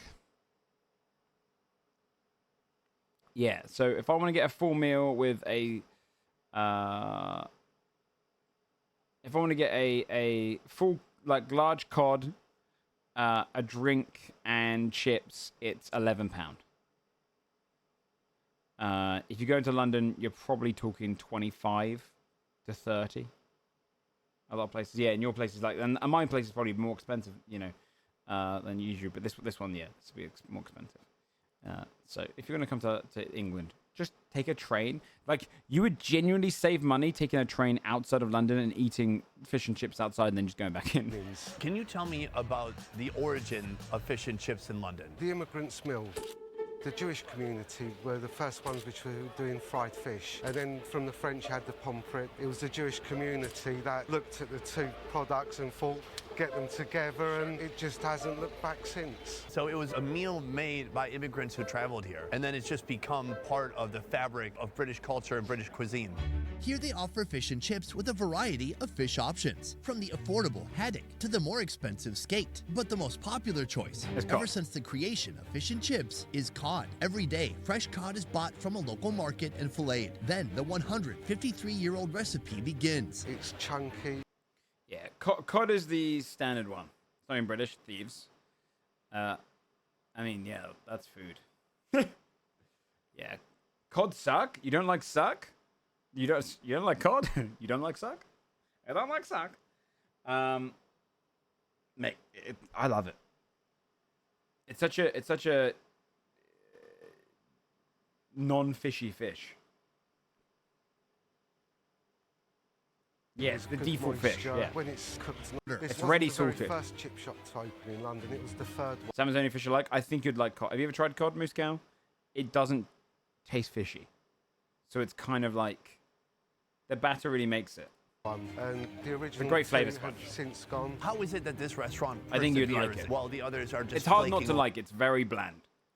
Things dropped from the sky during the Blitz. They got taken out during World War II. Let's get to it. Let's get to it. This looks more like a fish and chips. About it? Tell me. What is so important with fish and chips is the ratio of fish to batter. The batter is so thin, the fish is so flaky. The thicker the batter, the better. The thicker the better. Is real cod legal to sell in the UK? I think so. And fat, and you can taste how fresh the fish is. The batter doesn't overwhelm. It actually complements the fish. Like 30 it is years? light, crispy, flaky. The fish is soft and buttery. Oh my gosh, this is so good. Can you just take over my show? You talk, I eat. With pleasure. I would say you can taste the freshness of the fish, but there's no real strong, bold flavors. There's not a lot of seasoning, but that's why we've got the tartar sauce. Exactly. Yeah. Exactly. The batter's amazing. The batter, chat, it's a beer batter. But I say that it doesn't taste like beer. It's the way it crisps over from it. It's fucking unreal. It's so good. You could eat just a plate of the batter, but you eat the fish in there, so you can say that you had some form of protein. Mayonnaise-based sauce with dill. You've got capers, gherkins. Tartar sauce is. It's like to give you an idea, it's like fried chicken. Important as the fish That's what the batter's like. It kind of has a big crisp. Sour, creamy, full of dill. It is delicious. Yeah, it's just the perfect amount of seasoning, and it just ties everything together. This sharp, herby, fresh sauce with that fresh fish, the crunchy back of animals. Oh. Yeah, I don't mind. The other thing which people do is they order a chip butty. And what it is a bread bun, mushy peas, chips. I'm tempted to try it, but I need some more beers. Cod is the perfect choice for delicious yet affordable fried fish. But what happens when you make this iconic dish using the most expensive fish you can find in London? Well, this is a challenge only one chef was willing to take on. So today we're going to be making the world's most expensive fish and chips. I went to a place like a few months ago for, I can't remember, to see my brother, and all my family went down. And my brother ordered a fucking, is this a place? Or a, which fish is As this? a veteran chef, master A chef. placid. There's so many fucking bones, dude. Tips, all of them said no. Oh man, well I think it's hard. If the restaurants have got a service going on, have to work that's for a the food. well-oiled machine. So something to It's expensive to catch. Oh, it's a tough fish. So let's get a pair of scissors out and start trimming on its own. You could sell that and buy a small car. Theo meticulously runs his knife through the turbot to fashion. Plate up the fillets with chips and mushy peas. Okay, he served it pretty well though. That looks pretty good. This here just may be the most expensive fish and chips in London's culinary history. And two guys will help me enjoy this humble working man's food turned posh plate of protein. Joshua. Hello. Ollie. Oh, these two make a good channel. Today we become part of history. It's food and chips. Mushy peas are That is perfect. Oh my god. Good mushy peas. What about the fish? What do you look for in the fish? It really should be tender. You shouldn't be chewing that at all. It should just fall apart. You want that crispy batter on the outside. Oh, listen to that. That's a nice sound. The world's most expensive fish and chips. Cheers. Cheers. They have one of the best careers in YouTube history, by the way. Those two, British guacamole, yeah. Those two literally just go around trying all the best foods, like Michelin star foods and stuff. The seasoning, the way it's cooked, everything feels pretty that does perfect look as good. There is no... I disagree, Sonny. I have eaten half of that fish. Normally, now chippy, I wouldn't go anywhere near it without dousing it in vinegar. This is what I'm saying. This is what it's missing. Without the vinegar, it's not fish and chips. You want the pie game? All right, let's see what the next one's pies. We'll flick through this one. I just want to see what you eat. The curry one comes up next. That's the one that I want to see. What does it take to be the best? And first of all, how do those go together? Eels. Any questions? First of all, how do those go together? Why do those go together? It was cheap. They used to catch the eels from the Thames, and that is how it became a meal, because it was cheap. Emma Harrington is the director of M. Manzi, the most iconic and perhaps oldest pie and mash shop in all of London. A shop that's been serving loyal patrons since 1902. We used to have sawdust on the floor throughout the whole of the shop, so when people were eating the eels, they would spit the bones out. Oh my God. The sawdust would be swept up at the end of the day. What a different era. I know. Some essential elements accompany the pie in this traditional dish, including a parsley sauce known as liquor. Parsley sauce is actually good. They call it liquor sauce. Next, mashed potatoes, or mash. Parsley sauce is good. Yeah, Cracker Barrel for your bones, yeah. It looks like sick, but it's good. For short. Made by... You could make this look nice. Boiling the potatoes for hours, then mashing them through a food processor. Is there any meal in London where mash wouldn't fit? No. You can have mash with everything, can't you? And of course, no British culinary experience would be complete without the quintessential pie, a staple of British cuisine. After the dough is prepared and molded into a tray, it's portioned out using a specialized cutting machine. Folks here seem to love pies. When did pies become very popular in London or in Britain? Do you know? The dough portions are pressed into thin sheets using a dough sheeter. It's just a warm, hearty, filling, comfort, cheap meal that people loved 120 years ago and still do today. These are the one type of pie filling, is that correct? That's it. Well, we do have two. We have a vegan pie. To seal the deal, a delicate sheet of pastry is draped over the top. Trim away the excess dough with precision, then it's ready for its final act in the oven. Is this recipe over 100 years old? Has it changed? It's not changed. It's very cool. Do you a small meat pie or big meat pie? I don't have them often. Like, really infrequently. I grew up with a lot of Italian food as my like prime resource of meals, right? It was rather my dad was cooking Italian food or my mum was cooking very, very bland food. But I could do either. No, a meat pie. I think small's got its benefit from the fact that there's more batter, like to go around, you know? The thing, what I'm going to be trying in a moment is the same bite somebody would. So let's go food around it. I don't even These know two are yet good how food to people too. categorize British food, but I look at this and I go, yeah, this is what we're known for, right? But like no one eats this. I will say this. I hate the way that the mash is served with this traditionally. Like the whole like scraping around the plate just feels messy. I don't like that presentation, right? But this looks gross. This is probably quite good. 3 Brentos? I don't think so. But I hate the way it's scraped around the side. Oh, yeah, that's British. I feel like that's a stereotype. And yet here we are. That is not untrue necessarily, but this is a slice of British that hasn't evolved in over 100 years, whereas like, a lot of British food has moved on. You don't need to evolve if you're already perfect. There's a good thing I think he says in one of these videos, the one I actually watched, and I was like, I want to save these for stream, where he does say that we're probably renowned more for our food up until like the year 2000, but in the last 25 years, we've done good. We've done good. Yeah, that's what I tell my wife about myself all the time. You give the pie a flip, create a slit down the center, ripping open that soft underbelly of the pie, exposing the beef inside, and giving it a splash of vinegar. From here, getting a piece of pie and some of that liquor. Is that pronounced the same as Jack Daniel's liquor? Yeah, and I think it's supposed to do a similar job, warm you up from the inside. Cheers. Cheers. Oh, wow. What are we thinking? I enjoy that a lot. The crust of the pie, there's some bits This is one of those meals that looks probably gross, but it's I mean, look, it's just a working class, like, good crispy, food. and some that are still basically doughy. And I like that kind of a texture. Then you've got the meat, which is heavy, a bit savory, but to cut the heaviness, you've got the vinegar. Just down the road, less than a mile, is Vinegar Yard. It's where malt vinegar used to be produced for the entire country, pretty much. So, a lot of history. I want to try this parsley sauce alone. I can't figure out what that tastes like. There's so many elements in here at one time.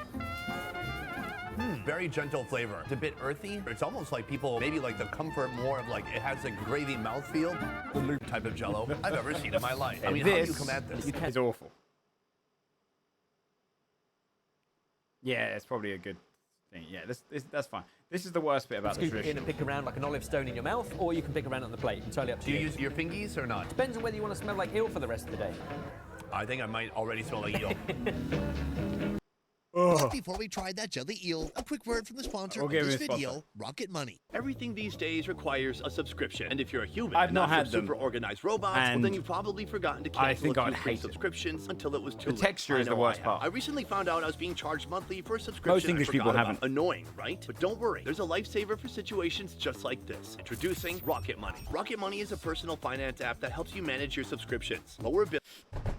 Damn it! I came up with this product years ago. And organize your finances. It's all in one, and it's pretty amazing. Using Rocket Money is ridiculously easy. I love how it simplifies the process. I literally said to my brother started making apps and stuff, and I was like, "Yo, do you know what you should make?" I was like, "I got hit by a subscription. If you could do it so it connects through your things, and then you can use the app to unsubscribe from a bunch of them."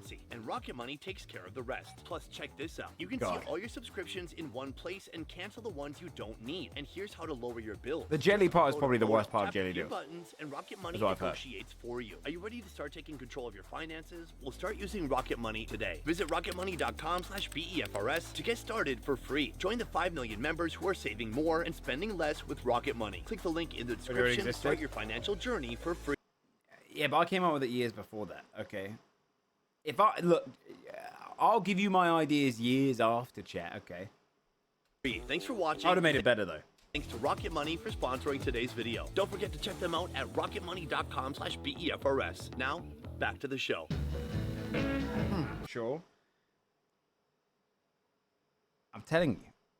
All right, I came up with it. The other one I came up with before they were a thing was armpit, what would be a good word for them? Like, protectors for if you're sweating. Like a little, like, armpit, like, pad. A couple years later. Out on the market. Someone's stealing my ideas. Fish cold. There's some fatty sections, or probably that's the skin. Ain't no way he likes that. Then the Jello, fishy Jello. That's the thing, yeah. It's from the 50s. No, you're from the 50s. Die. Just fishy. I'm just kidding. I have to say that's a joke. And what's crazy is we love that in like tonkotsu not from the broth 50s. Pork bones or like chicken broth out of eel. We struggle with it a bit more, but look around. It's a classic. People love it. Okay, here's what I can say. The texture killer for me? No, but you're doing it for people that sweat too much. That's what that's there for. If you wear long sleeve shirts and you don't want to sweat because you're going to like an event, you'd put these on. Little pads. They're not there to be super. I mean, you try and make them as comfortable as possible, but they're there for that because you know it's sometimes embarrassing. Thing I do like about this is you cannot say that British folks are not adventurous. I think it's a generational thing as well. It's what about pastry pies? So the good. Listen, I nearly got run over. Do you know what I did? I'm going to skip through these ones. UK, where often the pubs aren't big enough. So I don't care as much about pie. I want to see the curry video. Spinach.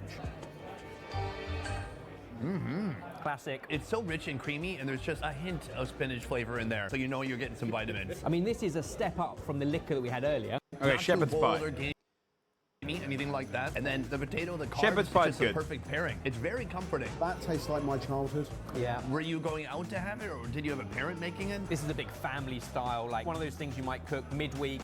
Oh, you're talking about the jelly deals. That makes more sense. Or perhaps at the weekend, everyone gathers around a big pie. Do you know what the American white trash equivalent of this is? Tater tot hot dish. I was going to say like a corned beef hash kind of thing, but yeah. This is giving me some of those same What's not to like? feelings, and then I'm like, wait a second, I'm not British. I'm not from here. But my mom would make something like tater tot hot dish. So mentally tried this for 8 hours. Now we have. Let's go to the next one. Let's go to the next one. In the So room with me now.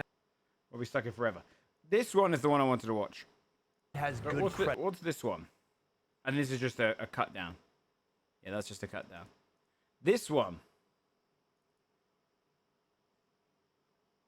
is These days, Indians are the largest minority. This is a really interesting thing in Indian culture, right? The tray. The kind of prison-looking tray there. That you'll find that in a lot of like temples or like Indian places, that they serve it in this kind of prison tray-looking kind of thing. Sometimes metal, sometimes paper, and then you have all your ingredients in different portions of it. It's like school. It's really interesting. They've like it's like embedded into some of that food. When I went there, I was like, wait, this is just fun. I was like, some of this here, some of this here. That's cool. Indians are the largest minority. I like it because I like to mix my food myself, as opposed to having it served or mixed a lot of the time when it comes to these kind of meals. So it's kind of fun. It's like DIY, yeah. Minority group in the UK. So it surprises me to hear Sam say it is very difficult to get the Indian food in London. It is. Yeah. It's not just about Indian food, it's about a home-cooked meal. You go to some Indian restaurant, or we like to call it Asian restaurants, and the food is sort of catered towards the English or the British taste. Sure, what's wrong with that? It's a bit bland. It could be a bit bland. So here we have chefs from different parts of India. We have interactions with the students, find out what they like, and they tend to give it that little subtle touches that will sort of make them feel like it's. My mum, she always made Indian food growing up. We always had a fresh meal every night. We never had leftovers. I mean, you'll probably find the same thing in kind of deep into Texas or like California Mexican food, right? Where it's kind of pulled back a little bit. You can still get really good ones, but pull back for us white folk who are our bodies are not. We've never had frozen food. We're built different in the opposite direction of bad.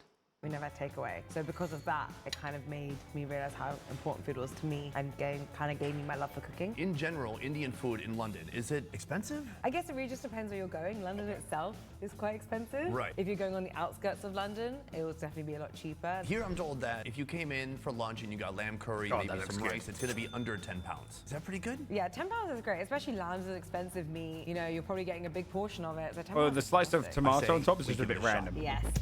You can tell it's really, That really portion good when looks it has like this oil on the top here. That's a sign of a well-made curry, I would say. If we were in India right now, would we be eating with our hands or would we? Yeah, I would eat all of this with my hands. I feel like I don't even know how to eat this with a spoon, to be honest. Oh, okay. You should just eat however you normally eat. Yeah. So this is paratha, and it's really hard to make. Flour, egg, milk, sugar, salt, oil, and water join hands in the making of paratha. To get the dough so soft and be able to make it so thin is such a skill to do. And it's interesting when they make it, like they don't write down how to make it. They don't have specific quantities, it's just how you feel. Yeah, the recipe has to be in your heart. Yeah, and maybe a little in your DNA. He then gathers and coils This is the so dough fun like to a eat. turban before running it over with a rolling pin. A short trip to the flat top with multiple oil drizzles turns this flatbread brown and crispy. Last, but perhaps the most crucial, the paratha smash.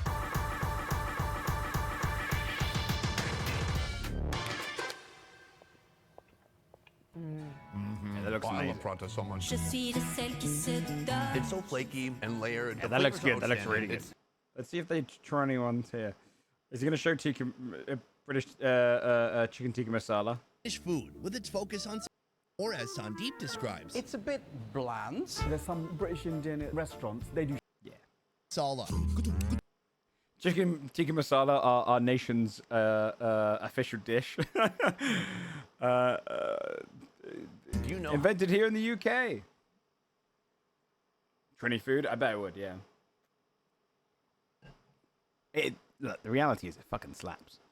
I get it, right? How this dish came to be. I think it originated in Glasgow. This guy, man was making chicken tikka, which is just chicken, just grilled, basically. Chicken tikka. Cubes of chicken breast are marinated. Yeah, so if you're ordering this in America and you're like, I'm having Indian food, you're having British food now, I'm afraid. With a mix of chili, garlic, ginger, lemon juice, really is homemade Indian. spice, It's Indian coriander, British. oil, and yogurt. Then they're skewered and plopped on the It's grill. fucking delicious, dude.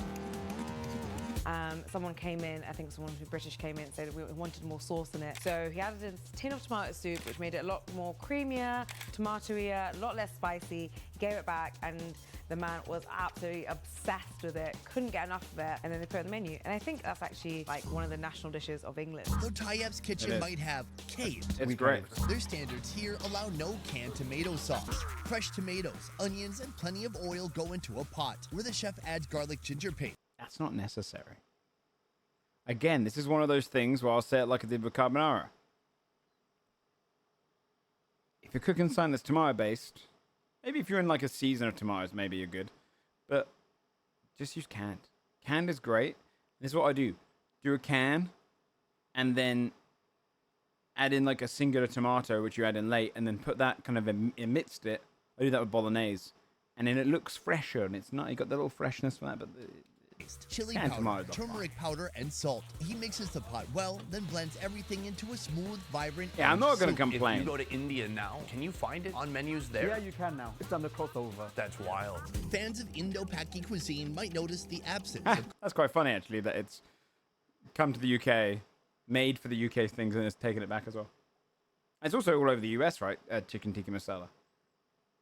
curry leaves, coconut milk, and the usual whole dried spices in this dish. Are there other Pakistani or Indian recipes that have been adapted in this way to suit the local palate? That's just the one. Just the one? Yeah. Amazing. The chicken tikka joins the sauce, and together they jump into a fiery vessel.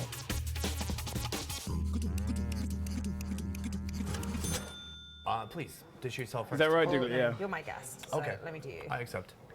Oh, we live in the greatest time of food, right? Like, the fact that you can just go and get any spice grown around the entire world, or any fruit or veg and all that kind of stuff around the world is crazy. When I was cutting into the pineapple the other day, I was looking at it and going, I'm in this unique generation where I can have this brought to my house, you know? Whereas if I was born, you know, in the 1700s as a British man, I'd be stealing it from another country. Big succulent pieces of chicken and lots of sauce. We've got some butter naan right here. Yeah, it looks so buttery. Oh my god. Here, the naan is crafted from a dough blend I of love flour, naan bread. water, yeast, sugar, and sometimes yogurt or milk. Naan is typically cooked in a clay oven, where the dough clings to the walls and bakes to golden brown, puffy So perfection. good. Garlic Oh my gosh, naan I goes can't so wait. goddamn Will I be hard. disappointed? Will I be blown away? Will I be saddened? Will I be distraught?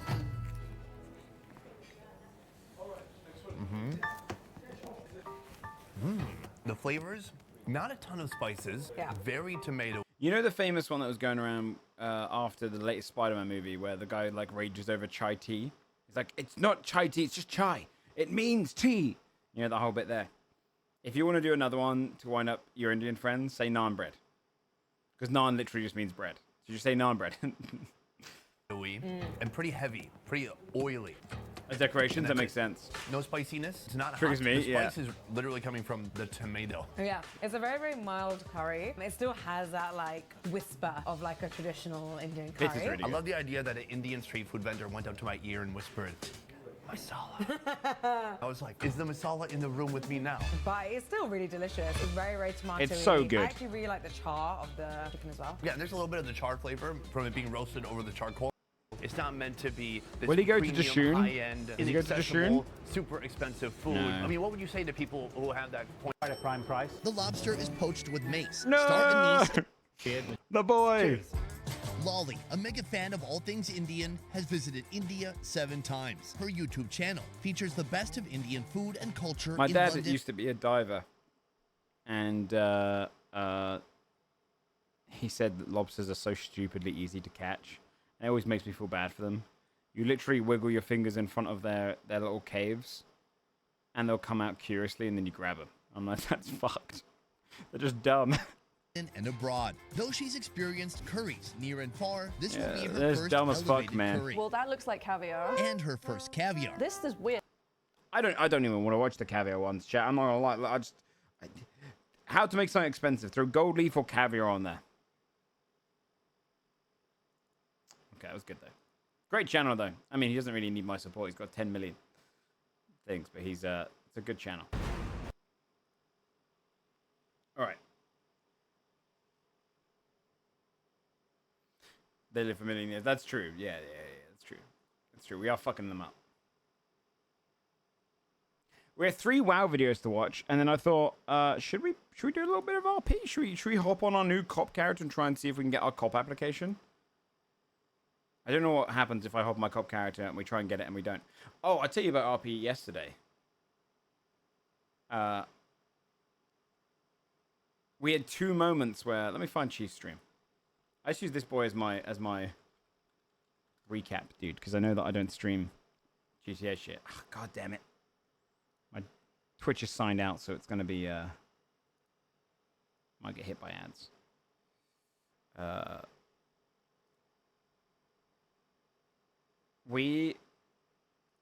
was messaging him about Hunt, and he was getting on thingy, so I thought I'd get on. And I've still not had... Is your cop character monkey? No. No. I'm separating them. I've still not been punished on my monkey. We had a moment in here. At home. We had loads of people come and visit, right? Where are... Hey! Oh God, did they... And we thought we were going to get attacked by... We thought we were going to get attacked by... Look, his fucking pockets are a mess. By a gang.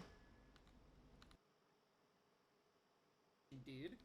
Glop glop? Yeah, I'll see if I can find glop glop. I was trying on a monkey mask. I was trying to find it.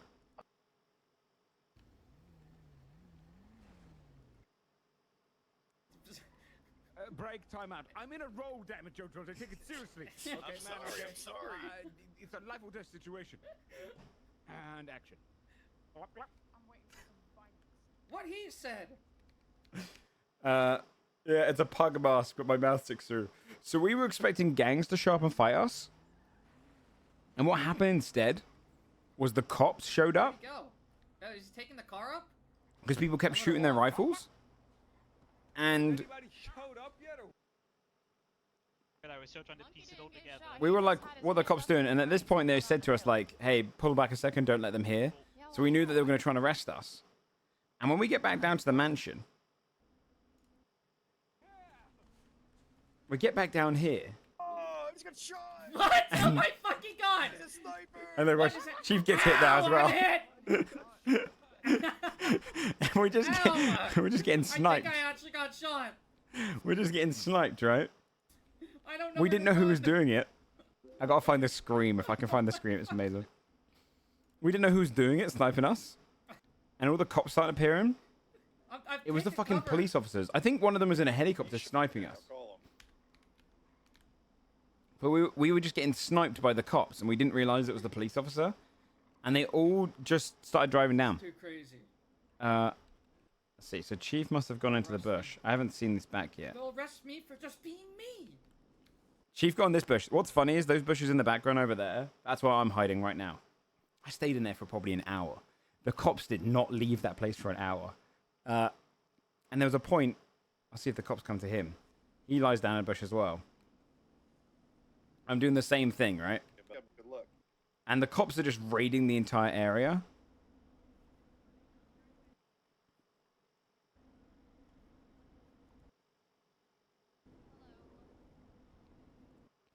Where are they? I don't want to miss the screen. They've got a full helicopter. They've got about 6 cop cars, 20 cops there. Funny. Let's see if they do it with... Okay. Did they do the sweep there with him? Oh my god, dude. Oh my god. I'm gonna hurl. One of them said they heard bush rustling. Oh, you can see that. You see the guy over there? How they're scanning the bushes. Oh god. One of them came through in my bush, like walked through it going, no, I haven't passed it yet. I haven't passed it yet. I don't think so. I don't think I have, actually.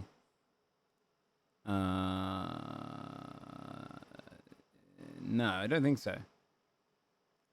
One of them comes through my bush going, I know you're in there, I know you're in there, I know you're in there, come at me, hands up. I just lay still.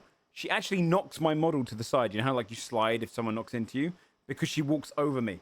And I'm like, and you can clearly see me if you look closely, but I've kind of blended in. That one cop in the background over there, because that's the bush she goes to. Also, there was a point where I was, and the only reason I didn't do it, I'll tell you why. If I had knelt up, there was a point where the helicopter pilot was not looking my way and was hovering in place for about 5 minutes. And I started trying to load up my Streamlabs, and it started to update. And if it had updated and I had a chance to record, I was going to lean up and shoot the pilot. And if I'd shot the pilot in the head with my sniper rifle, he wouldn't have seen me. The whole helicopter would have crashed, and they would have gone super search mode. But I was like, I'm not going to do this if I can't have it shown to you guys afterwards or something, you know. But I was like trying to load up my Streamlabs, and by the time I got it up, it already gone. Oh my god. Here's the moment. Oh my god. Watch this. SCP? The scream of this guy.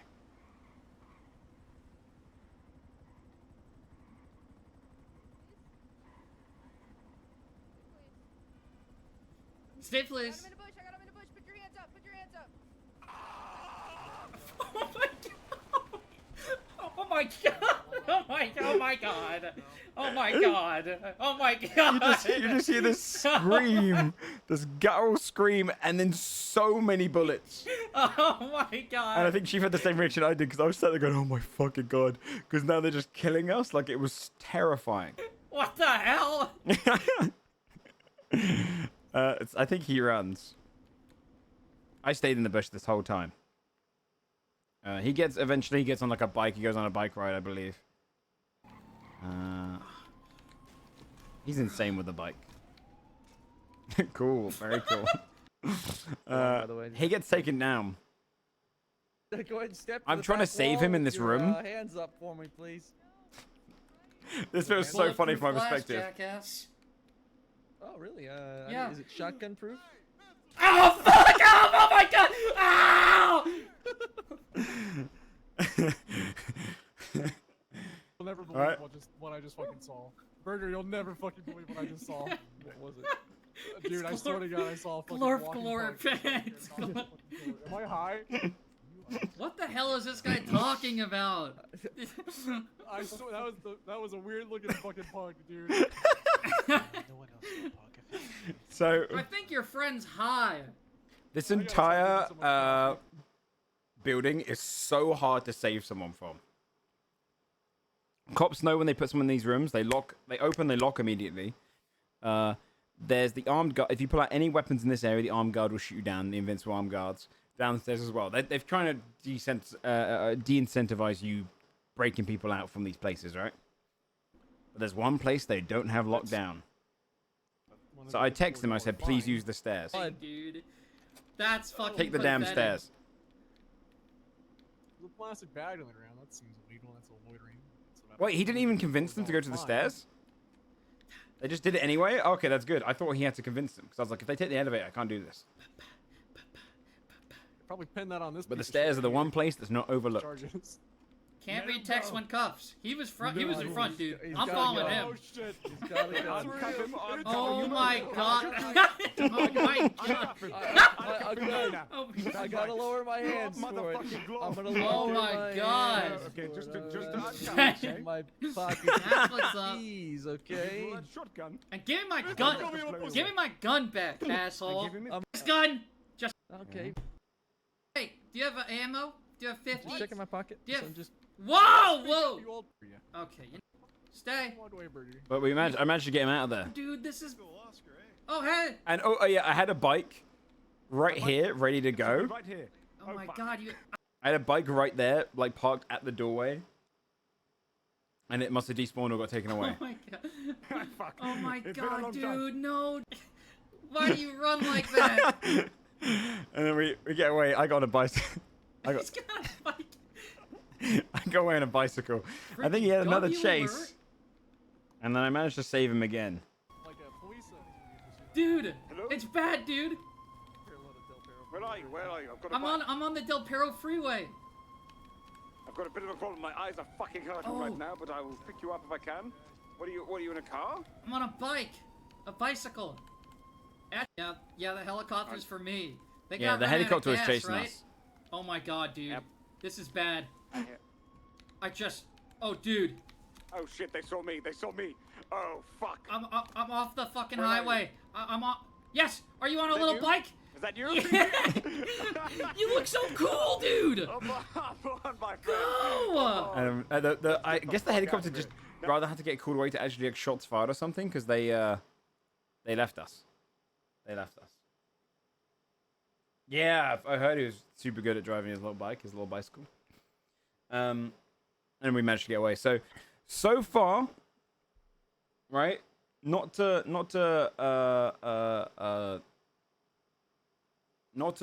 toot my own horn, right? Because a lot of it's luck.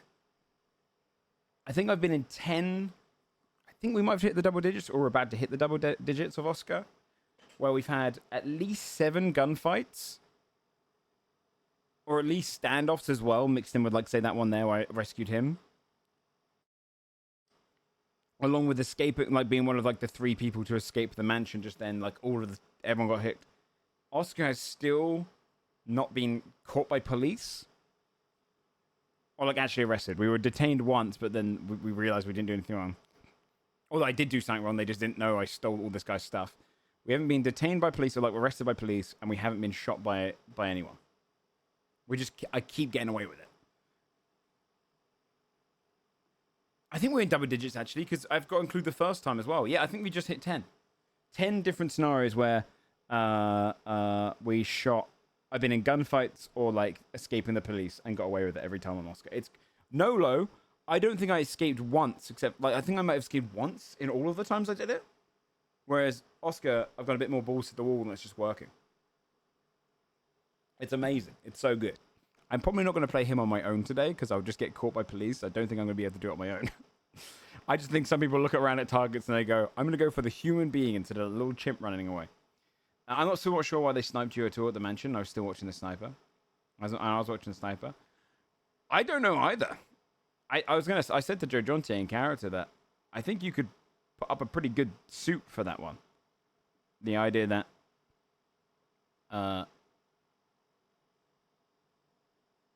they sniped a lot of people who were unarmed. And they would have to prove that they were armed through, like, pictures or anything like that, or like actual visual, like, go on the stand and say they were armed. And a lot of the ones they shot were not armed. Like, I think if you were to take the sniper who was doing the sniping and put them on the stand, they would probably lie. They would say that they only shot people doing it. Only people who shot people who were armed. I guarantee that's what they would say. Because I think genuinely, taking out a sniper makes sense. If someone was walking around with a sniper rifle, but I think taking out a someone walking around with, like, no gun out, dangerous. All right, this is what we're gonna do. We're gonna watch these. Actually, should we just go into roleplay? Should we just save these for Let's save these for next week when we're getting a little bit hyped and closer, because we can watch a bunch at the same time. I'd rather just get into roleplay now. So, okay, let's change over to...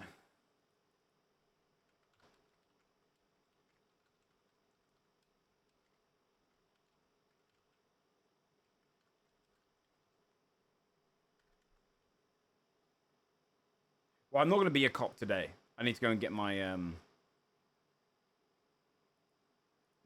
need to go and get my application and stuff. We have to do whole interviews and everything. It actually might take us a little bit of time. I'll go get my authenticator.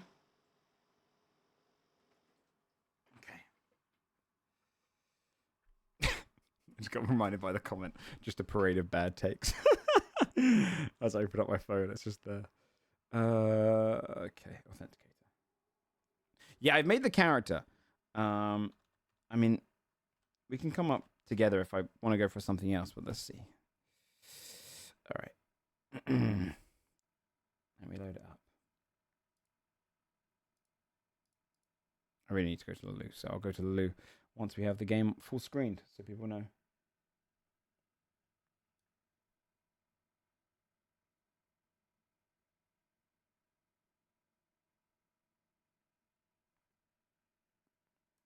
I need to go and get the application stuff, though. So I need to get all that done. Did I click start playing? I can't remember. No, I did. All right. It should actually come up on screen. We'll see. Oh, no. What? Hold on. Try again.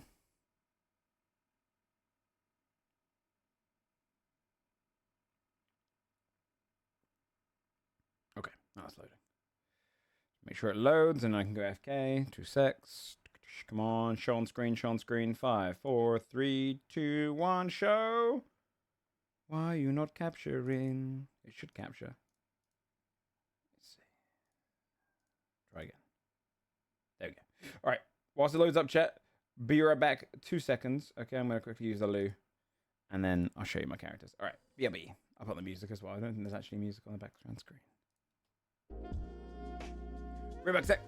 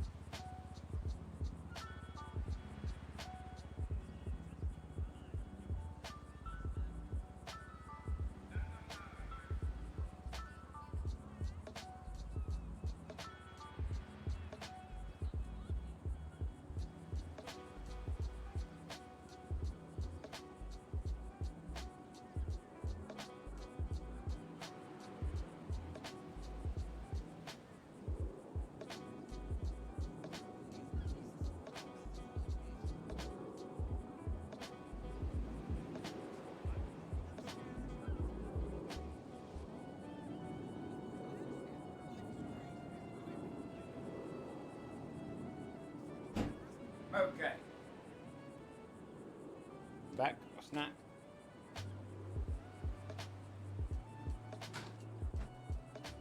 So let me take you through. Show you.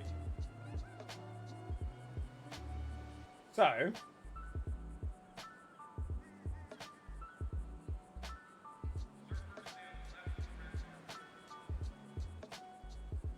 The characters I've got, obviously, Ronald Mayfair was my first ever one, who was the chef character. That was my more so my learning character of the server. He's not really a character I play again. Nolo's obviously on his hiatus. Oscar is my primary crim. I was going to go and crim on this guy, but I just didn't have enough time to play 3 characters at the time, right? So this was my other like spare crim, which I might do something with. However, I made Andrew Cohle, who is just Andy Boone, remade, renamed.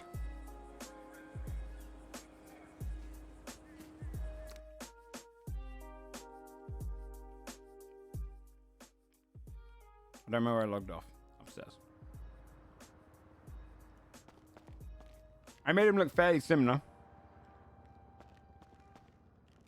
How he used to look. I couldn't find like a nice little kind of haircut to go with him. We can look over some. I can show you, but let me go up to my hotel room.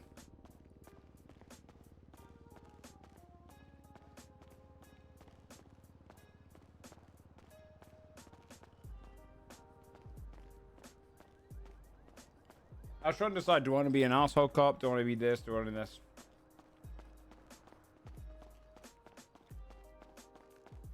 But, because I wasn't sure if I wanted to make a main character who was like...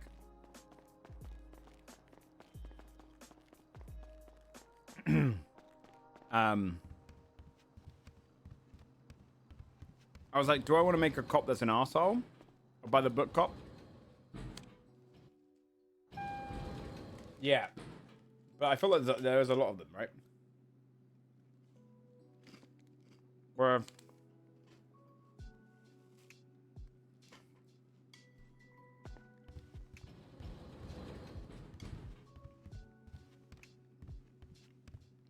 This guy's gonna be the nicest cop around. You know? Which room's his?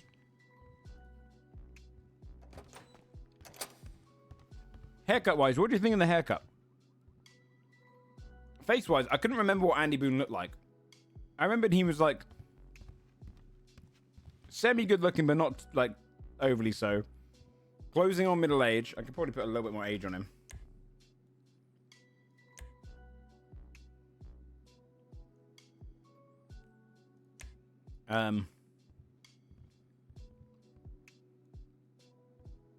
Closing on middle age. Mustache, wore glasses in a spare, but not all the time.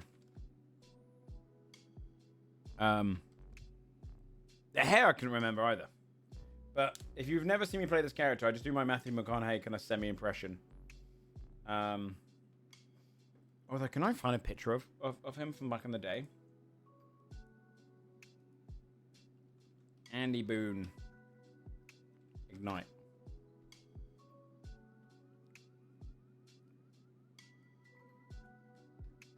Andy, Ignite RP. Let's see if I can find it.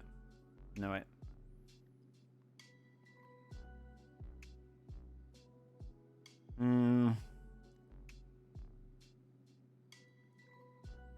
Is this a clip? I found a clip.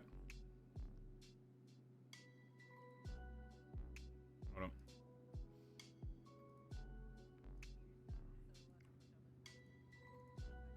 Come on. Ah, that's the big difference here. Is the size of the mustache. That's what I need. Fairly similar hair.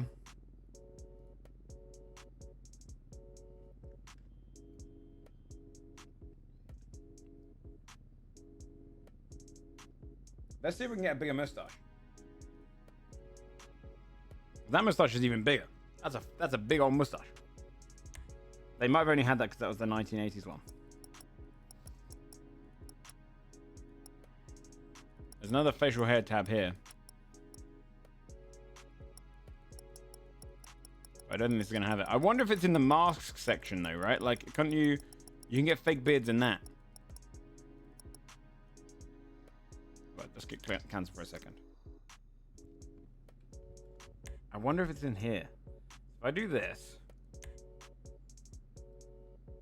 Apparel. Decal maybe? No, these are all just emblems. In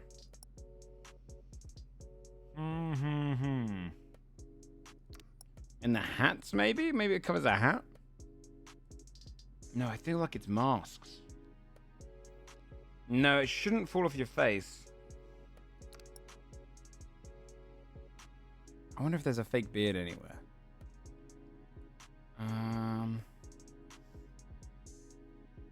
I think the problem is you need to buy the masks in game on the server.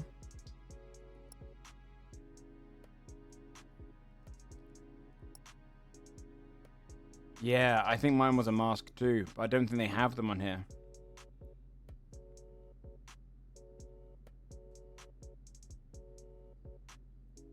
Damn. Yeah, I don't think they have them on here.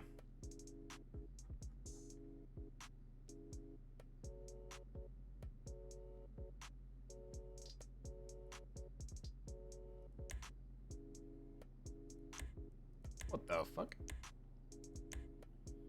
Otherwise, in terms of haircut though, chat, I was like, this is the best I could get for like a standard, like just normal push to side haircut. Let me go over here. I think it does the job.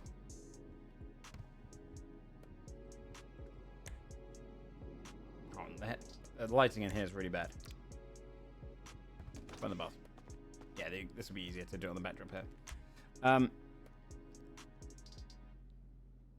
You'll see. We need some nice cowboy music on. Music. Country. Vocals.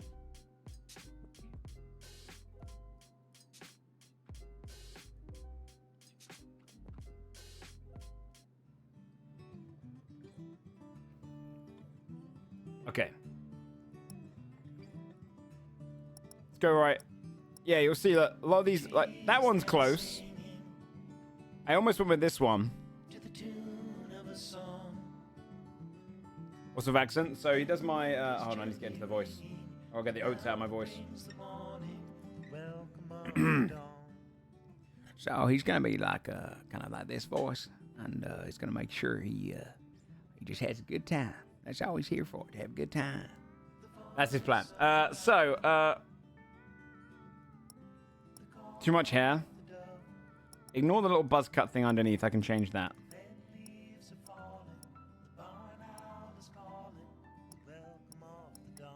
All right.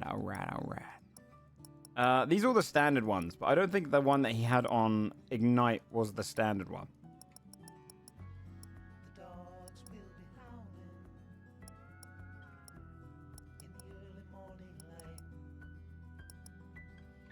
And this one might be just a bit too standard, you know? I like some of the modded ones because they're fun.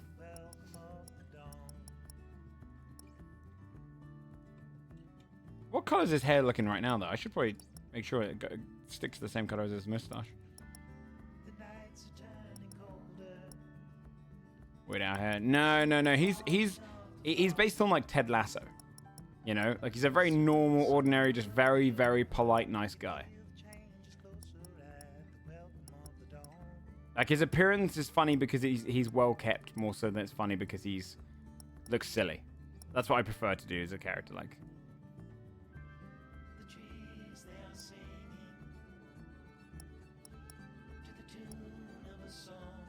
No, I'm not going to play any music that's DMC. I don't have a thing to separate it.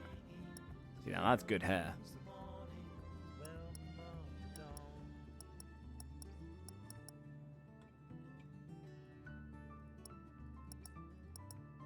think the one I had was probably the best one so far, though. That one's too stylish, you know?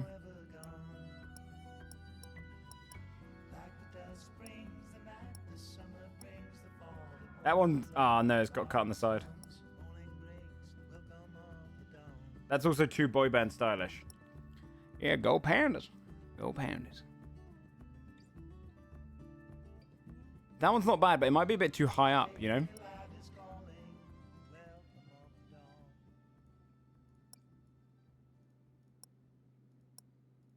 I wanted, like, neat and tidy a little bit. That's also not bad.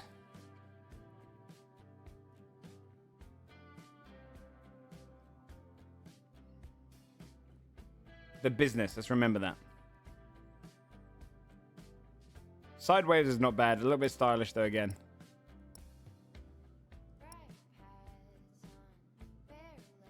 Short tussled is funny. That looks like a wig.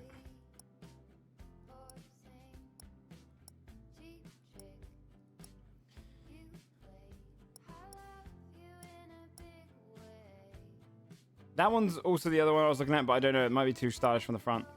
Oh, there was this one. There was this one that I was looking at. That's also potential. Just a little flick on my hair. You know, sure. You like the short tussle? Or did I see that? Or was that the other one? That one's good. And then this is the one I was going around with. So, what do you think? This one? A little bit just push to the side. This one? Or this one?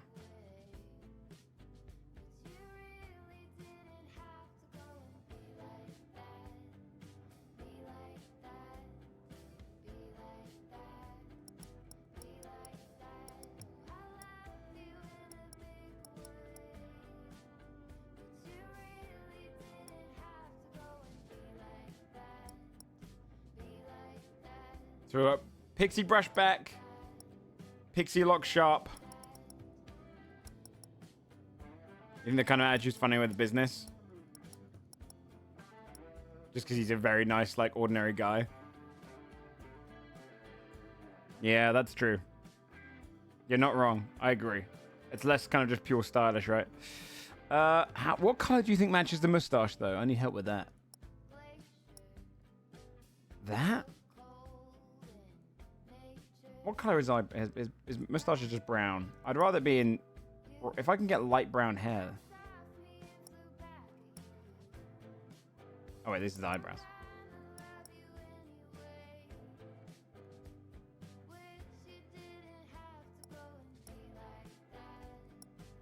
That one, maybe?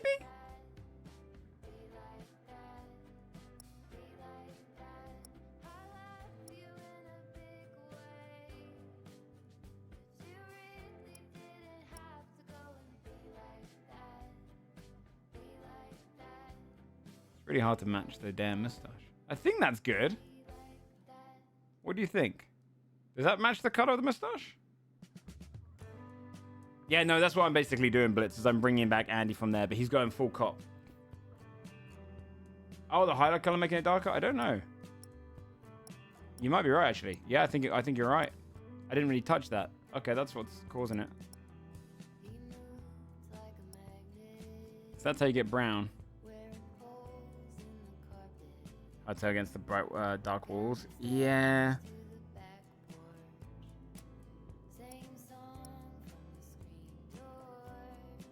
Now the mustache doesn't feel light enough if I do this. Wait.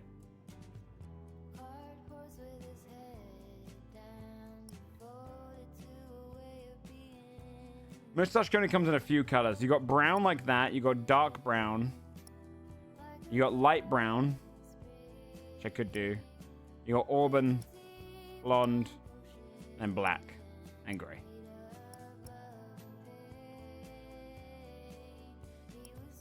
Oh.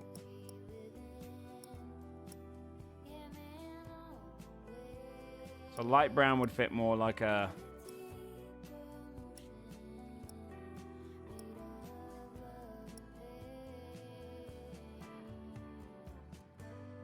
I like the light brown. Light brown is good. Is that the right color for light brown on the hair? I have to do the hair fade is gonna intervene a little bit here. Can you not change the hair fade color? Ah, blur. That was a cute combo. You're not wrong. I think it's the underhair there. Although that's probably fine as underhair. I'm not seeing much of a crossover. So you think this is good?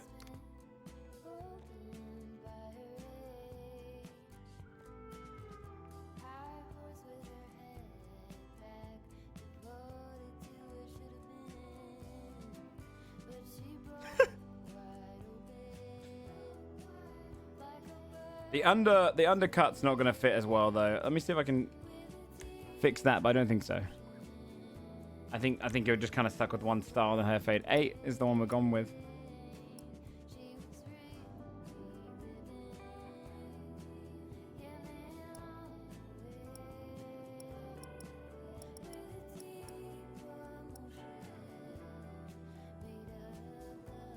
Maybe it was something a bit more subtle instead of having long sidebands. Further in the end, oh, Poet's on like a hiatus right now. Oh no, the back looks bad. Let's go in here and fix out the thing. Poet had a long. If you've only watched me from Poet's perspective from JFTV, then you missed out on Poet's full story. We ended up getting into huge crime business, all sorts of stuff. Really, really low slow burn. It was awesome. He's on hiatus right now.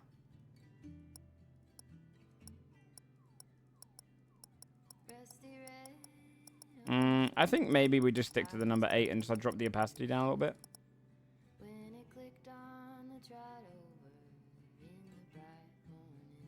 If you do it too much, it's a bit too obvious. Oh, this is tough.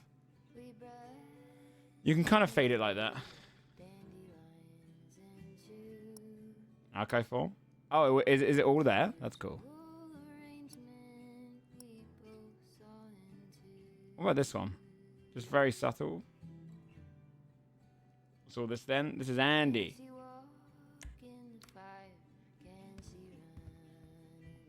I was trying to pick out the right hair for him. I feel like it needs sideburns though, chat. Don't you?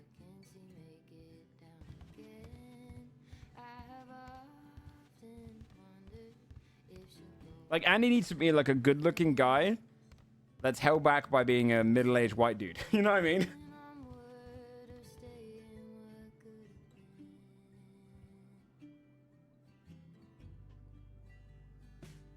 13 VODs, awesome.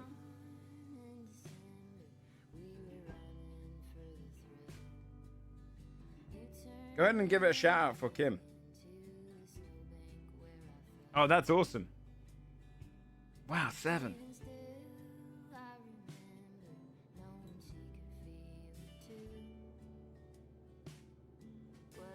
like the more clean look? We can just stick to this for now.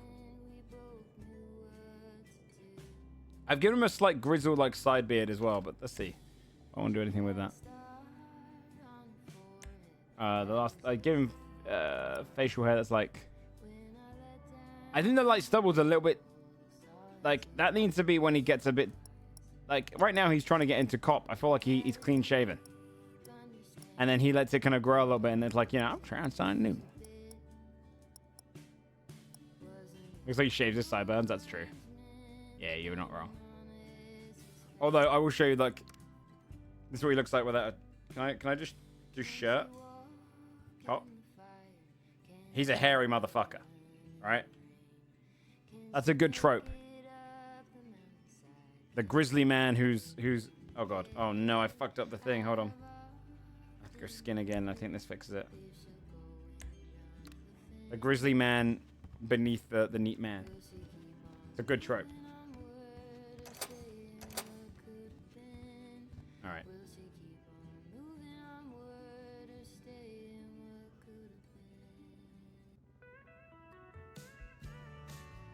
No, contemporary. Where's my contemporary folk?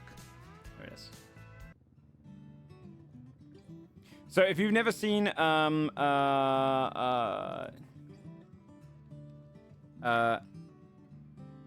If you've never seen like Ted Lasso, that's the kind of starter character Andy is. I played him on Ignite.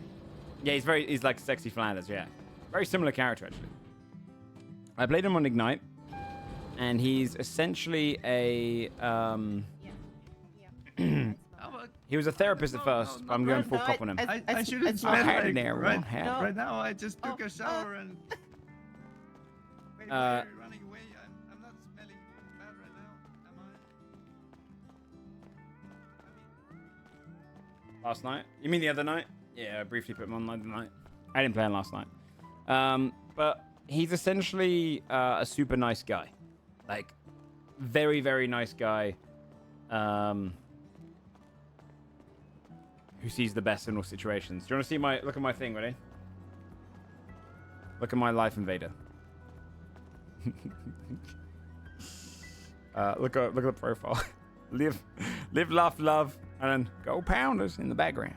And I've been doing quotes of the day. So this is Andy on my new Life Invader social media account. I want to spread positivity. Here's some quotes I've made up to help you get about your day. Even on the cloudiest days, a little sunshine behind the gray. And then the quote for yesterday, the other day. Good days and bad days are like rival teams. Just try to finish with a 20-point lead over the bad. How's All right. it going? Bye. Thanks. He's just a really nice guy. Yeah, he's going to try and give, like, life advice to criminals. Do a bit of psychiatry on the side, but... I played his son on Onyx. But not much. I barely played Andy beyond his therapy, so I thought it'd be fun to have him as a full-time cop. And see which one. Is this my car? Is this the car they gave me? No. It can't be that one over there.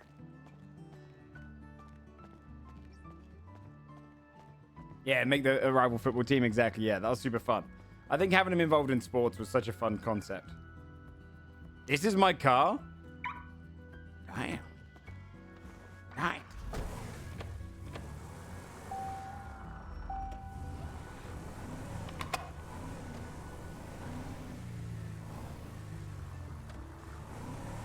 Hey, thank you very much for that, Sarah. Yeah, there's an archive made by Kim in the chat. Okay, we gotta go over to the PD. Oh god, I ran that red light. Oh, back home, we occasionally run red lights because, hey, if there's no danger, you might as well run it. That's what we do down in Texas. We gotta go to the PD to try and ask for a,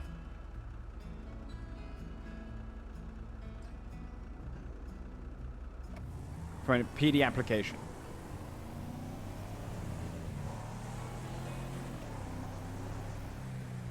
Yeah, he's a Texan boy. Although, do they have a different word for Texas in GTA? Has Texas ever been mentioned in GTA? Oh, a little too far.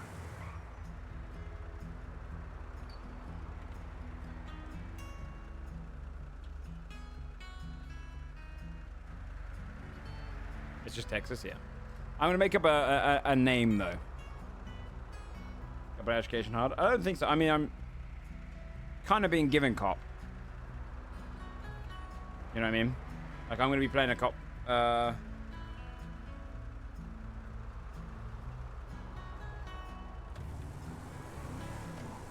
For showing interest and whatnot. And because I've done it before, I imagine. But I just got to fill out the in-character form.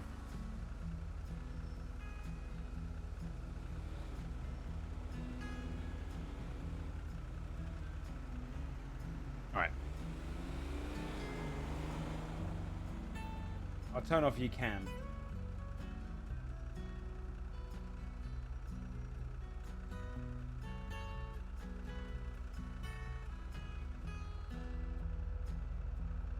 But yeah, he's going to be a bit of a juxtaposition to my other characters. Like, this guy's super nice. I haven't really played a full arsehole yet on here. I probably will bring in... If Oscar dies, I'll probably bring in Ricky to the Fingal Dan crew. I think it'd be a fun addition. Just a pure piece of shit.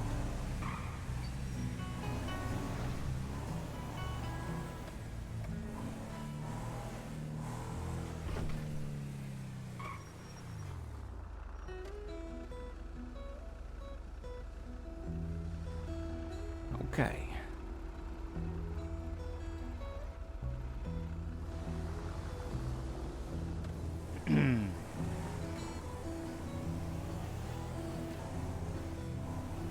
All right. What's up, Swirly? Oh, shit. Took a wrong turn.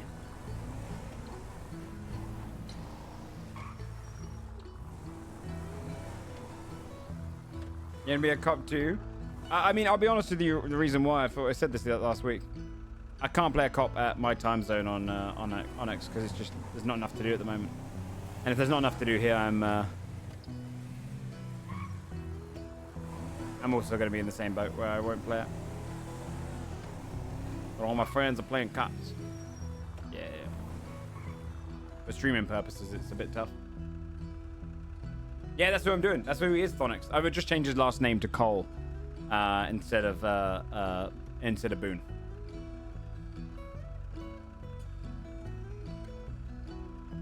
You saw me last night in the hospital. Were you there, or who were you watching?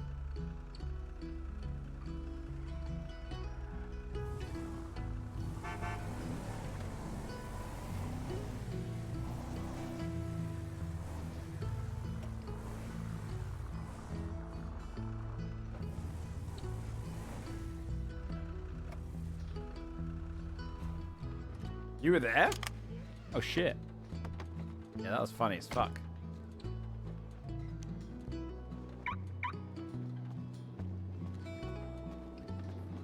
Oh, the skull paint dude was trying to have you. Oh, you were the one inside the prison. Okay. Inside the little cell area.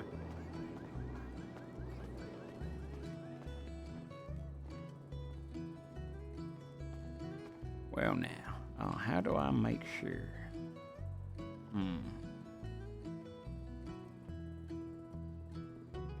Oh. There's a man back there. Damn.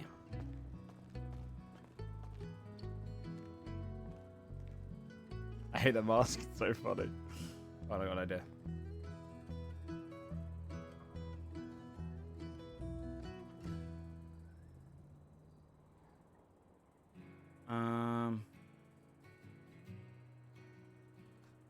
Could call in, yeah, but that's rude, isn't it? So we need to shout him.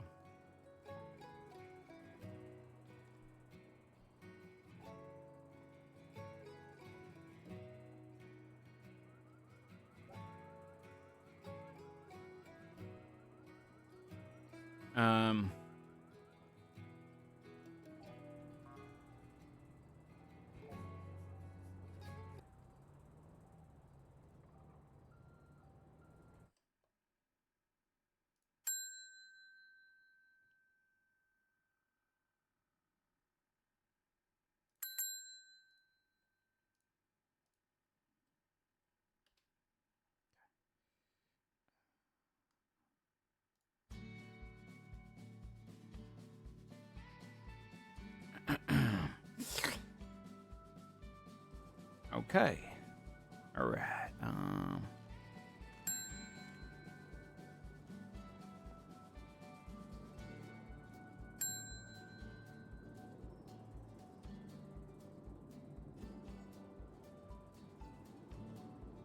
How'd you do the other camera thing again? How'd you do the cool vanity cam?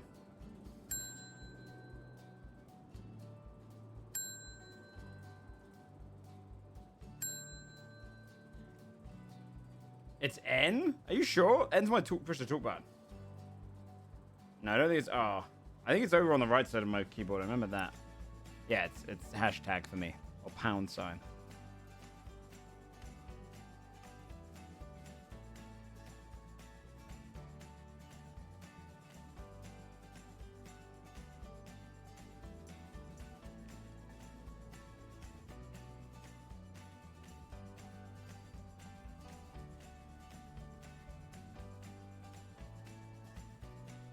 Why'd you lean forward?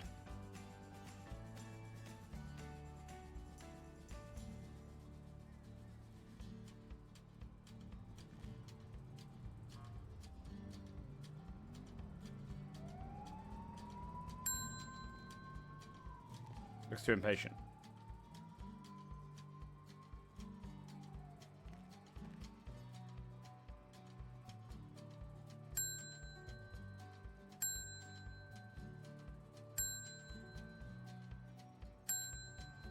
Bartender.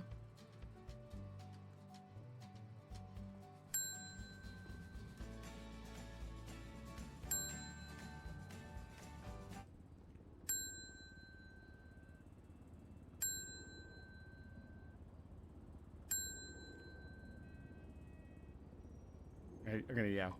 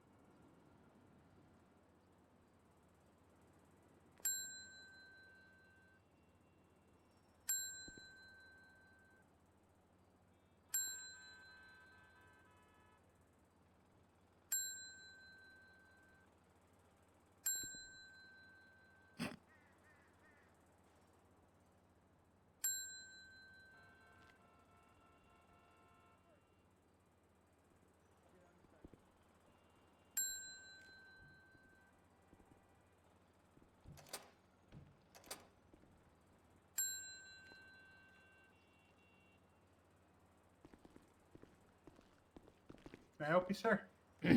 Oh, hey there, how you doing? Yeah, I'm here to get a PD application form. All right, come on over here. Absolutely, yeah. You work on the desk? I guess I can. It doesn't matter. All right, this gentleman's looking for an application. Yes, please. Oh, I think I've done that yet. Oh, well, hey, happy to be your first time. I'll tell you, don't worry, don't feel any pressure on that. Let me see where to find it at. Investigation August apps. Yeah. Investigation.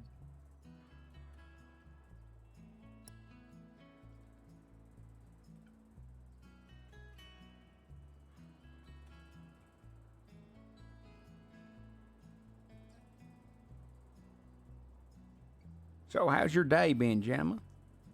Oh man, this is a big list. You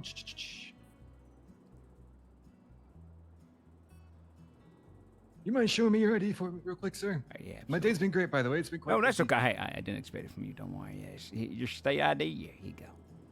Yeah, just. There you go. Perfect.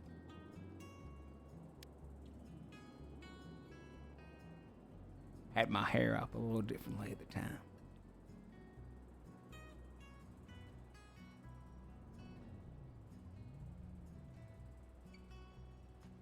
And can you read me your phone number, please?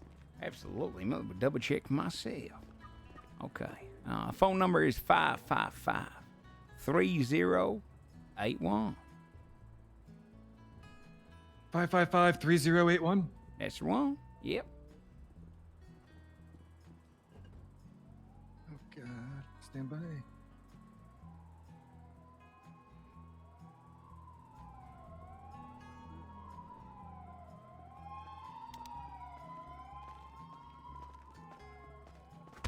Oh, so sorry about that. There was a mosquito flying around.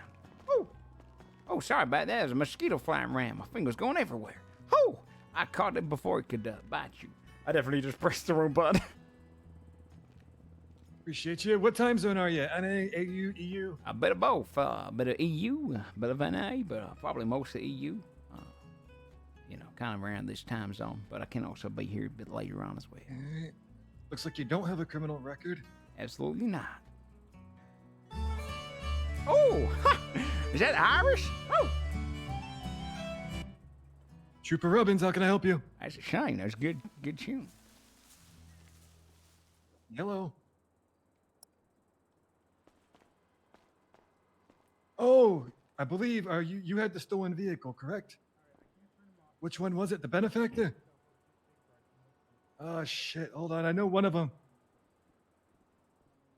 I think we found it. You might want to check impound or the insurance. I just saw the alert go off. I think He's a someone walk went and grabbed talker. it. Walking, talking. Walking and talking. That's what I do. Yeah, appreciate you. Have a good one, buddy. Walking, talking. Yeah, I'm a pacer. Yeah, pacer. Oh, is that what you call it then? I call it walkie-talkie. It's like walkie-talkie, you know what I'm saying? All right, NAEU. Let me check. You don't have a criminal record, right? Nope, no criminal record. I did some police work down in Texas, so I'm used to the whole shebang. I'm gonna text you something. Okay. I'm gonna need you to fill that out. Absolutely. 3081.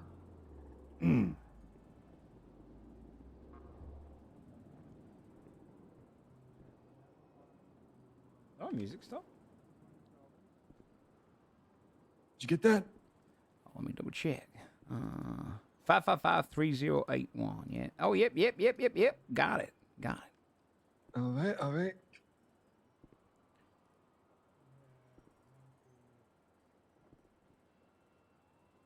Oh, should I do that here on my phone, man? Yeah, you could probably might be better to do it on a computer or something. Okay. So let's see. Reading this, interviews will be granted to those moving forward. They're not letting you know if you've been denied, unfortunately. That's okay. I understand. Also, do not share that link with anybody else. It's specific to you. Oh, okay. Well, could open with that, but that's fine.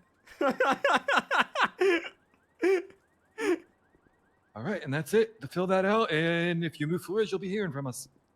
Okay, sounds good to me. Absolutely, sounds good to me. Fantastic. Thank you, Mr. Cohle. And you, what's your name? Oh, sorry, Richard Rubbins. Okay, Richard Robbins. Let me go ahead and I'm gonna save your number just in case. Rubbins, yeah, Rubbins. Rubbins. There you go. Got it. Oh, lovely photo of you. You look not a day over 35. Oh yeah, 85 years young. I could not tell. All the experience of an 85-year-old, but all the youth of a 35. Exactly. Okay, Mr. Thank God for testosterone therapy, huh? Oh, thank God for therapy in general. Okay, Officer Robbins, I appreciate you. All right, Cole, have a good one. Hey, how can I help you? Hey, I was the one called on the phone. Why's my music not playing? Hold on.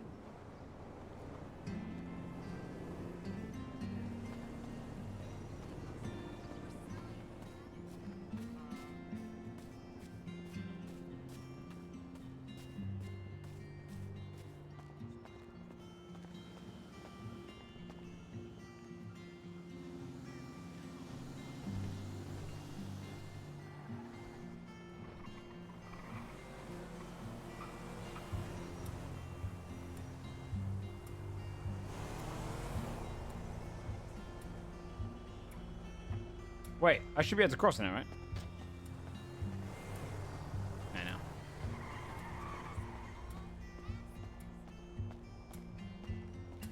Smiley Days, you? Nah, I can't just rip off Sam. I mean, Sam was ripping off Ted Lasso, and that's what I'm ripping off too. I need a greeting like that.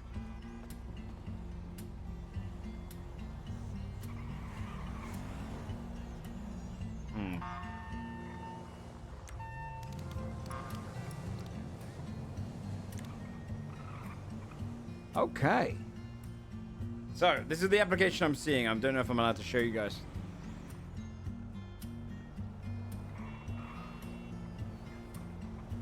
By submitting this application, you agree to a no corruption. Yes, sir. What's your main time shift? I'll put EU. That's probably my main one if I do this. Yes, I do have previous cop experience. Please give an overview of what your experience was.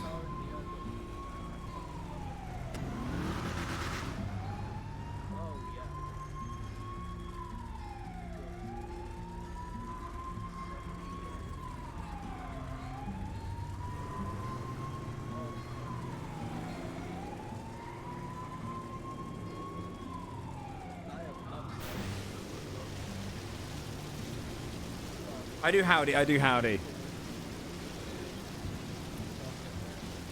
I'm showing you guys the fucking form. Hold on. Oh, police! Oh, Jesus Christ. No one use my link, okay?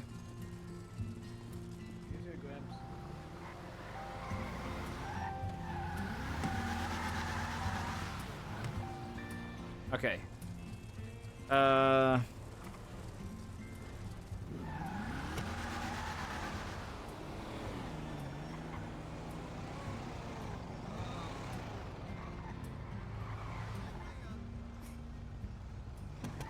Is there someone yesterday who recommend you what's on there? Okay, yeah.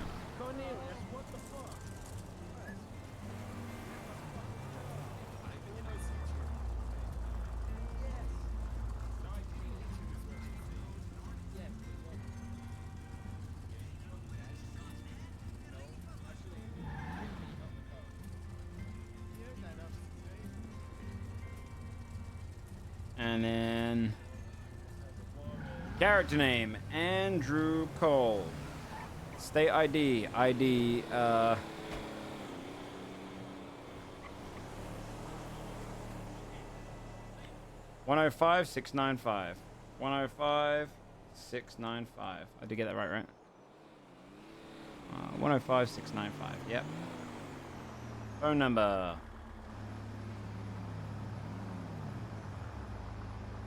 555-3081.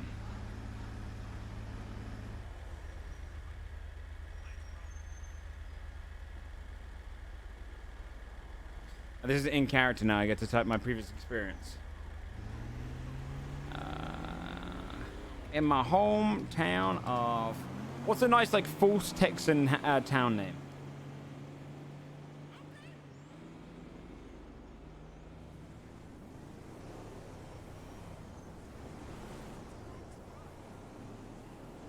Dallas is a real one. Guntown is dumb. Marshall is not bad. Marshall's the one there. Ponder. Back in Ponder.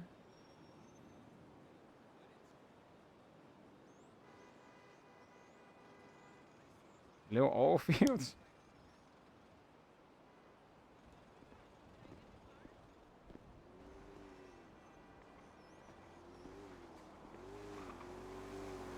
Somewhere that would be named in GTA.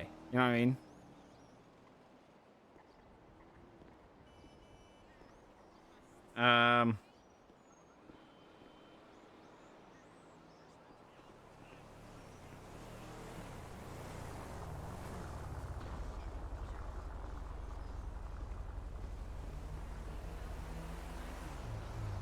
Take a name from Red Dead? That's quite a good one.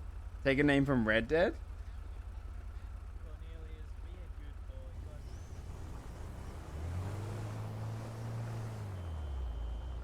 Daisy Springs. That's quite good. Annisburg. Blackwater. I quite like the idea of throwing in a Red Dead one there.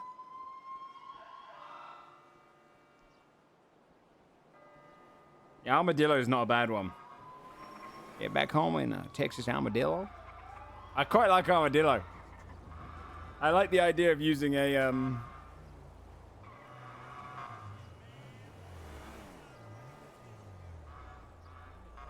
Oh, they might think I'm just referencing Red Dead Redemption roleplay. You're not wrong. Yeah, if I was in character, like talking to them, maybe better. Amarillo.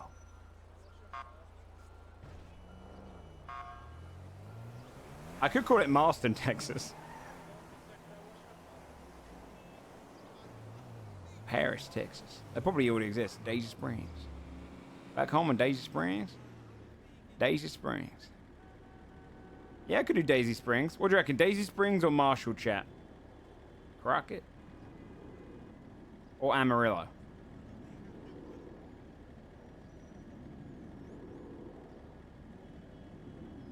Daisy Springs. Okay, Daisy Springs. Okay, so, let's see. In my hometown, Daisy Springs, Texas, I was a junior in the sheriff's department at the age of 29. I rose the rank to deputy by the age of 35. Spent my... How old is my character? think he's 40. 42. Or about to be.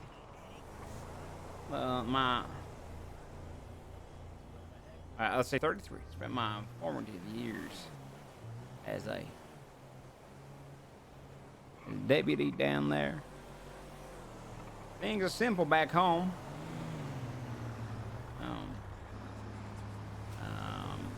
But I love the pounder, the Los Santos Pounders. So I moved out here when Thompson decided to swap teams and come to San Andreas. Follow my favorite. I'm hoping to learn that city cop life. I'm an expert people person.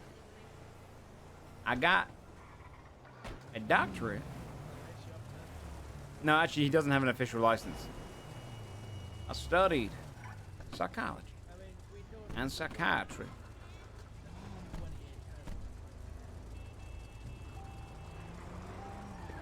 And I'm real good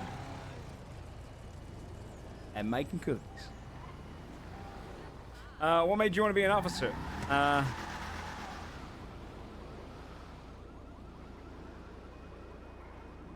They say hurt people hurt people. I say help people help people. I love helping people and looking out for those who are straying off the tracks. Yeah, poem's 100% coming in. Upon joining, what would you like to accomplish? I don't have big aspirations or anything. I'm just hoping to make every day forward a little better than the last.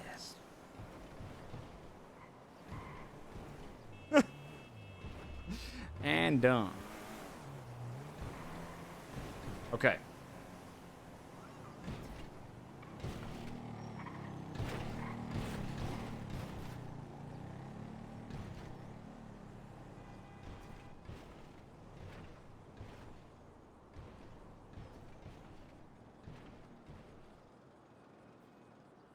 Okay, well,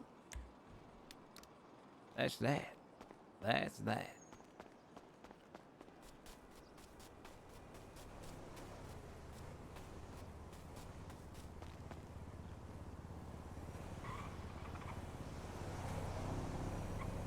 Hold on.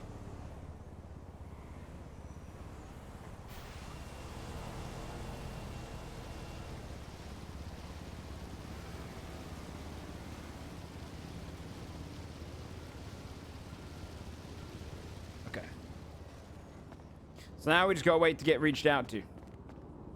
Wait, my car. I didn't walk here. What am I doing? There's my car. I mean, honestly, we're kind of now just gonna be waiting till we get reached out to by some of the senior cops. So I wonder if we should just do a bit of criminal for an hour. I don't know.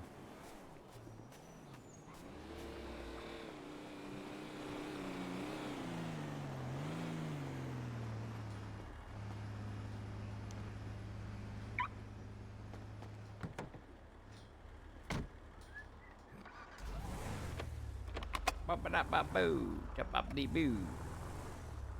Check both sides. Why is my music not continuing playing? Hold on. Let me see here. Country music. What's wrong with you? Oh, it's because I'm not logged in for some reason. What the hell's going on? Here we go.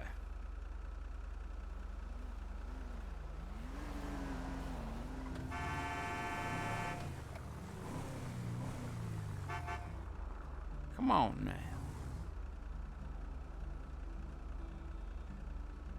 Did you just do the wanker symbol?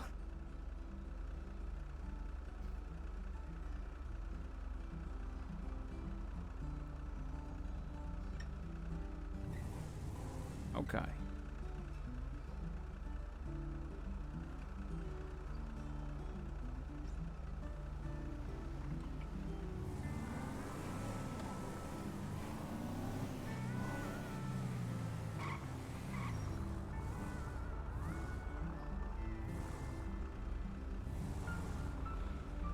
Wait, is that an NPC? I swear he was driving like a madman.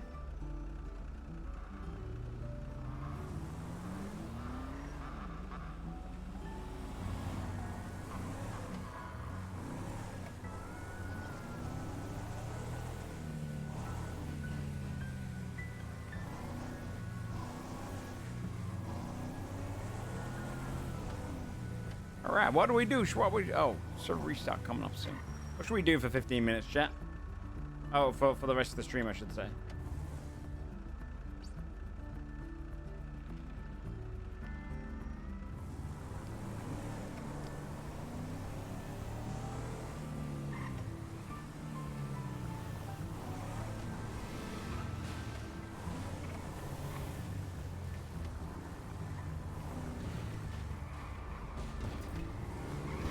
The fuck? NPCs are wild, man. Find him a hobby. Or see if there's any places open to go and just chill out.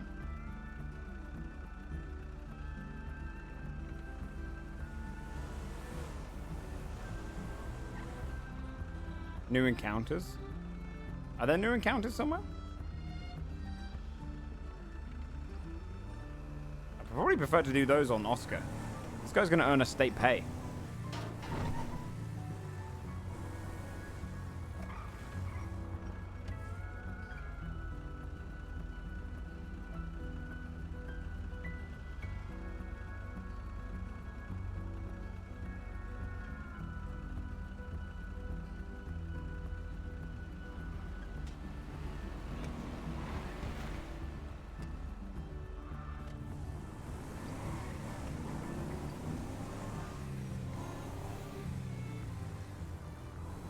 Oh, what the hell?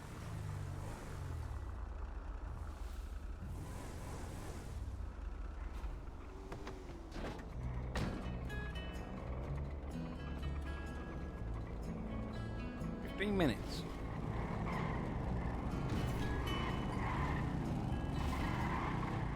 Maybe I'll try and get Oscar's his bike.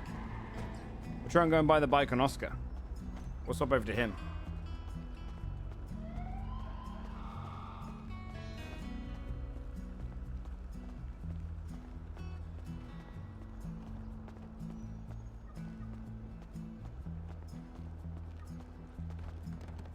Let's put up a quote for the day. Here's another new quote for the day.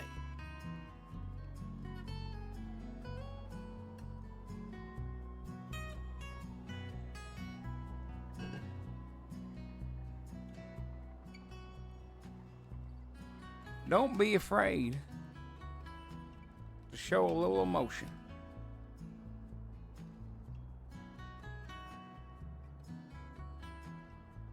It's a really stupid thing to add onto the sea.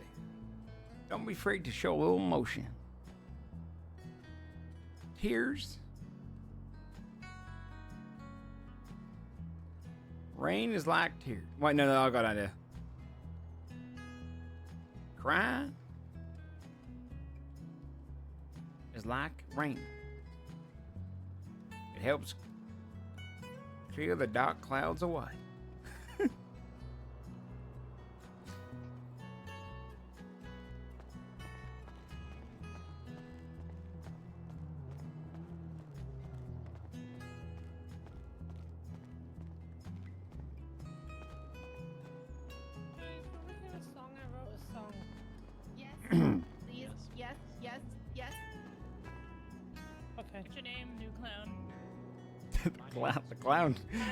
The clown crew is growing, man. There's one thing you can consistently find, it's clowns.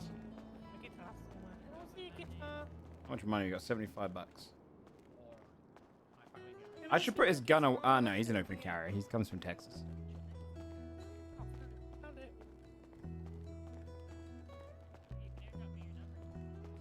Although...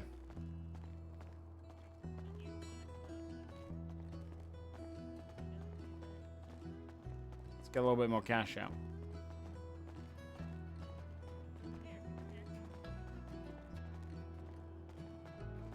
It's called Crime. Virginia runs the city streets. True believer her side. That person wrote this song?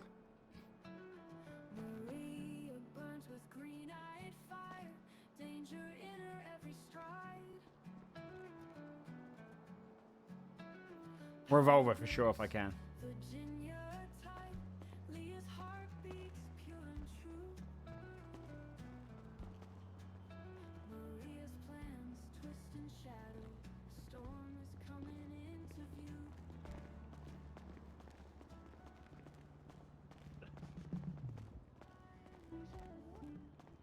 Is that them or is that AI? Hi. Withdraw 150 bucks. Yeah, I'll try and get Oscar's bike. That's what we can do because I need to get his bike on.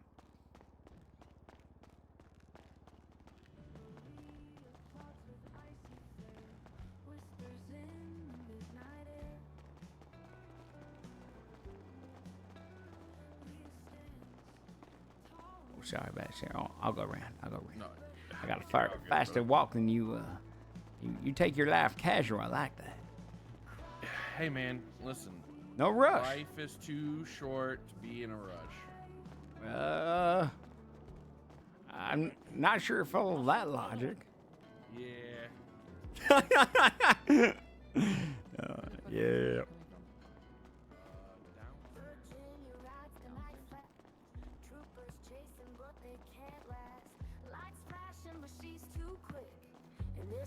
She runs so slick. Oh. What the fuck? Even Julie is fucking rocking out. Damn. Shifting gears. Hunted down, but she's the prize. Running free under moonlit skies. How'd you done? Virginia is the crime lord. Troopers can't catch her sword. Outlaw queen of the town. Bad cops always going down.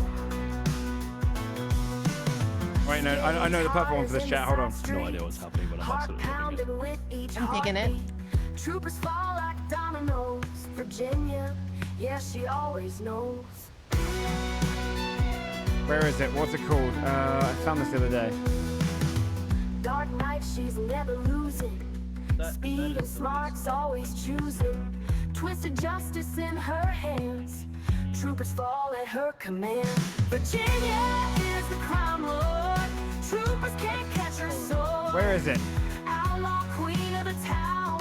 Bad cops always going down.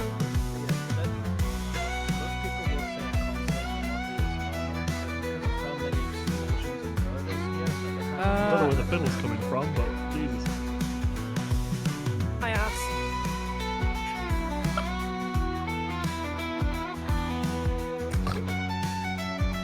I don't know where, fuck, I swear there's a little, like, rolling your arms.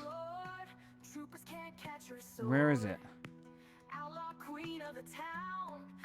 Is it called roll? I'm not nose picking. It's disco. That's good too.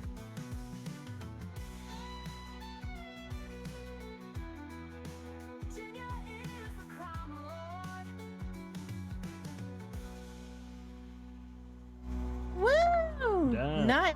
Wow, you sing that? Yeah. I'm writing. Holy shit.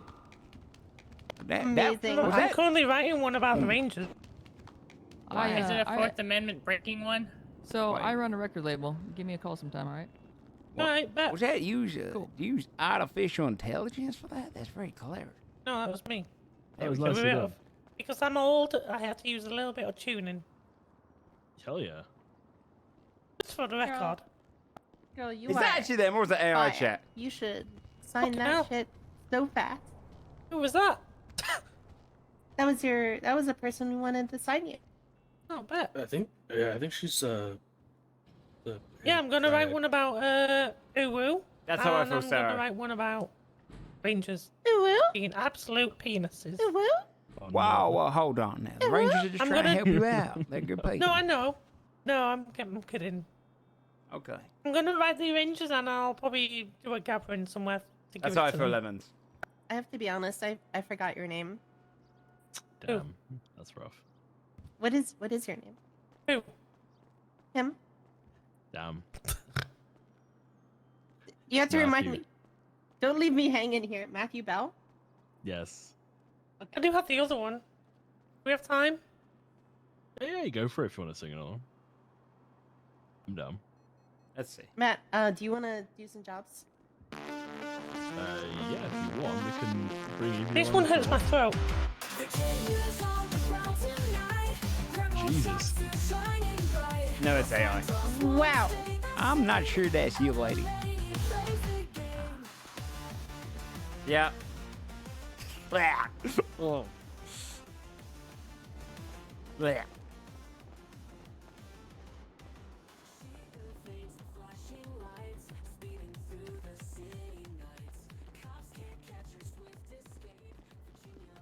That's kind of cringy. I gotta get away. Sorry, I can't get away.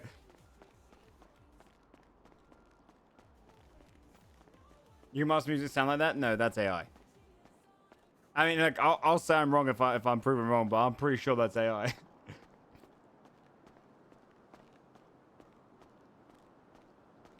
I'm pretty sure that right there. Some artificial intelligence music.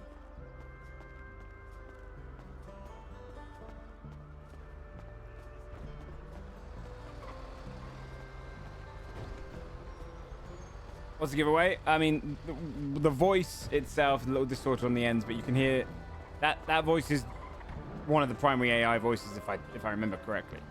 When it was all coming out like a few months ago, like 6 months ago. Yeah, speaking voice is very, very different. Yeah, it's probably that was likely AI. And if you're gonna do it, at least keep the consistency with the genres, man.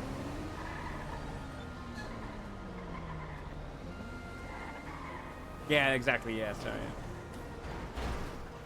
Although tuned heavily, yeah, I mean, it could be. I'm just gonna assume and say, and walk away. All right, how long was it until the restart? It's like 4 minutes, right? Is that why ban on AI art? I would too. I would too. Space Boy, who plays James Rando, like I said, he had a really good take on that, where he was like, "I'll pay for people to pay real artists to have their art used for a thing." Although I don't, do you know why I don't mind it, chat? It is such a funny like, if our other characters, like if I was on Oscar just then, I would rob her if we found out, you know. It's such a funny, like, I think it's such a good way of creating like conflict characters, is when someone uses AI and we go up against it, because our characters are all like assholes, right? So it's such a funny, stupid motivator, like in Oscar's mind, because he's an actor. How dare you?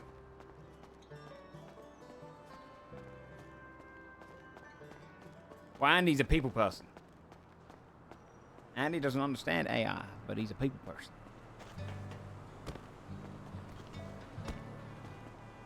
And there's no people involved there. So Andy's not going to care.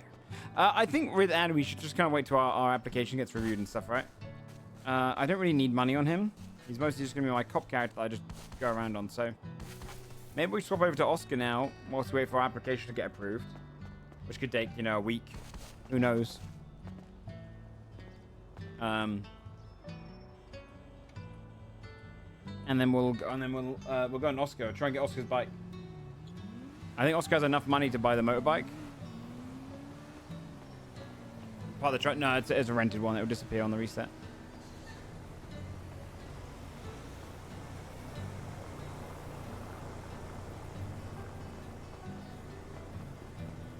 Yeah, Andy doesn't really need money. I don't really want to do encounters on him.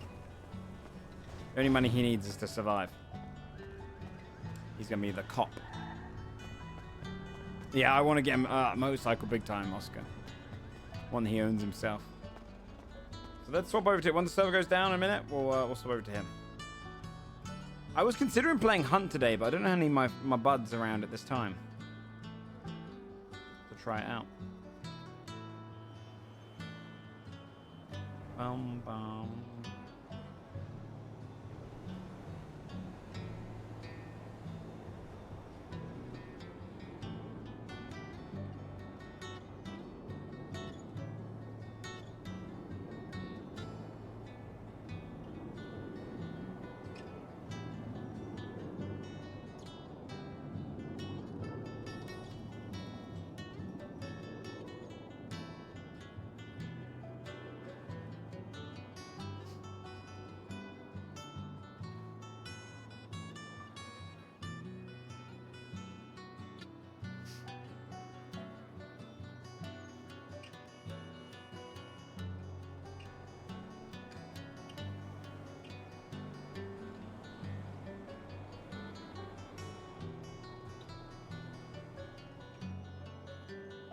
70k after 8 hours on Smod? Is that how much they're getting paid? It's really funny because there's just... You don't really need that much gold. That much cash on a cop. Most of the time. Because all your cars are bought for you, but... Alright. I guess we just quit and then we wait for the server to come back up. And now we go... Oscar. The human... The human criminal.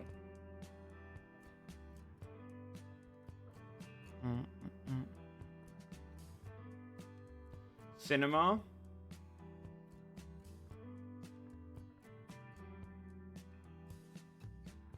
Wait, what are you referring to?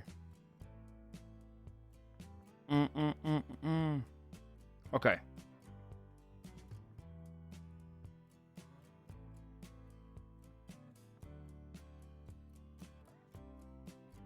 Okay. Wait for the server to come back up, and then we'll go on Oscar. Oh,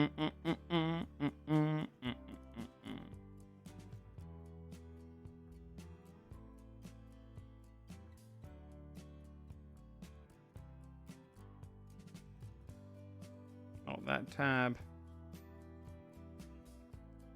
I can put it on that tab. Hold on, I'll put it on that tab. Hold on.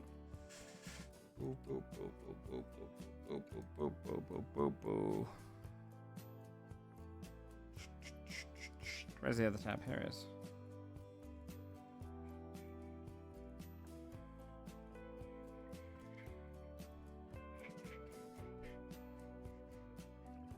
All right. Yeah, we'll go on Oscar for a little bit. I want to buy him a bike.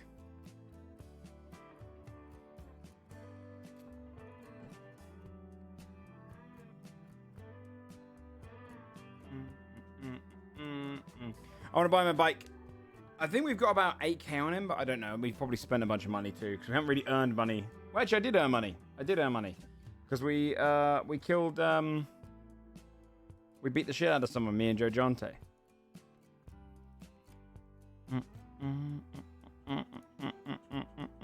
So the plan this weekend, chat, is we've got Sunforge this Sunday. I think we got it in what day is it today? Next week after probably, and then not the week after. So we have 3 weeks of it, and then no, this week, next week, not the week after. So we have 2 weeks, and then we'll have a break of it. But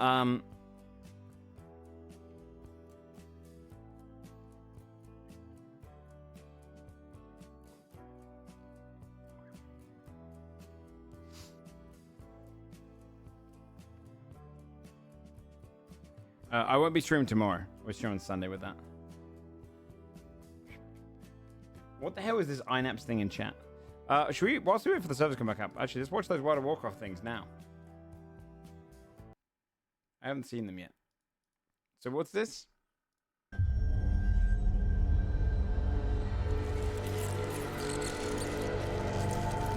Slender is the strand that guides. Do you ever recommend a campaign for a group of first-time D&D players? The new Lost Mines of Fandelver remake is probably pretty good. Our destiny. I would say that known one. only by true sacrifice. In our kingdom of Ashkahet, no one understood this sacrifice more than Queen Neferis. My mother. I saw this when the Black Empire came to conscript us for their last stand. Wait, this is kind of sick. My mother refused them. For this treachery, your line will sever itself. This kingdom will wither with the waning of your worth. Yo, what the fuck? That's sick. Her strength defined us that day. And in that moment, we felt destined for greatness. But in the years that followed, our greatness was tarnished. Look at them out there. Wretched, starving. I am not immune to our people's suffering. I believe Better days will come. Not if you keep failing to seize the moment. What was the point I like of you freeing how well they've done the whole like underdog feeling in this. our future, only to leave us buried in the past? You comprehend so little. There is much for you They're very to much learn very similar to before Dark you Elves, can right? They're meant to be Mother! like Drow and D&D.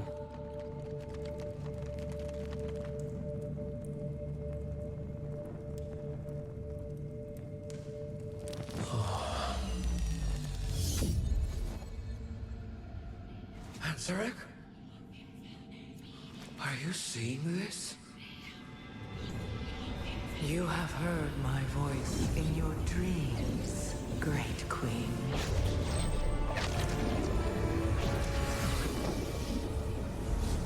The Harbinger. Yes, of the empire that was. She's cool. The old gods are dead. The empire lies in ashes, and a shadow has fallen on your kingdom. But the blood of the old gods can make your people powerful again. Your reign could last for eternity. All you have to do is take my hand. No. Your words are tempting, but the cost is too great. Is the daughter going to betray the mother? My kingdom for such power. Mother, who are you talking to? Oh, ghosts, dearest. As always, they are my ready counsel. I'm not sorry for what I said. I only want our people to be great once more. She's off the scene. Greatness is fleeting. What we must do now is endure. Your time will come, child, but only when you are ready. What have you done? You're not the only one seeing ghosts, Mother. How sad to have a queen so wise. I really hope they make this character awesome. So ignorant. The villainous kind of lady. Of destiny. Her design's cool. You. Her name is Zalatath. You had your chance, Mother. With this power, Ashkahet is unbound. We will rise. We will conquer. And together, we will finally claim our destiny. Long live Queen Ansarek.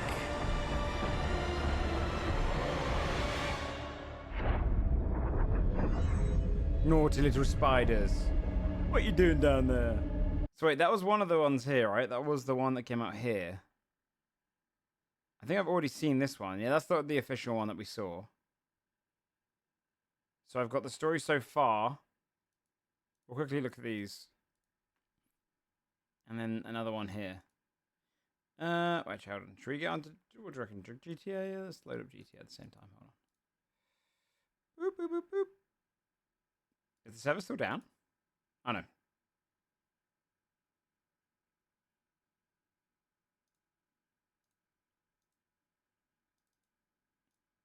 From the moment the Dark Titan Sargeras plunged So this is a his story so colossal far. blade into our world, crucial events were set in motion.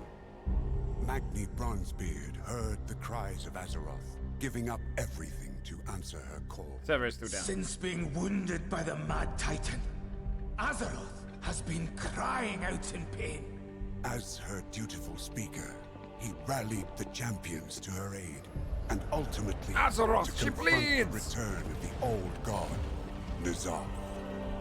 It was during this conflict that Zalatath, a mysterious entity of the void, made a deal. She looks a lot better now that they've given her a real freeing model. her from the cursed blade that bound her essence within. Honor our bargain. Free me. So was she one of the? She was one of the characters that was. This is during. Is this during Legion, right?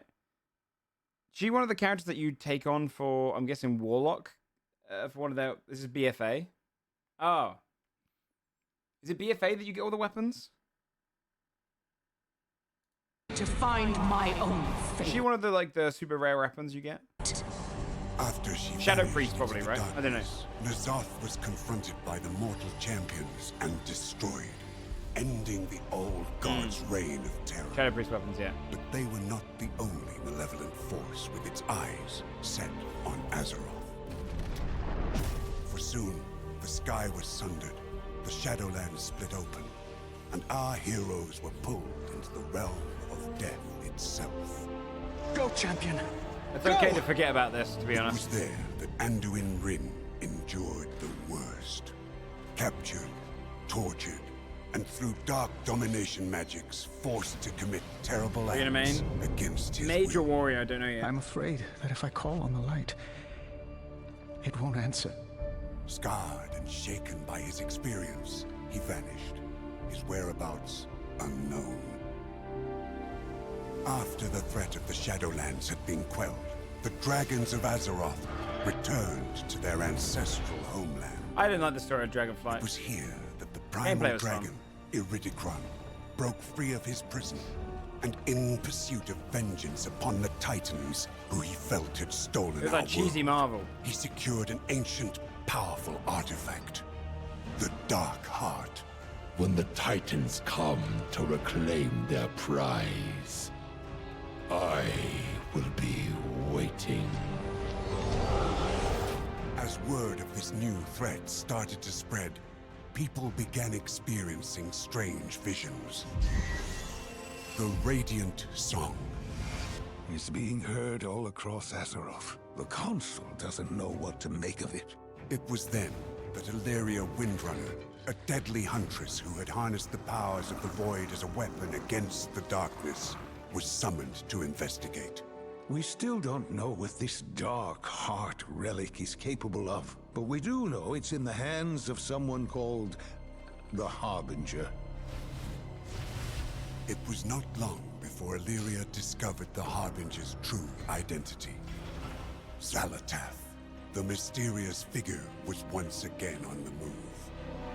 While neither Wait, how did she get it? nor the Dark Heart could be found, her mentor, the enigmatic Locust Walker, issued Illyria a dire warning.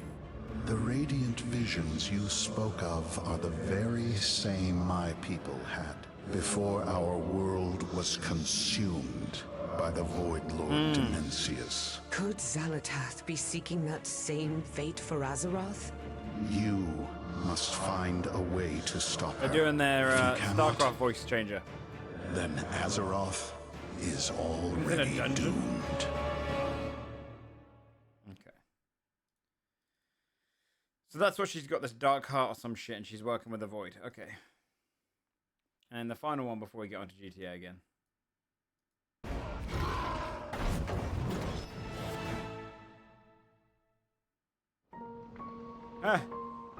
Survived way too long? Well, no, I don't think it's survived way too long. I think WoW's still great. World of Warcraft's still a great game. I like games with longevity. When we are young, we are taught to revere the light.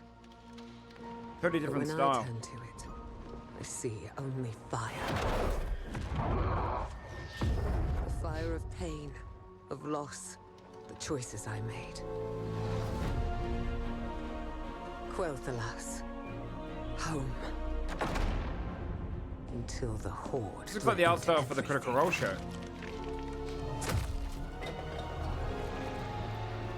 My family was sworn to protect it. And protect it we did. When Sylvanas and I fought together, we fought as one.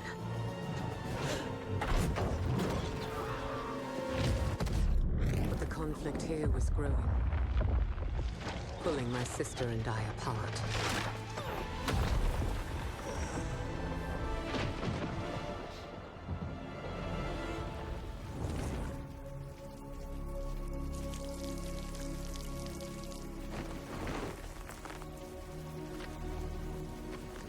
How can you leave?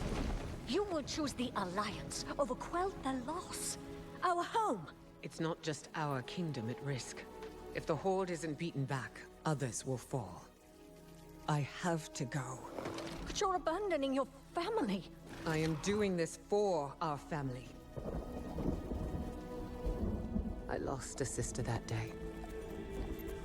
Had I known that my actions would curse Sylvanas to her fate, but I have chosen differently. I left my home to fight this war to the end. I had no idea how far away that fight would take me. Yet despite the war, I found my life's true love, Tyrallion.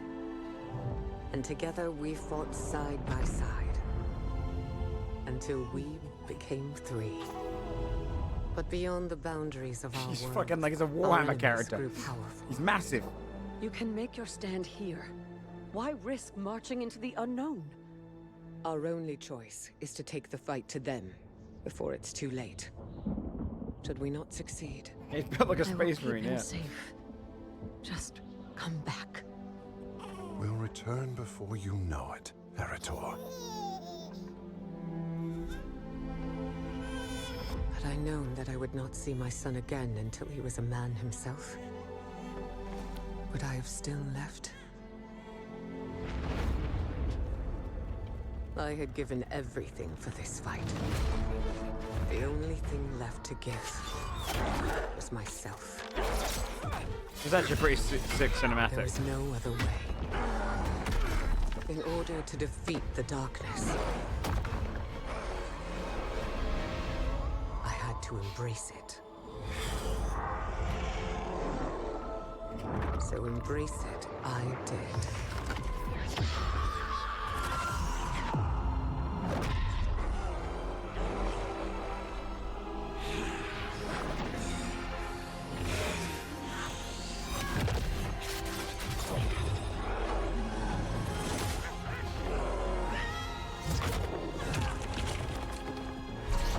But at what cost?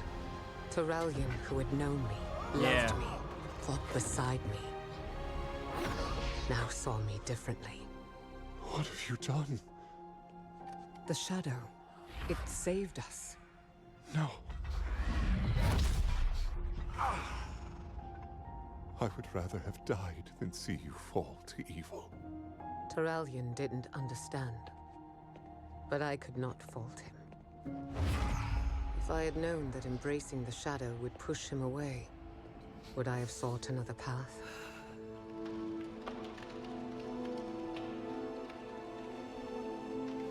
No. All of the things I did for a reason. Yeah, this is a pretty sick way to do it. Is sacrifice.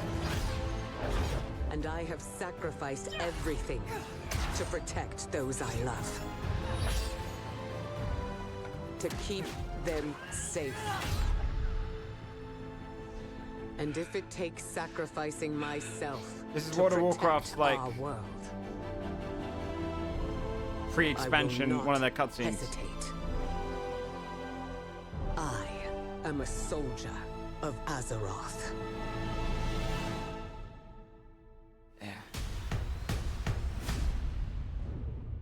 Alright, that was cool.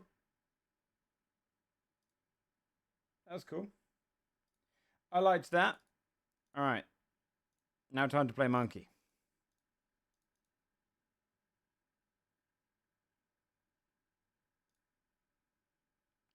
First one out, they put out a bit more. Yeah. I prefer the style of the kind of the moving frames. I agree. That's quite a cool concept. Yeah, I mean human. I like the WoW's still around, but I'm just so far behind on the lore now. It's been 20 years. I still think of Warcraft 3 as lowest current. The way to look at WoW now is this new one is hopefully going to restart the lore. Otherwise, if it doesn't, just play it for the gameplay, because this is the first time they've gone back to. Let me just see this. This is the first time they've gone. They're basically rehashing their lore now. Not like restarting it, but they've put Chris Metzen back on the board. They've got kind of a more of a, like a slate where the story's going to continue over different expansions, etc. The server's still down, chat?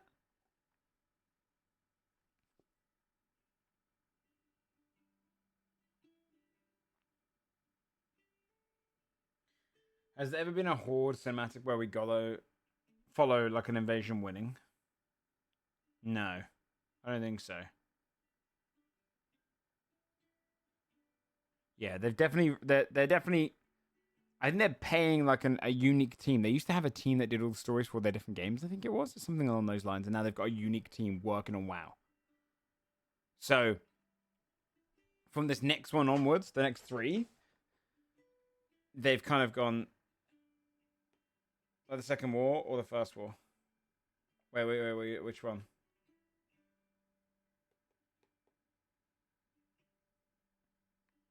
Wait, what are you referring to? Sorry.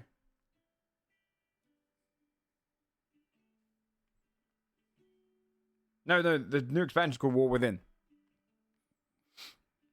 If that's what you mean. So it seems like they're actually putting money into making the story good again. And copying what Final Fantasy's done for years. Which is having a very good through-line story that everyone remounts. Oh, I see.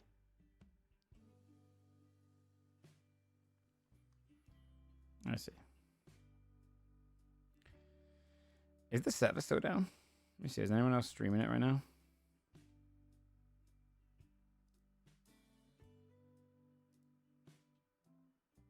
What the fuck? People look to be on it. Huh? Let me restart my browser entirely.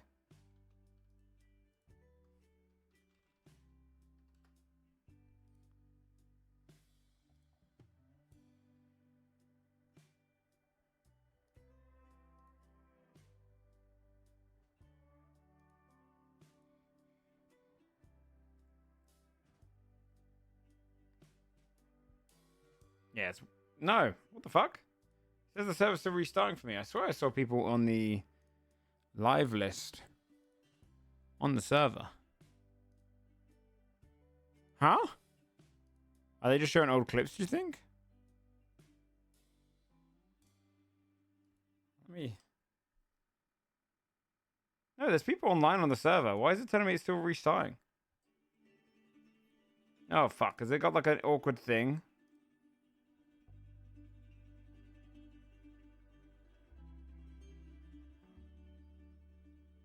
What?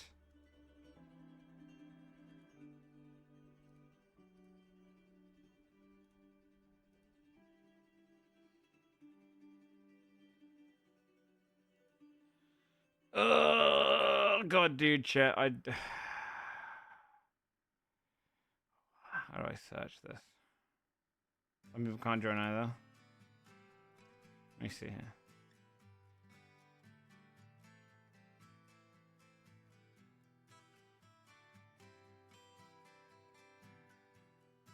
Yeah, some people are struggling.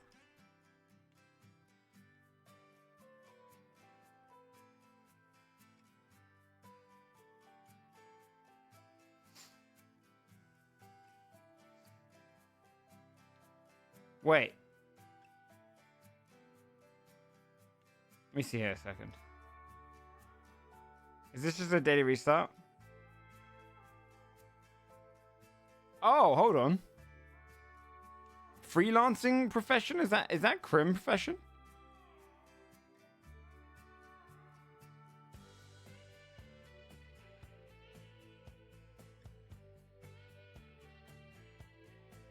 Yeah. Wait, let me see. Hold on. Snow's typing right now, so new profession freelancer. Well, it's going to be a 4-man thing only, right? He just puts that up. Oh, apparently all encounters got reset 2 days ago as well. All encounters being reset except those that record experience for other professions. Adds 2 new tiers of locked encounters, 15% extra bonus payout per level. 10 new encounters in general. Shit. Life made account, infinite scroll. Fixed the bug where the accounts have followed too many accounts and would only see one post. Fixed blip that should not have shown on the map. Oh, that's the one for Thingy's house. Fixed what they happen when taking wheelchair and hotel elevator. Fix something there. Police name tags now get auto-picked based on first name and last name applied to the uniform. If it doesn't work for you, make a ticket. That's cool. More name tags and a bunch more police clothing items. Okay. That's cool.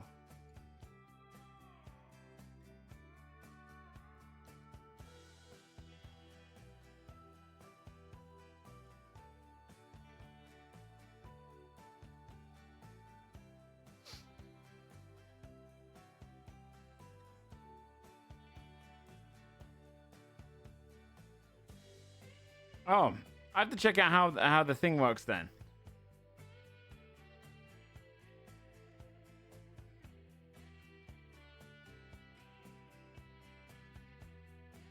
What's up, the cliff?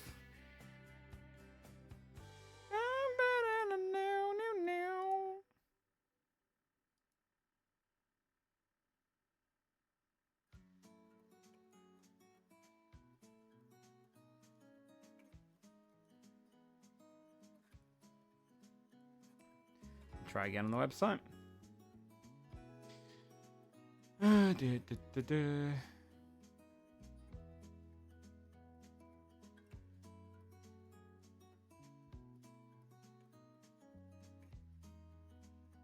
No, nothing yet.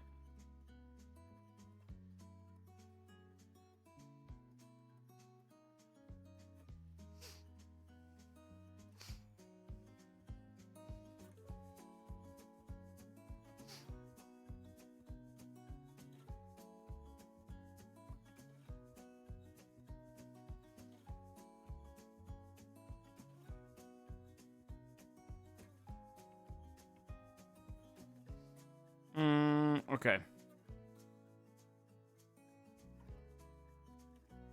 Guess we still wait.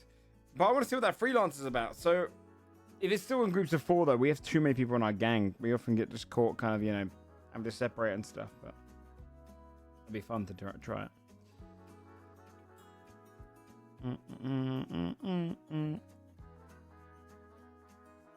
Because I've got Oscar and then when Nolo comes back. Oscar's my main right now for criminal. Right, I might just quickly bring it back a second, chat, stretch the legs for 2 minutes whilst we wait for the server to hopefully come back up. And then play another hour and a bit. Alright. Bring it back a sec whilst we wait for the server to come back up. 2 secs.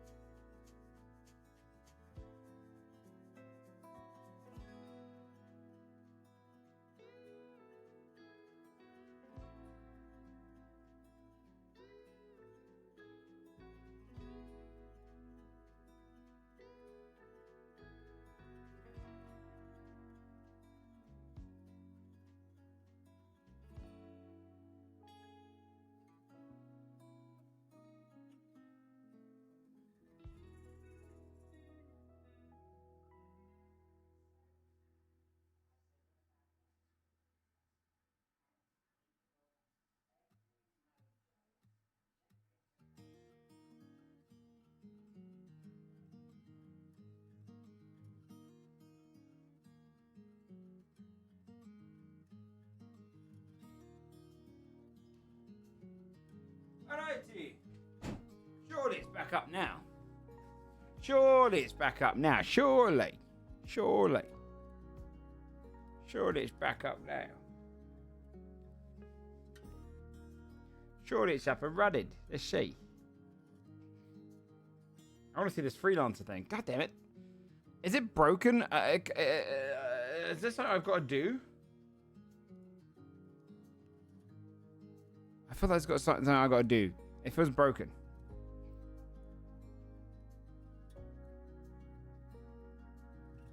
Don't you think?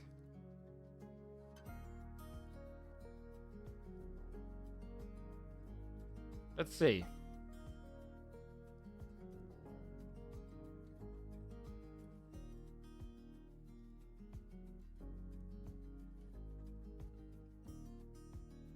Some people are still struggling to get on.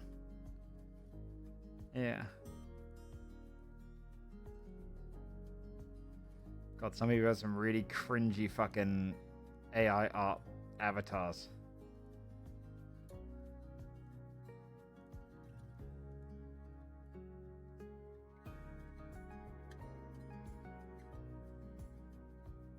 Yeah, apparently I think it's up for some people though. Weird.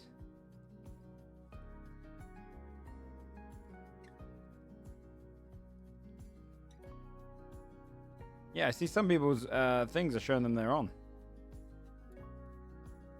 Strange. Bad timing for us, dude. And that fair? Yeah, it was easy to fill out. We should be good to get in. We're being recommended by Spartan stuff, so. Quan just said, fill out the app, and then she'll reach out to us and put us into an interview. And there's a couple others like percussion and stuff that are interested in diving in. It should be pretty fun.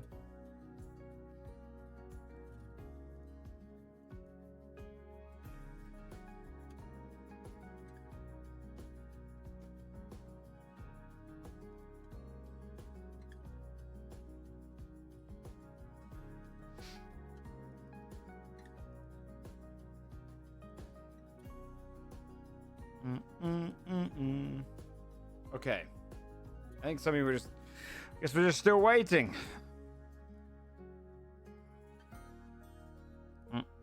That's okay. We can wait and chill and chat. Is there anything else we can watch? Whilst we wait for this to try and come up. Oh, no. Still broken.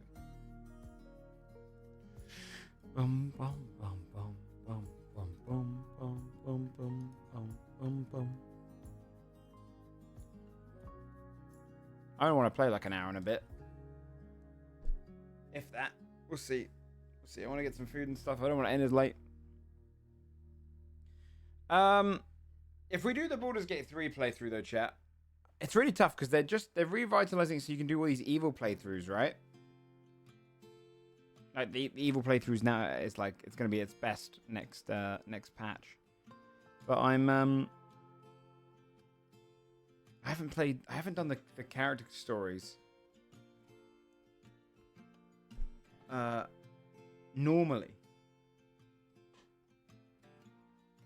So I'm like, I don't know which one to do.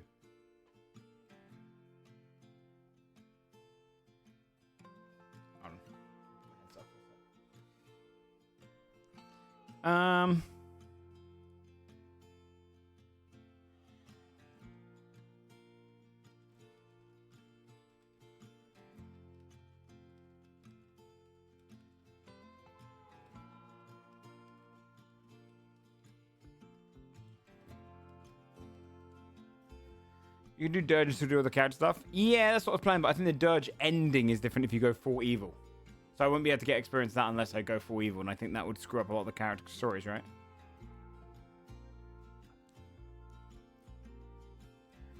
Come on, come on.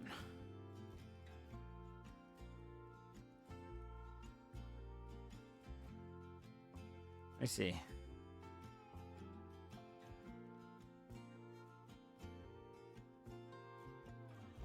Oh, I think a lot of the people who are still on didn't log out. Maybe?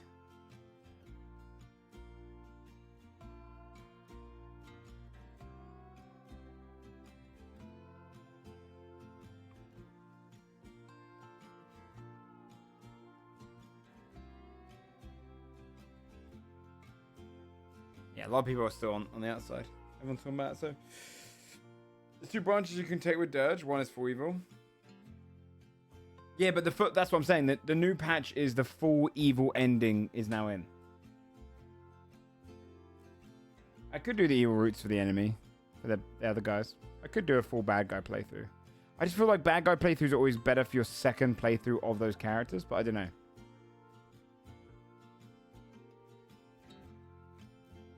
Oh, I think a lot of people didn't log out. That's why they're still in. That's what it is. I should have just stayed online, chat.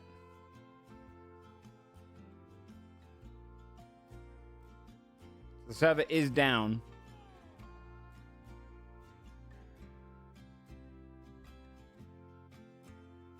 People who didn't log out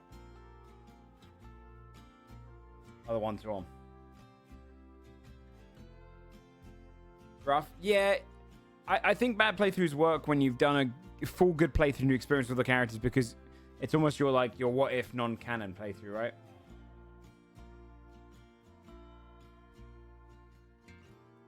Oh, Snow just said, yeah, sorry, I'm waiting for encryption to finish, but apparently the server already locked. So if you're on, you can stay on until this is finished. Shit. You get playthrough first?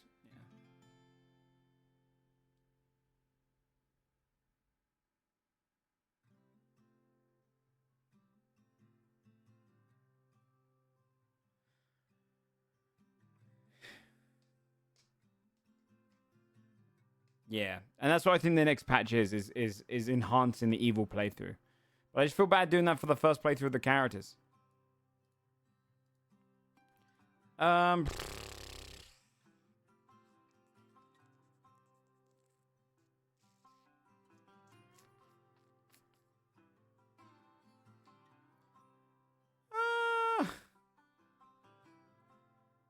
Yeah, I just wanted to do a little bit of Oscar. A little bit of Oscar.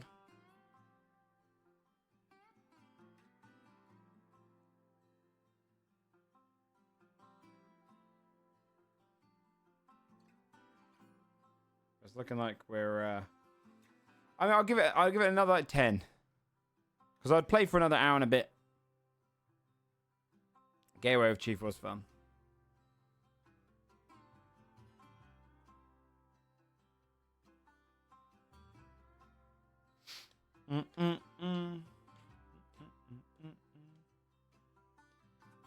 I agree with that, Briggsy. That'd be cool. They should have done that in a retro change. That'd be cool.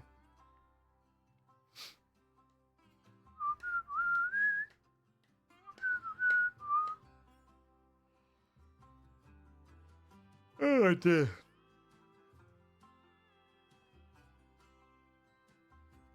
Okay.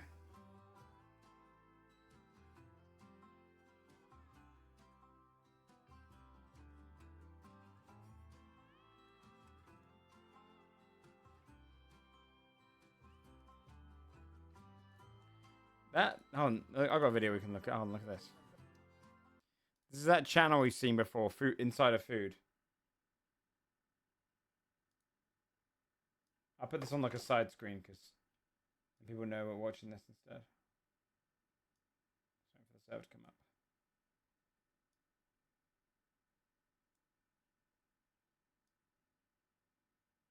But I do not know how they've made a 35-minute video out of this.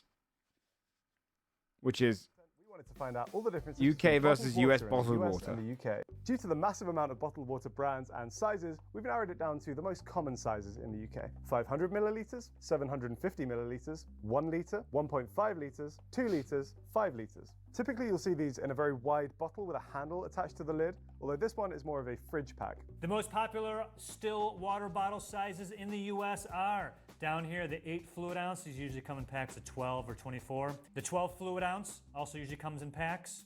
The 16.9 fluid ounces, 20 fluid ounces, 1 liter. Then we jump up to a gallon. And this big boy, the 2.5 gallon, the Arrowhead, almost double the size of the UK's biggest. Of course, we are a hydrated country over here. Not sure if this one counts, but also we were able to find a 10 litre hydration pack. This one's cool because it's got a tap built into it. bringing back horrible memories Okay. of boxed wine. It's really convenient. All right, Harry, but for bending the rules, check this out. Costco sells a pallet of 40 bottle, 16.9 fluid ounce packs. 32,448 fluid ounces or 200. How much is that in price, though, I wonder? Sip, sip, baby. In the UK, there are 3 types of bottled water. Firstly, we have natural mineral water. For something to class as natural mineral water in the UK, the source must be named. For example, this Volvic says it came from Clairvic Spring. It must have a consistent mineral composition, and there are some permitted treatments for the water. Then we have spring water. For spring water, the source must also be named. You can see here, this one is from Oakwood Spring, but any treatments can be carried out on the water. Anything else is just labeled as bottled drinking water. I actually really struggled to find anything that was just labeled as bottled drinking water today. In the UK, you pretty much only drink mineral water or spring water. It's actually against the law to mislead consumers about the origins of bottled drinking water. That's why I drink bottled drinking water. $439. What's the... When does it go bad? Does it have like a bad by date in it? Or is it only once opened? I suppose maybe only once opened? I don't know. I don't think my one has like a best before. Any kind. Only, yeah, it just says once opened, keep refrigerated and consume within 3 days. Mine comes from Shepley Spring. Water wouldn't go bad. Water gets a lot of bacteria in it. Still water can get some really funky. Gets really funky.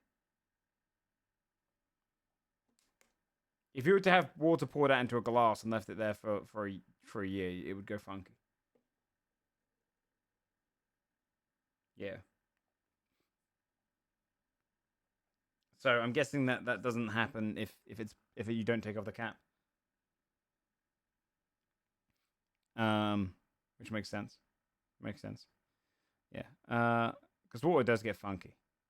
That'd be a worthwhile purchase then. I drink bottled water because where I live is it's all like farmland, and I think the water tastes fucking foul. The only way for me to drink enough water is if I drink it from the bottled ones. I don't know why I've got a filter and stuff. It doesn't matter. It's fucking gross. So I buy bottled water. It's so much nicer. It's so much nicer. Really funny to go to prison because you lied on a water bottle. Embarrassing. In the US, we have 7 different categories. Let's get that list on screen. First, mineral water. These 2 examples over here. Mineral water. Tap drinkers. A lot of people drink tap over here if they drink water. Just where I live, because it's a lot of people won't understand what farm water is. Because people who are like, oh, just drink from the tap, live on a farm, live near a farm, because the farm water near me is shite. It's crap because it's not properly filtered. So it's only going through one filter, whereas all the water that most people drink in their homes is probably going through a lot of different filters. This one's probably breaking some laws. I'm imagining from the local farmer who provides it all. I'm sure he's stinged out on some of the filters that you need. I guarantee that, because it's not nice. I think it tastes terrible. But my bottled water is good to know. I'm learning here that that the bottled water here is it's illegal to say it's anything but from a spring. So that's good. From an underground source. Although look let's just search where my spring is. Shepley Spring from this one that I've drank today. Shepley Spring. Let's look at the Shepley Spring. Can I get the actual source? No, it's just showing the company.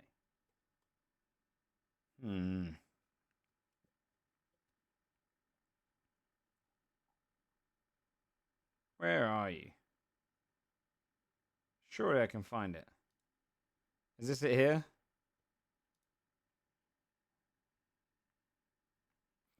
Let me see here. No, I guess it's just all done through pipes and bullshit. Okay. Source and has at least 250 parts per million, ppms, of total dissolved solids. These are the minerals of mineral water. And the minerals are natural, not added later. Next, spring water. These two guys right here. These are waters from an underground formation that flow to the surface naturally. The water must be collected at the spring or by tapping into the formation, feeding the spring. And third is purified water, which is water that's been put through a purification process, and sometimes goes by distilled water. In the US, bottled water brands don't have to disclose the source info, perhaps so the brands can advertise their product to create the illusion it's from the mountains or a spring when it's actually not. Who knows? There's also a federal standard that if the water is from a public drinking source, the label must say from a community water system or from a municipal source. Furthermore, companies are required to provide some quality info and also add contact info if consumers want to reach out and obtain their own additional information. Thank you for calling Niagara Bottling. All of our representatives are still assisting other callers. Let's leave a message. Server's still down. Press 1 now. Hi there. My name is Joe Avella. I'm the co-producer and Constant warning against drinking the tap water. Yeah, there's some places where, I mean, we're really fortunate in the UK and the US to have, like, pretty decent standards over the consumption of water. I mean, I'm surprised by the US. I thought the US would have some looser ones. But it's good. It's good that there's laws in place. Award-winning series. Some places, Food Wars, yeah. And I'm calling about your purified water from Sprouts Farmers Market. I'm calling specifically to ask the source of this water, if it is from a municipal or community water source, or if it is in fact any sort of spring or mineral water. If you could have someone call me back, please, and just give me some basic information about where the Sprouts Farmers Market purified water originated from, that would be great. My phone number, please call me back with any information. That would be fantastic. Thank you very much, and goodbye. The taste of water comes from its mineral content, which either occurs naturally or is sometimes added during processing. Yes, water does have a taste. Each water source has a unique mineral content and therefore a unique taste. Mineral content is measured by a water's TDS, or total dissolved solids. According to a 2013 study, the minerals that have the most effect on water's taste are bicarbonate. Is that one on the right really expensive? It looks expensive as fuck. Sulfate, calcium, and magnesium. Can we actually detect the levels of minerals or taste in bottled water? Harry and I, and also Food Wars bottled water expert. Don't Americans have a lot of fluoride in their drinking water as well? Which helps with your teeth? Nico in NYC want to find out. Here are 5 bottled waters of various mineral content. I'm going to taste all 5 and see if I can place them in order of minerality? Mineraliness? Fiji. All right, let's do Dasani. Do you think you could tell the difference between water, chat? chat? Can't get this in the UK. Oh, More on that later. I wish we had that. I might have to come back to this. These are really close. I think Aquafina has the least amount of minerals. I'm gonna guess that. Aquafina. Oh, okay. Evian. Am I tasting minerals or am I tasting plastic? A smooth water. I think Evian and Voss probably have the most amount of minerals. I hate these caps. I'm so sorry. I know they're better for the environment, but they're so annoying. That tastes more minerally, I would, if I had to guess immediately. I'll put that in front of Evian in terms of most minerals, fewest minerals. Voss. This is the expensive stuff, right? Yeah, it's minerally. It's minerally stuff. I think this is the most minerally one. Poland Spring is somewhere in the middle. Highland They're all Spring. totally wrong. Not getting a ton of TDS from that one. Actually, maybe that does have more minerals in it than. So Voss barely has any, is that what they're saying? Yeah, okay. How about the Fiji? Fancy water. Maybe slightly more minerally than the Highland. Then we're gonna go this one. Yeah, Evian's nice, I agree. Versus.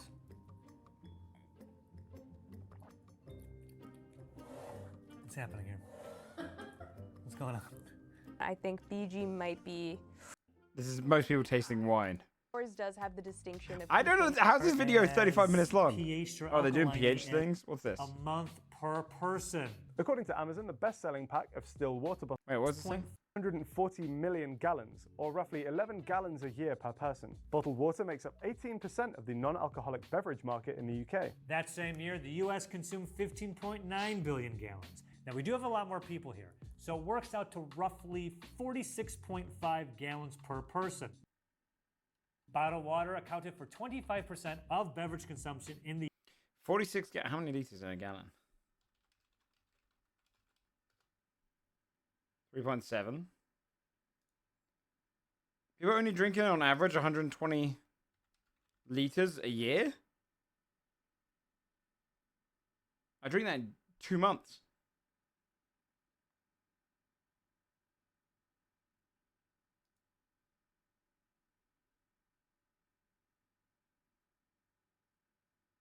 Oh, yeah, going back to the base. That looks fun. Is that for water, though? What is that for? Oh, yeah, the random one. I drink 2 liters of water a day, I'd say, on average. 1.5 to 2. I measure it because these are 500 milliliters, and I usually drink 4 of these a day. Probably drink a lot of microplastics from that, though. So, chin chin. Let's look at this, yeah. Let's look at this. So, this is the random tier list stuff, right? Let me reset this, hold on.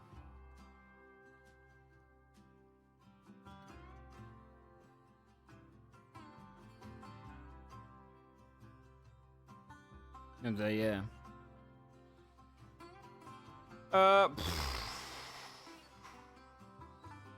I'm gonna try the server one more time now. If people are on yet. I swear to God, I'm the curse for GTA, dude. Because the one time I was like, okay, let's play some GTA on stream. It's gonna come up just as I'm finishing my stream. Drink soda. I get that though. I still drink diet sodas when I'm like, get a takeaway. Diet soda goes better than water. So, amazing, great, good, okay, bad, awful. It's a randomized tier list. Okay, chat. Brazil.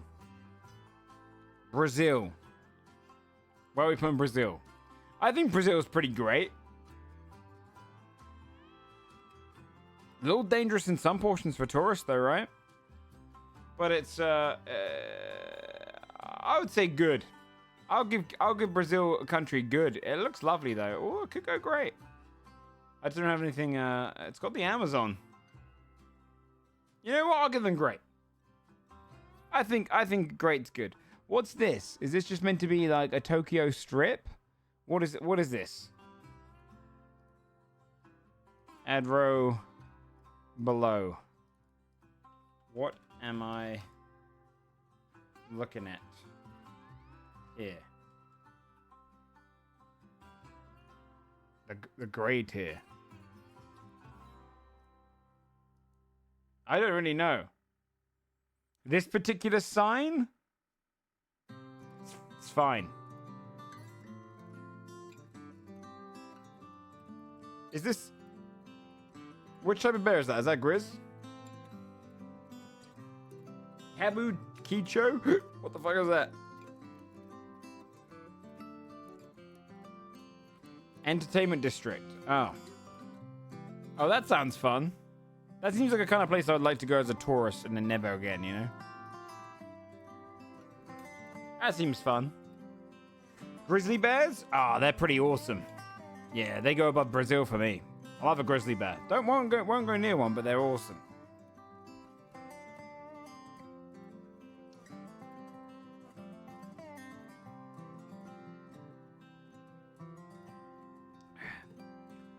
A deck of playing cards.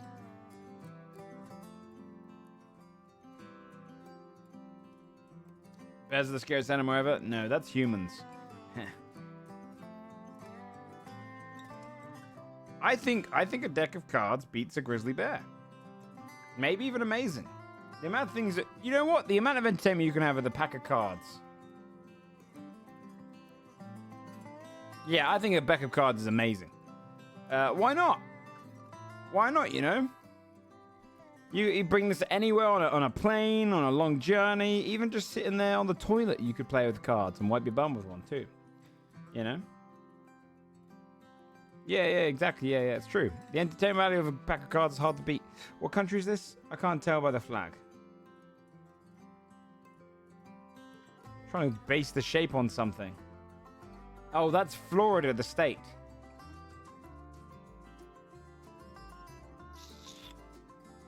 Oh dear. How do we feel about Florida, chat? I feel like Florida has a couple of good things.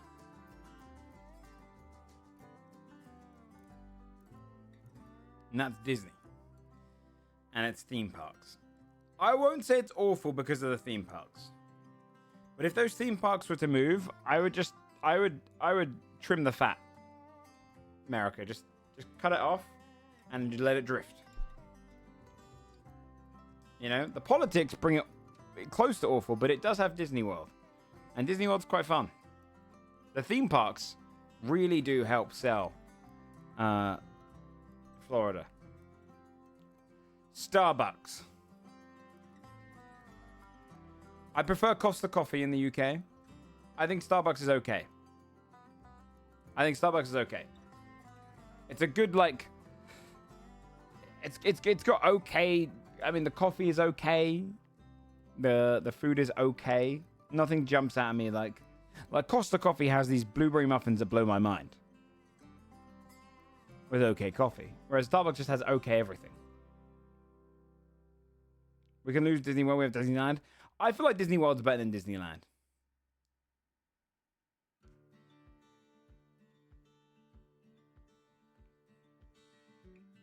So I can get 500 million ass pay packages for their CEOs. You're not wrong there. You're not wrong there, but at the same time, I can't really... We're on Amazon right now. Donald Duck.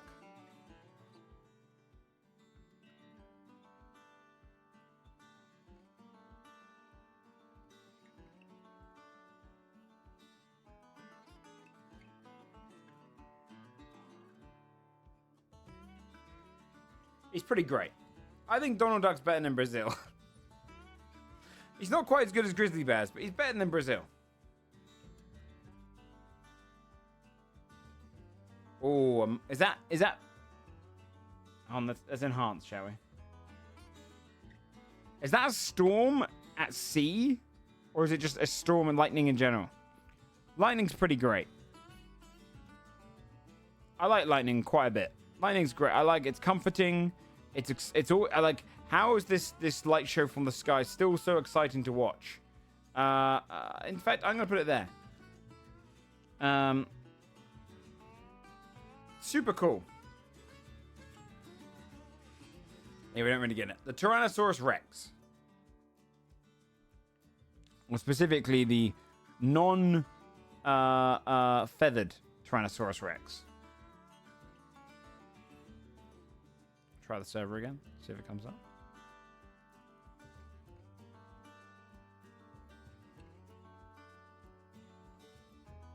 The Spielberg Rex. I think it's pretty great. In fact, that one scene beats out Donald Duck. I think it's... Hey, there's a lot of great things in this list. I feel bad because it's, you know... we're gonna come across some bad things soon, I'm sure. Is that just New York? Is that Manhattan?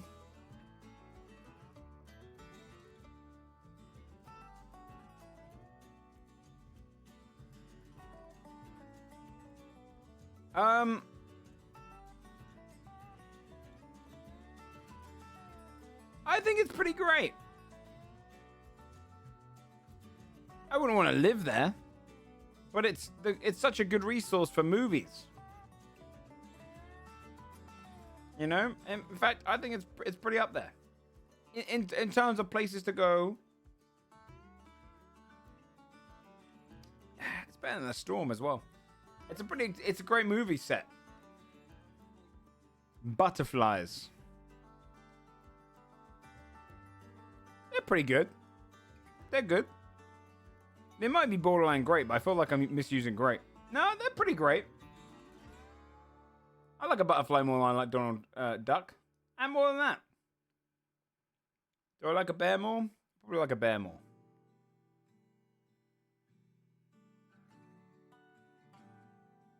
Who's this?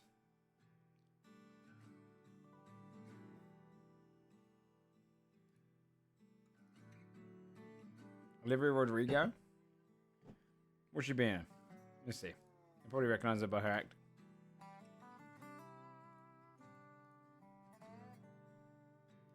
Singer?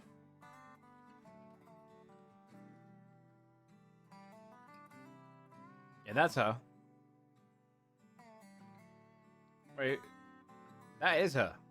How are you not thinking that's her? That's definitely her. What the fuck? It looks... how are you even getting this one confused?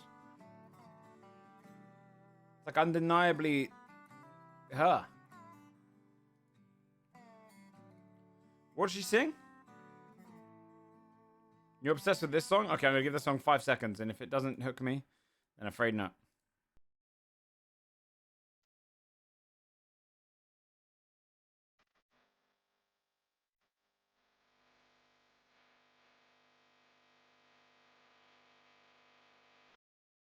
Okay.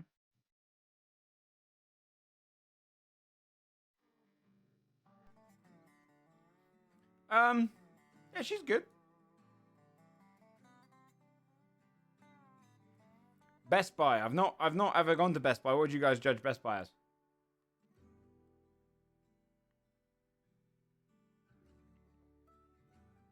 It's bad.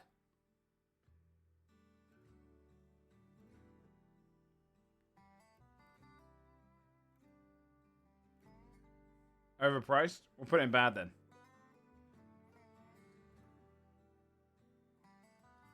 Oh, clownfish.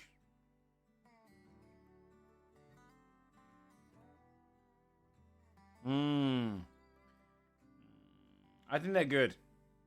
They're not quite great for me. They did inspire Finding Nemo, though. That's pretty good. In fact, I'll put them bottom of great. Yeah. I recognize this face. Help me out, chat.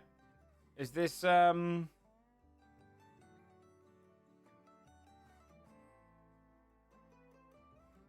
Roosevelt. He was meant to be amazing, right?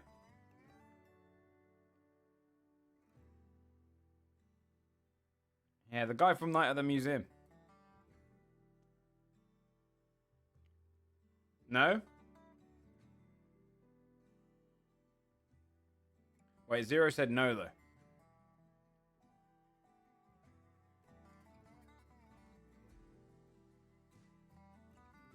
What did he do that was bad? Judging the guy from the museum. Well, that's Robin Williams. He'd be amazing. The Space Natives? Oh.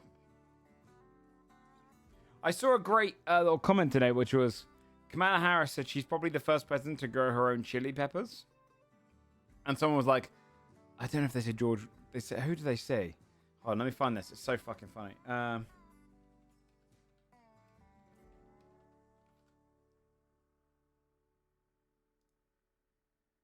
Was it Jefferson? Yeah. So, and then someone was like, yeah, here it is. Look.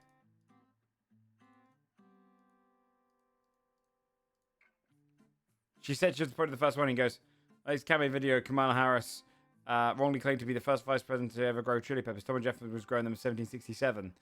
And someone quite rightly said, like, where was it? Yeah, like, I don't think he... there's some better comments in the way they said it. Some people are like, I don't think he was the one growing them, my dude. You know what I mean? I don't think it was him. Teddy's K-Kono as fuck. I'll put him okay then. I'll can go below. He's hugely progressive for the time. Don't listen to chat. Wait, really? I'll put him in here. He can go under her. Oh, a packed lunch.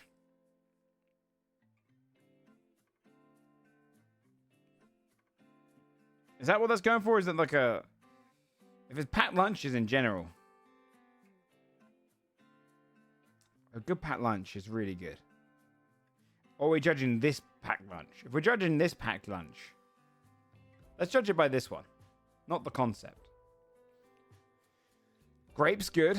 What's the orange thing there meant to be? It looks a little bit smooth for an orange. Is that mango? No. The sandwich looks like it's got a lot of lettuce and cheese in it. Looks like a decent sandwich.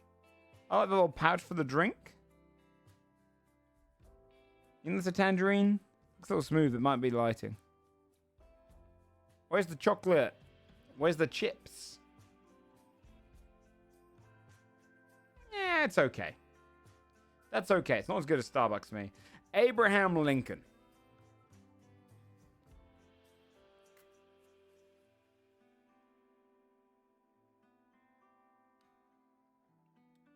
He's pretty great, right? Did he do any wrong? I mean, he was on the side of liberating slavery from the U.S. Good quotes. What are we feeling? What are we feeling? I feel like he could go amazing. That's a pretty big deal for the time. He split the country by doing it. And still stand by his principles.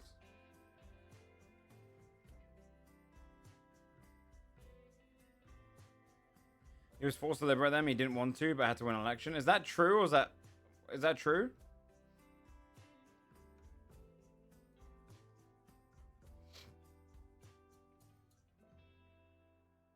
Not really true. That's what I thought. It doesn't sound too true to me. The AC cars or RC cars? Sorry, not AC. Look it up. I don't know, you dude. You're the one spouting these facts I've never heard of. You look it up.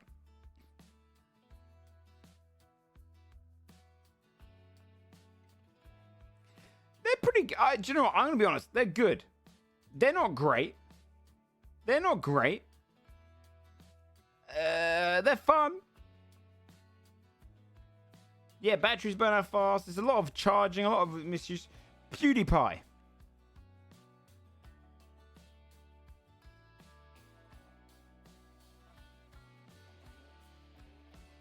He's okay.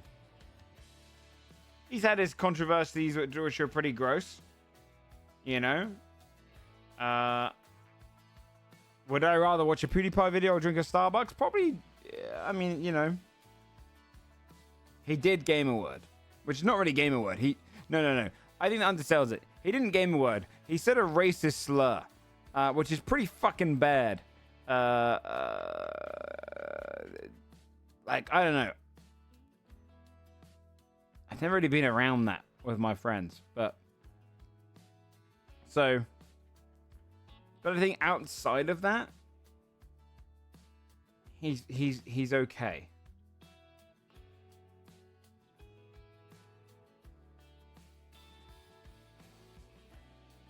You know what I mean?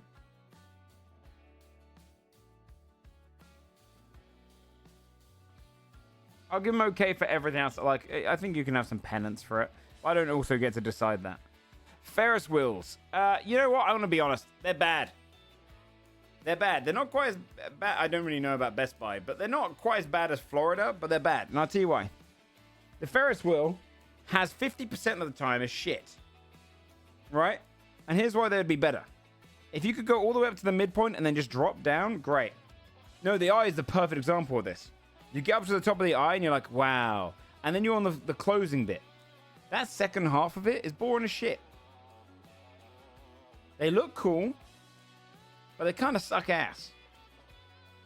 Good for kissing in that, but I never did that on the Ferris wheel, okay? The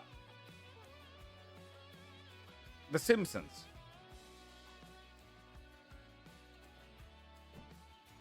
I think The Simpsons is great. I've never really been a laugh out loud man at The Simpsons, but I think The Simpsons deserves its place.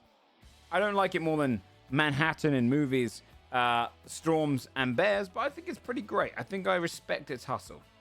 Minecraft's amazing.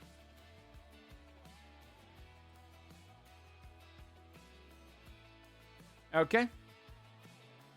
Minecraft is better than Abe Lincoln. Scrabble. Now, Scrabble's one of those games that's... I'm going to be honest with you. Scrabble's okay. I think Scrabble brings out the pretentious in people. I think it's okay.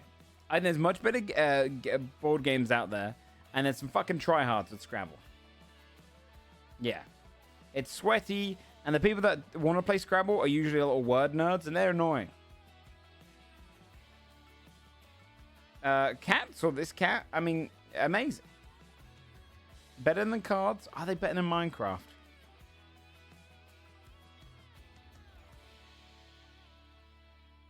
I don't think so. I don't think so.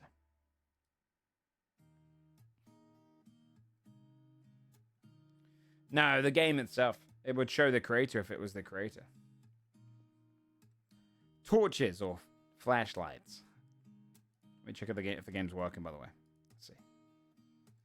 See, is it back up yet? Oh, it looks like the server is back up.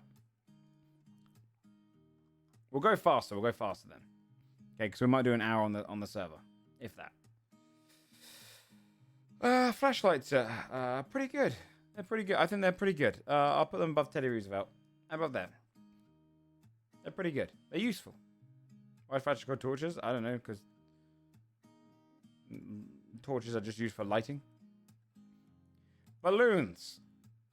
Yeah, balloons are pretty great. In fact, the balloons are better than bears and storms. You know what? They're the top of great. In fact,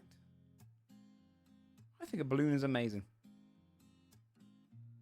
No, they didn't liberate slaves though. Is this just like a field of green? Is it pretty? What is this? What would you determine this as? Nature's too broad. Not for this. This is too specified. No. This is specifically like a lone tree. I think like this setting.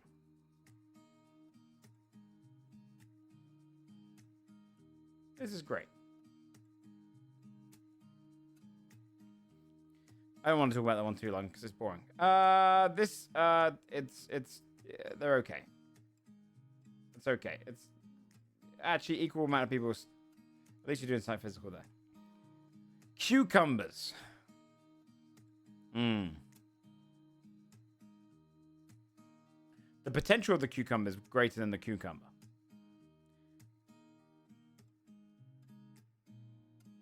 But I think they're good.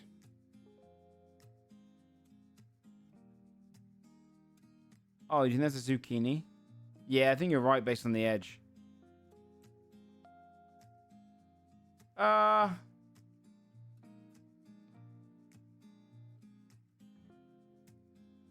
What's conservation efforts? The reason being is because people were telling me Teddy Roosevelt also was pretty fucked up with the natives.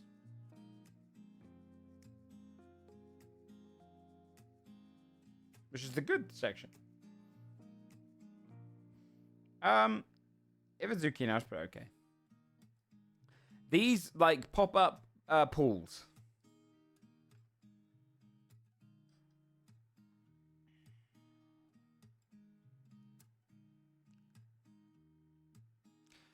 I'm going to put them in okay. I think they're okay. Right? Because they're awesome as a kid. And I get them on a hot summer's day. Water's fun to play in. What's this? What am I looking at? Oh, Italy. I was like, what's this white? I thought these are 3 separate countries. They just put their flag. Joe,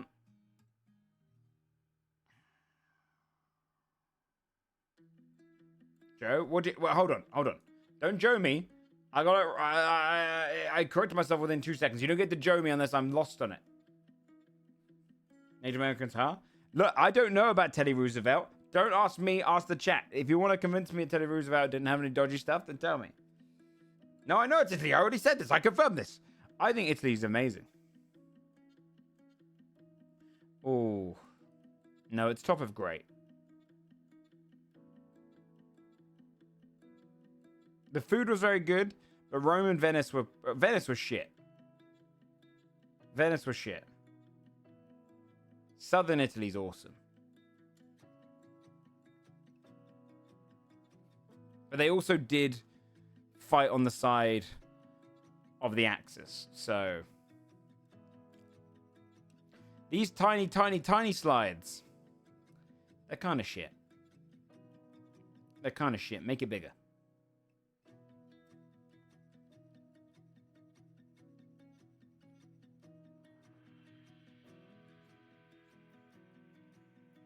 Pizza, well, pasta. Or burrito. Pasta, my friend. Toy Story. Amazing. Better than cards. Animal Crossing Horizons. I never played it. You guys get to choose, but I'm not putting it in amazing. It looks boring.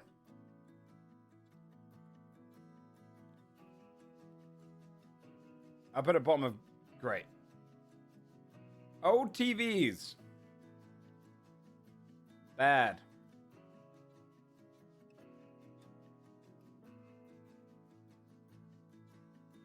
Teddy bears. They're pretty good. They're good. I actually think they're better than these. They're not great. Well, no, they are. Maybe they are. Maybe they are great. I'm going to put this one on the bottom of great because I don't really know what it is depicting. Arcades. Alright, we're going to go fast because I actually want to get onto GTA for like half an hour. Arcades. I'm feeling good. No, great. An arcade is a great time. I would rather arcades go than bears, though, you know? These kind of Persian rugs. They're okay. They're okay. They're okay. They're okay. They can be a bit garish.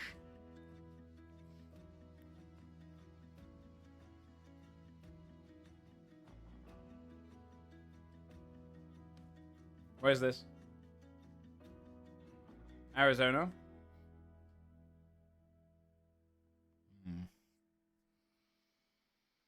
Arizona. Politics are bad, right? It's obscenely hot.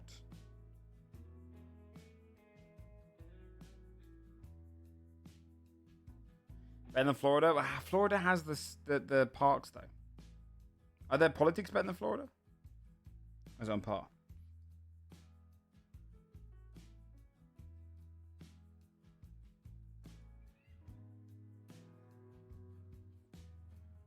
I'll put it above Florida because it's funny to shit on Florida. Their politics lean left. I'll put them up here then. It's too hot though. Grand Canyon.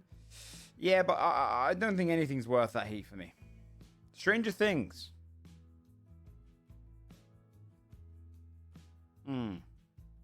If you'd asked me after season 3, I might have just said good.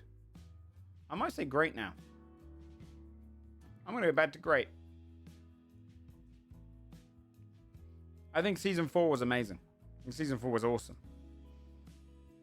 These are little axolotl things, aren't they?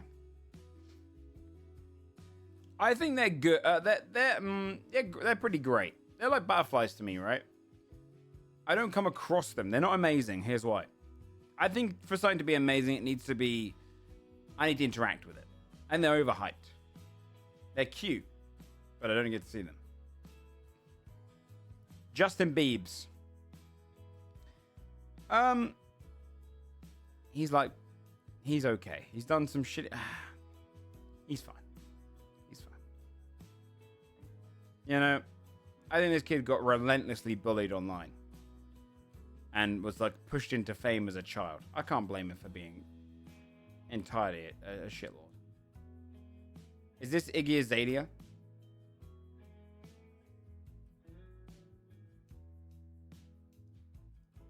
Who is that? I don't care about the Joe on this one. I don't follow Ariana Grande. Yeah, dude.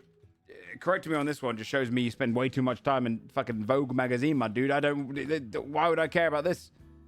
I don't... Fine. She's okay. Fine. Eagles.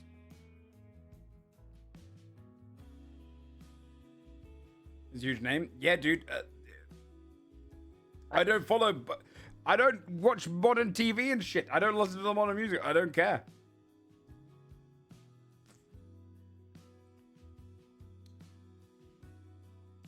I think they're pretty great.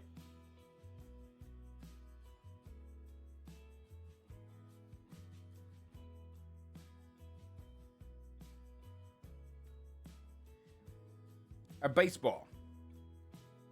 Kind of shit. Kind of shit. Who cares?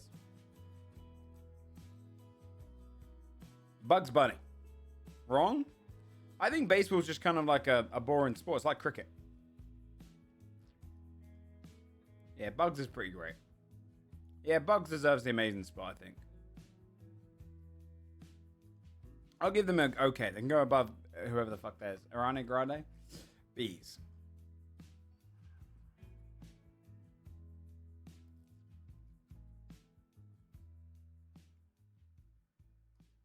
Cats beat Minecraft, I'll be honest. Yeah, bees are awesome. Are they better than Minecraft? If one had to die, well, not for the sake of the planet.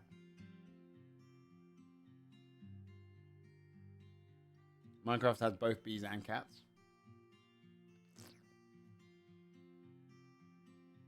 Yeah. This car. Oh no, it looks bad. Toilet roll.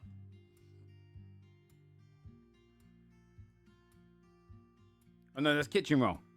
Wait, no, that's toilet roll. Thank God for toilet roll. Now I get it. There's some countries where you just wash your ass.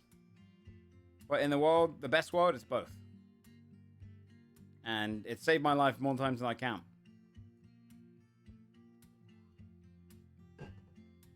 Minecraft.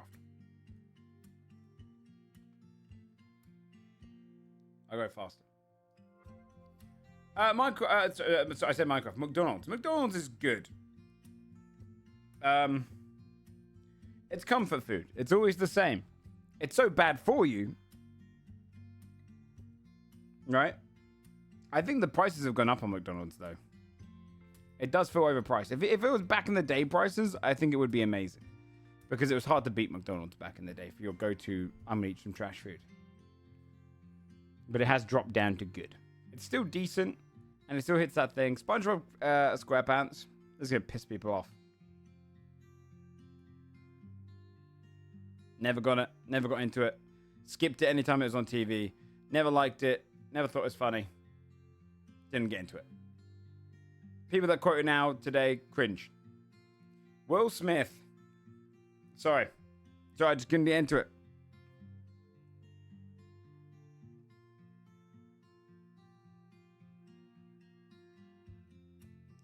If this was the early 2000s, I feel like everyone would be going amazing. Right? If it was the early 2000s, I think everyone would say amazing. When did he start dropping off? The amount of controversies this guy's had, but they're not like bad controversies. Do you know what I mean? They're not like this guy supports evil or this guy hates vaccines. He might actually, I don't know. It's just more like this guy is a bit of a cuck. He's got a weird relationship. He's got he slapped Chris Rock over an insensitive moment on live TV. He's all over the place. I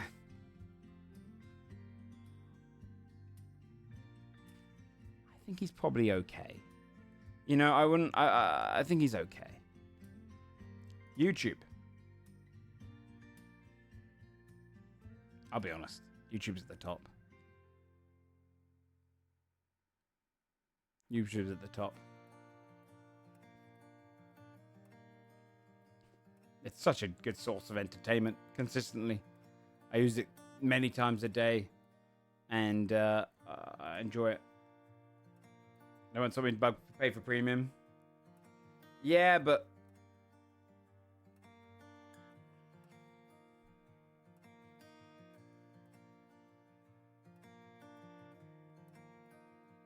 I mean, I actually think it's fair enough. Like, I'm not going to complain that YouTube has too many ads for me personally. I get it. They kind of suffer with it, probably too many. But I am mostly just trying to get around them. I get it. YouTube comments are bad. But YouTube is an entertainment platform, great. I might just pay for YouTube Premium at this point, yeah. Chickens. Now, This is the chicken, the animal. I might just have to say good. I'll put it in front of McDonald's, okay? Because you can't say great or amazing if you eat a chicken, right? Ain't no way you're valuing this guy's life. And so I feel bad. I have to have some hate for them if I'm going to eat them. Whereas chimpanzees. Yes. They're fucking awesome. I'll go put them behind bees. No, I'll put them in front of bees. Fuck you. Yeah, chimps are awesome. They were my favorite animal growing up. They're so funny. Cute. Not going to have one as a pet. Croissants. Yeah, they're amazing. Not as good as Minecraft or toilet paper, but they beat Toy Story for me. Mid as fuck? Croissants? Nah, I love a croissant. There's nothing more going on holiday to me than waking up with a continental breakfast.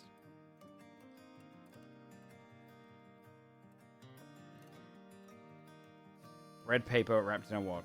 No, it's butter given life. YouTube beats cats? 100%. And I think anyone who says otherwise is lying to themselves.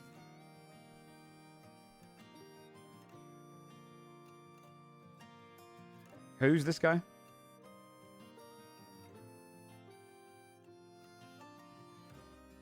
Da baby? I don't know. Bad. Da bad. I don't know who it is.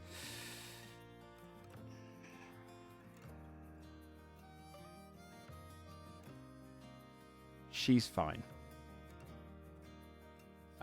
She does some good activist stuff, I think. Yeah, but I don't know. She's fine. She can go up here. Ghostbusters. Yeah, they're great. Above The Simpsons.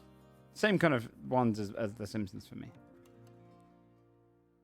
The state of... Was that Ohio? Or is it Idaho? That's Idaho, I think, right? The latest Ghostbusters movie? I didn't watch it.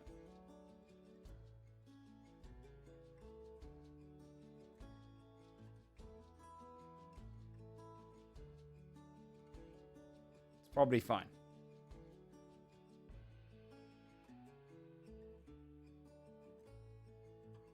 What's this place? Oh, is that Dubai? Awful. Awful. Our first awful of the entire thing. It feels so... I hate talking... do you know what was even worse about Dubai? Is this weird, slick ignorance to its policies. So many people from the UK go and visit there or go and live there. And I feel so uncomfortable as a talking point because I have to be like, yo, that place kind of sucks ass. It's super diverted in its classes and culture. So first awful. The Rock. He's okay. He's not awful. He hasn't really done anything wrong. He's just not a good actor. But he's okay. I liked him in his wrestling era. He's fine. It's hard for someone to become that great and stuff. American football. It's okay. I prefer it to these two. Facebook. Awful. Now I think it's better than baseball. NFL. Facebook is awful. Fortnite.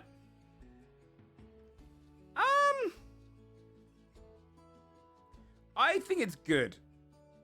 I think Fortnite's good. I don't think it's great. I think the problem with Fortnite is it's a bit, I didn't get super into it, but it's really fun when you do it. Terrible consequences for the industry? Wait, why do you think there's got terrible consequences for the industry? Freddy Krueger. Now, obviously, the actions of Freddy Krueger would be awful, but as a character, he's up there for me. I prefer him to go. He's the pinnacle of horror for me.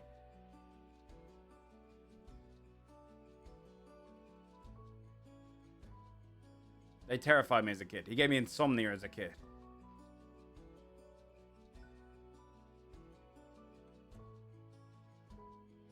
Is that just being sofas or these kind of sofas?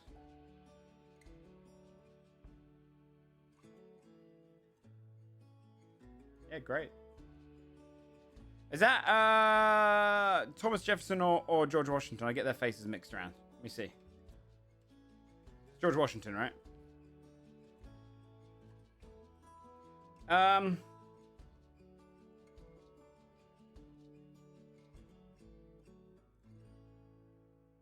we feel about Washington?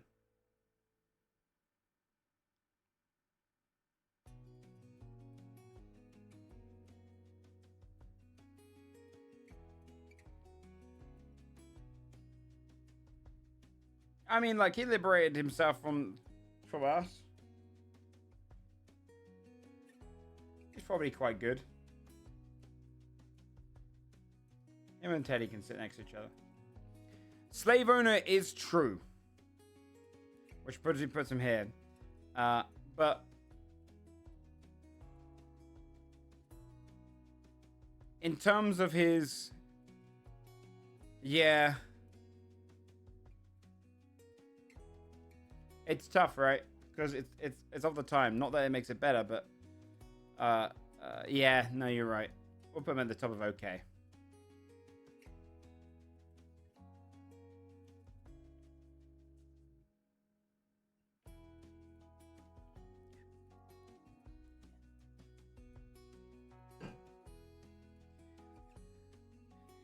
It's true, they are the best animal.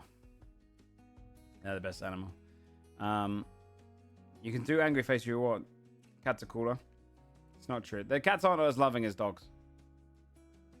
Cats aren't as companionship as a dog. I love her cats. They're great. Having owned several of of both these, I've had 5 cats in my life and 3 dogs.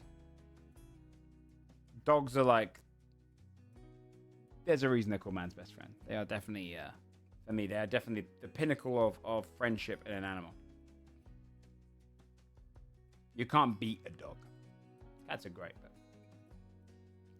yeah, I mean, the thing is, your cats can be affectionate, but if you go out walking with your dog, like if you have a dog that's really loyal to you and a cat's super loyal to you, you could survive an apocalypse with the dog. The cat's gonna fuck off somewhere and then eat you. The love that a dog gives, I think, is more than a cat. And if anyone says otherwise, I don't think they've ever owned a dog. Or a good dog. Monopoly, you know what? I'm going to be honest with you, chat. Monopoly's good. It causes stupid arguments and it's fucking hilarious. Trick or treat, bad. It's just a lot, isn't it? I like Halloween dressing up. Trick or treat is good for the kids, but my God. I'm a bit bored of it. Just a bit bored of it. Trick or treating. What kind of sandwich is this?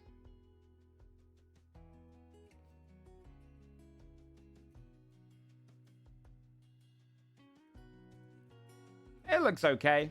It looks like a good sandwich. I don't think it looks amazing, that club. Looks good. Looks good. The Eiffel Tower. I'm going to be honest with you, chat. I think the Eiffel Tower, it's okay. It's kind of bad. No, it's okay. It's okay. It's pretty unique. It's pretty unique. I mean, it does like stand out, but it's only okay. A medium rare cooked steak. Yeah, amazing. Yeah, I gotta be honest. I'm a simple man. Worse than Bieber? I think so. I think Bieber got bullied. I feel bad for Justin Bieber. I don't feel bad for the Eiffel Tower. $100 notes. Awful. Awful. Too big. Hard to break down if you ever walk in a place that you have to get handed a big note. Awful. No one's going to enjoy that. Daniel Radcliffe, Harry Potter. He looked the part. Harry Potter itself, though, is good. Is it great? No, it's good. Yeah, I think it's good.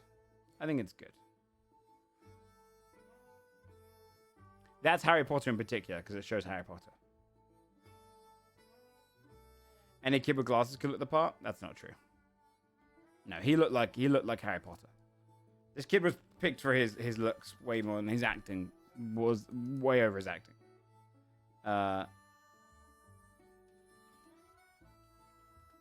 This kid looked like Harry Potter on the little front cover.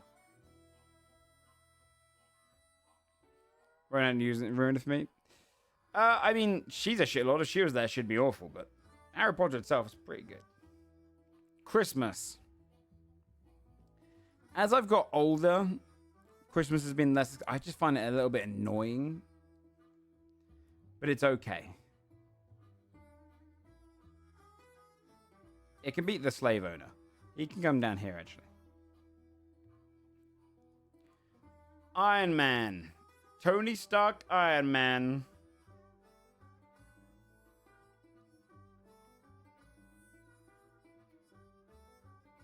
He was pretty great. He did a good job. I'll put it there. What is this? Is this like a little toy house? It's fine. Pianos. Yeah, they can be up here. Piano is pretty amazing. If there was an instrument that I wish I learned to play, it probably would be the piano. Meatballs. I don't think meatballs are amazing, but I do think they're great. They can go here.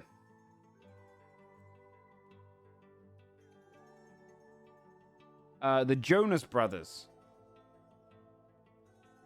I don't know. They're weird. I'll be honest, they're kind of weird.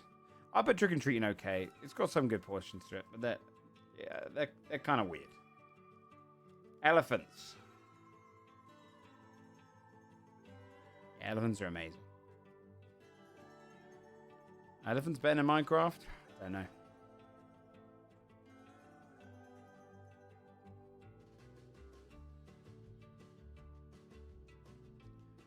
Is that a mango? I'm gonna hit you with a controversial one. I think mangoes are okay. I think they're okay. They're not one of my favorites. I think they're okay.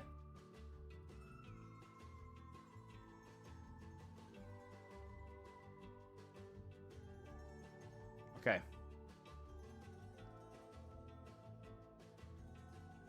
Chocolate.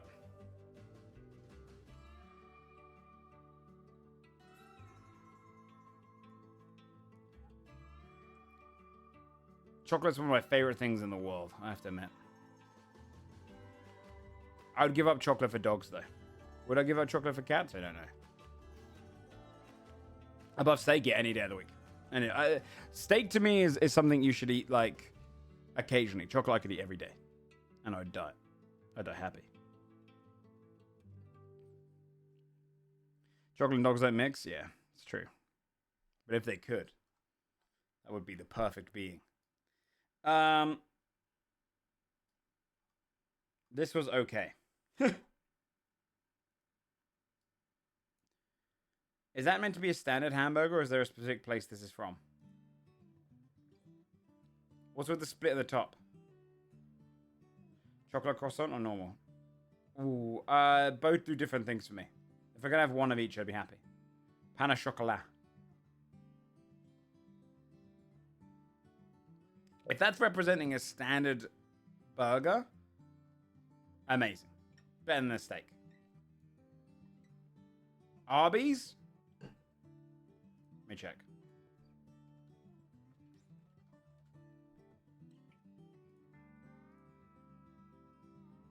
Wait. I think that might be an Arby's because of the line in the middle.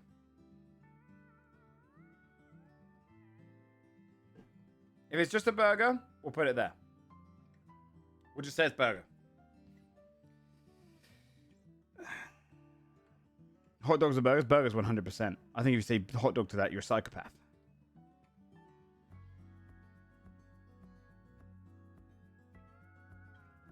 But I think burgers are one of the best foods of all kind. And a burger beats a steak any day of the week. There's more versatility. A steak's a good treat, but price, structure, everything. The Queen, she was fine. Just a placeholder. Mr. Beast. I mean, what we're hearing now. I would have put the Beast in a good place beforehand, but now.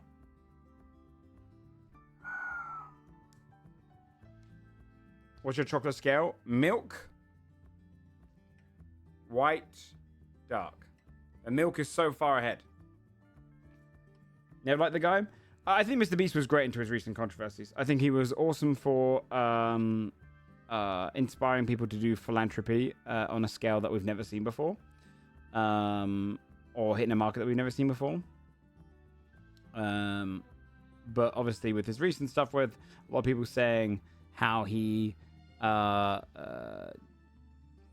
there's some dodgy controversy around his treatment of employees and stuff. So, I think right now, I don't really know how to feel about him. He's okay. Give me next to the Queen. But I think his goodness was in his videos was pretty good. Scarlett Johansson. The inner pessimist in me, never trust people. That might be a reflection on a bad trait of yours, though, Todd. Because to be fair, right? Like, I don't know, someone who's promoting good things, building schools for people and homes for people is pretty good.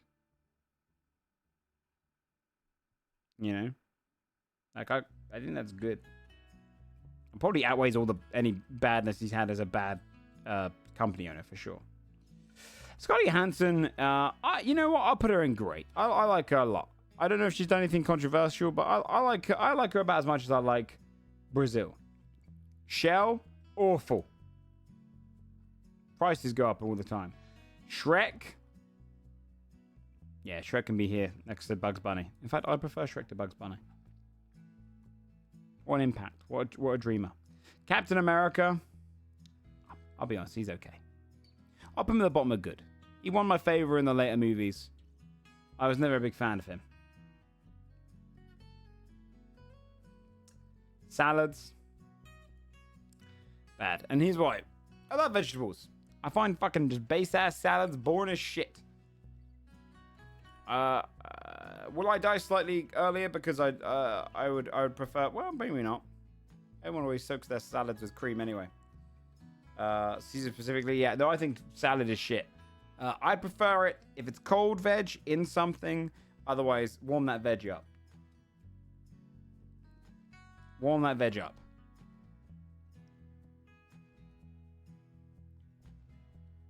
Star Wars.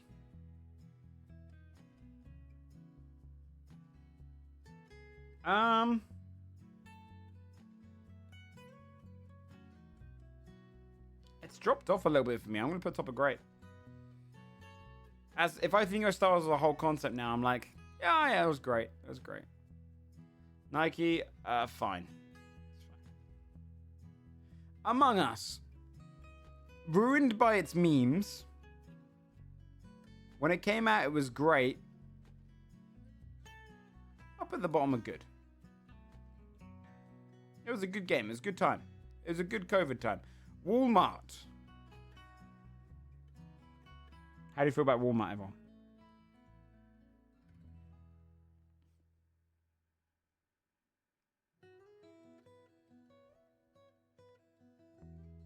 It's affordable, though, isn't it, Walmart, for people?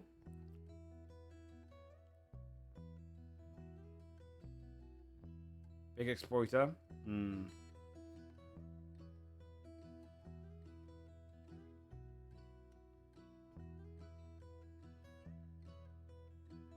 I'll go here because it's an affordable alternative. Unfortunately, it's affordable because, you know, for a reason. Lamps. I'll be honest. I'm gonna straight up honest with you. Lamps like this are fucking annoying, chap. They're awkward. You have to reach your hand around, find the bloody. It's annoying. Just annoying.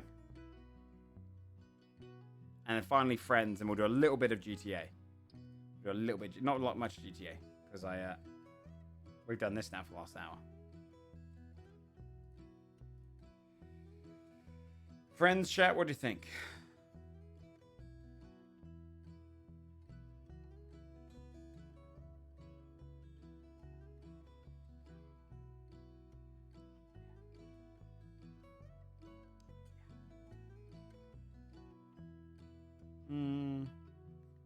How about Chimps below here as well? Yeah, I think it's great. I think it's amazing. I think Friends was one of my favorite shows growing up. Love that shit. Love that shit. Love that shit. Now, Oscar chat. Ready for Oscar? The Office. I didn't even watch the American one. I liked the British Office. I think the British Office is probably. I'd probably prefer the British Office as a show to the American Office, even if I did watch the American one. Because. I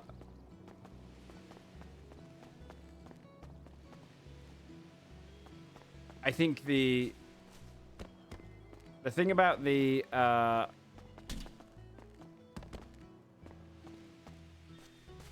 Sponge Slender. The thing I like most about the UK office is that it's so unique, whereas I think the American office is quite generic. You know what I mean? Like it does what a lot of other just sitcom dramas did over the years, whereas I think The Office UK was the first of its kind to do this really awkward, stale, dry humor on a mockumentary style. It felt more like Spinal Tap in that sense. And on top of that... Oh no! Ah! What's happening?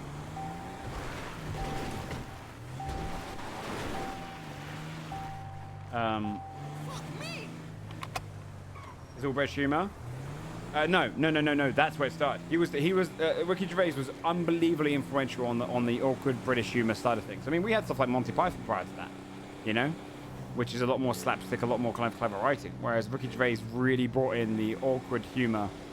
And from what I've heard about the ending of The Office US, it's kind of a very happy note. Whereas the ending of The Office UK is depressing as fuck. And I have to say, like, you know, for me, that's a better.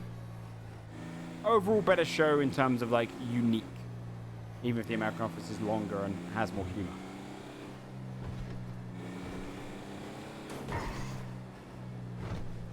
You know what I mean? Alright, let's change into a different outfit. Yeah, what are you looking at? This is Oscar. He's my actor turned criminal. I mean, he's in a role. He's playing an advanced criminal. And I thought before I was going to play him for like an hour and a half. I guess we're only going to play him for a little bit today, which is I'm going to try and zoom over to the bike shop and see if I can buy him a motorbike. That's going to be our plan for Oscar right now.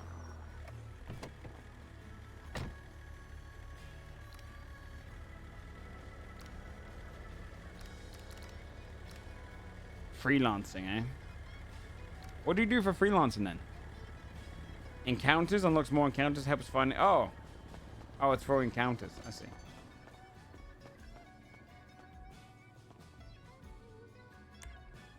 We might be on the run still, so...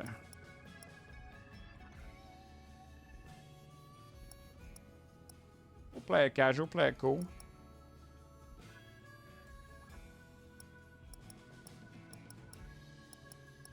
Although, I suppose if we're going to go and buy a bike, we should put on our biker outfit.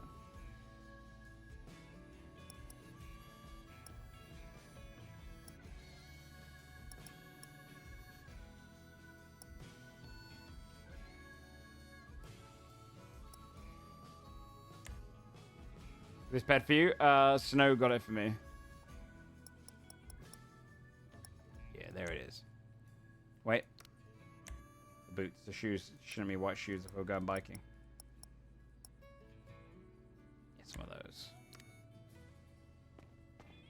Banging. All right. First thing we're going to do is go to the apartments and then look at my money. Actually, no, we should go look at how much the bikes are first.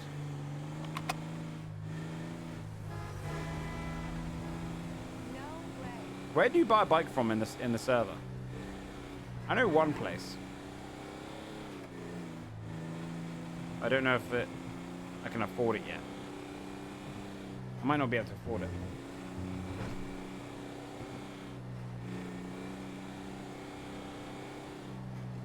PDM area.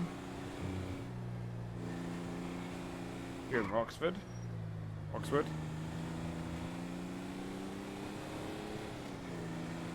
Okay. Alright.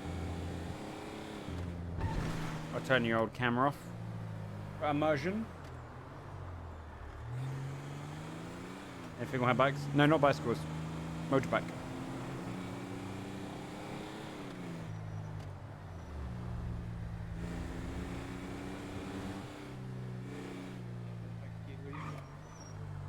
Hey there.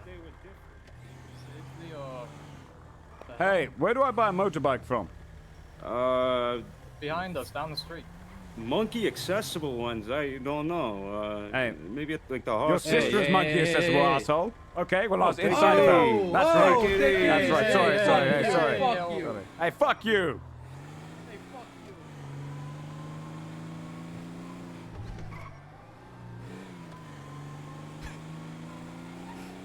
Are they gonna follow?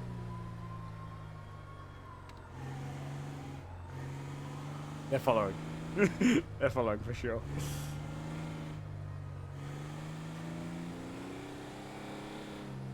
What's this, chat? Seat 2.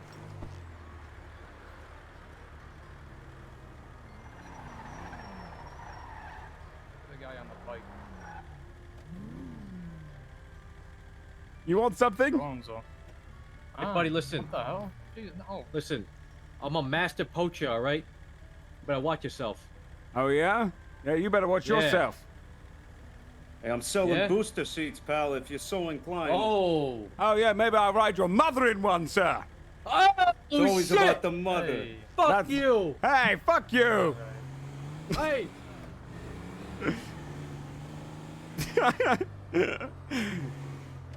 I swapped seats because that way I could shoot them if I needed to.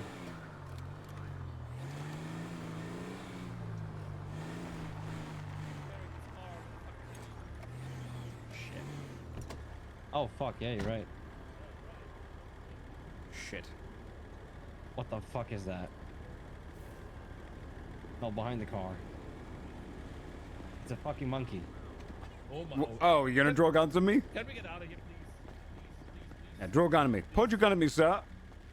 Go ahead. See what happens. What the fuck are you? Oh, what the fuck are you? Leave? Guess what, Please. motherfucker? Chimpanzees eat pigs these days. Officer, let me leave. Yeah. Time for you to go. What the fuck? I own these streets now, bitch. How are you? Better get out of here, Fuck outta piggies. here. I thought I've seen it all. Those are some fine wheels. 10K?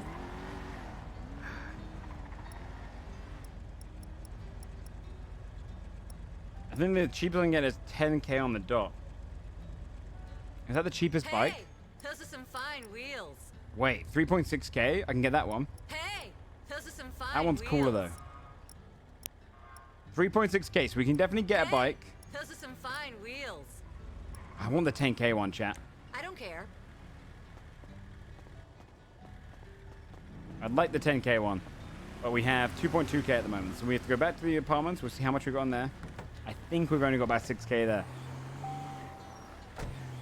I'll see if I can take an investment off someone or something, you know?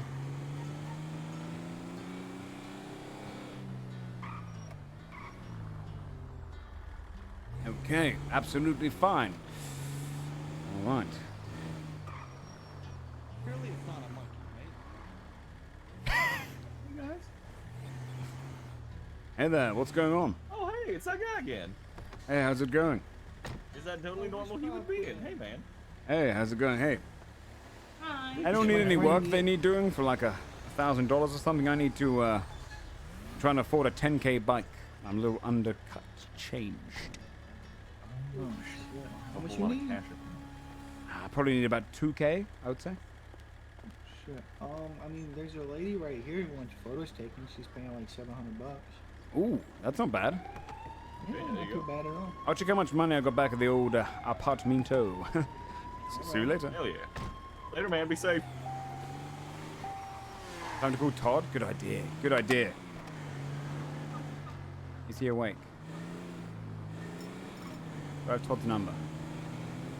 Fuck, I've called Todd before, but I don't have his number.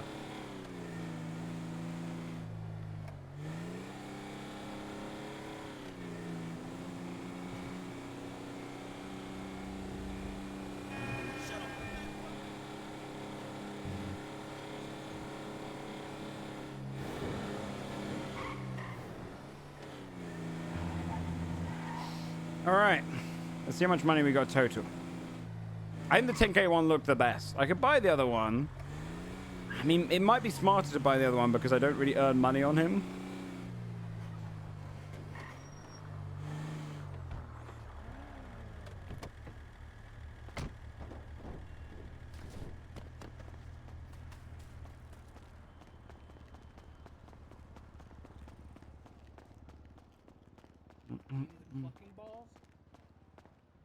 Upstairs.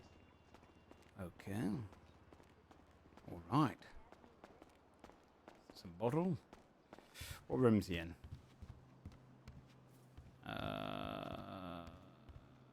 23.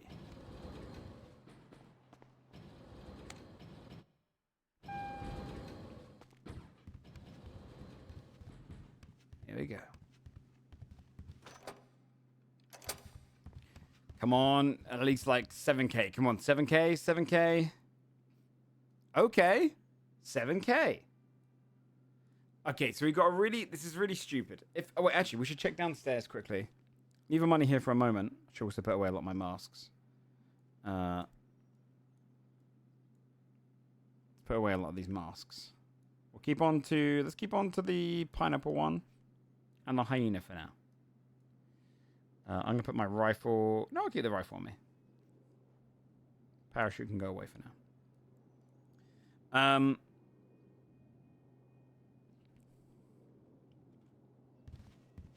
We should check if... They said all the encounters have been reset. The two inside the mall, I think, actually pay pretty well. And if they've reset those... We might be able to get enough. The thing is, the 10K one's probably going to be faster, easier to handle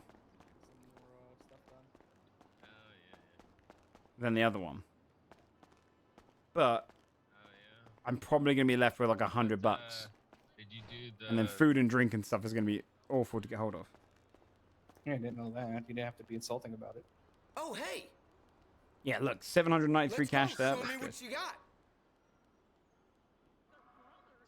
You just fucking laugh. I don't think that's the terminology they love.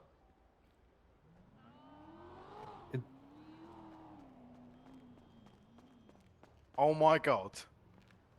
Yeah, no, it's me. Hi. How's it going? Good to see you. A short person. Short person? Oh, average height, actually. Bro said average height. Yeah, and your girlfriend says you've got an average cock, sir. Cooked you. Yes. Do you want to measure it? Yeah, do you want me to show you measure my cock? You want to measure my cock? It's right here, motherfucker. You want to measure that? 12 inches of steel.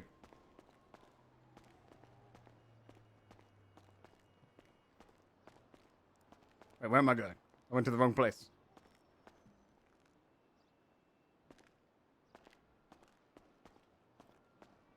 When Oscar says hard, I've turned him into a full pure criminal. Hello. Since he's been badly influenced by his friends and he's really into it.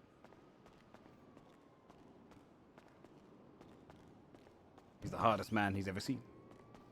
We have a little quest here as well, but are the keys up here? They like to swap around these keys. Shit. That's the only place I remember. And there's one other place I remember. How much does this one pay? Hello. 238. So we're going to earn about 1,000 and something off of this. So we should have enough for it. Thanks.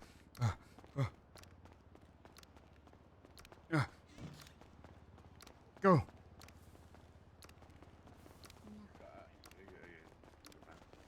Ah.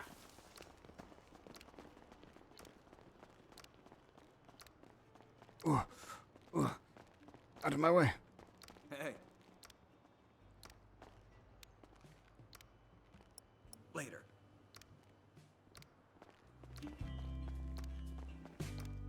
Oh, watch out.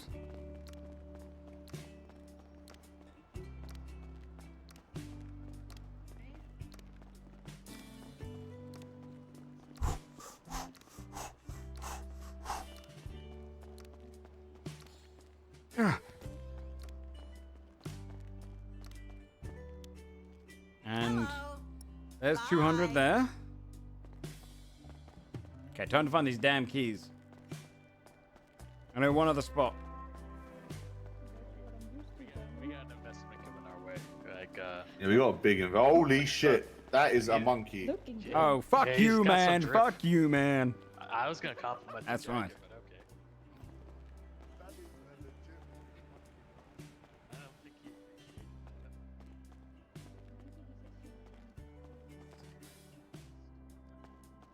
Where are they? I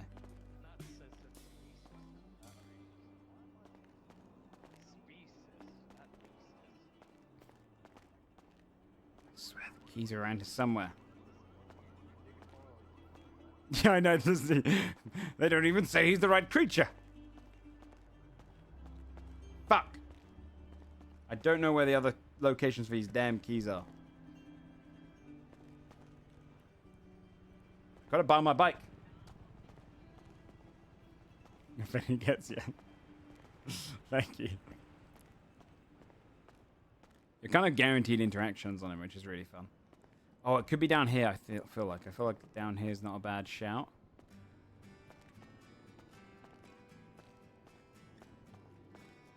Chat, I thought I was going easy mode by doing this one.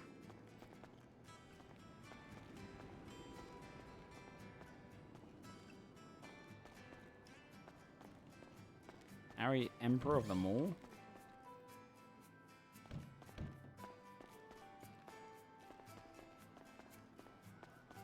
Ask this lady.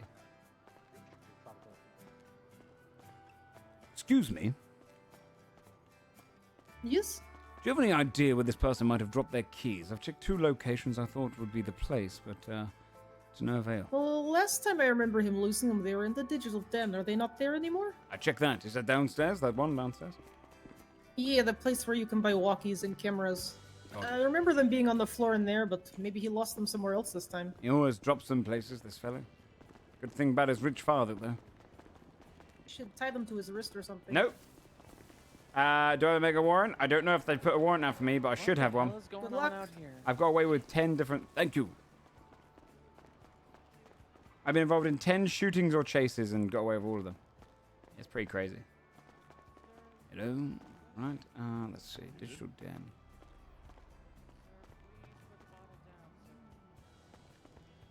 What's that? That phone looks different. Where the fuck?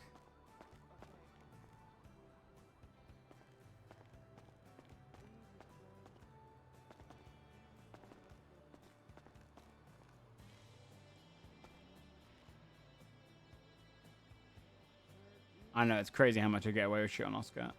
Okay. Where the fuck are they? I'm an actor. I can blend into any crowd, so... It doesn't come to me. I don't see keys. Do you see keys, chat? Fuck. Is there any other place I can earn money quickly? What's another easy one? I don't know.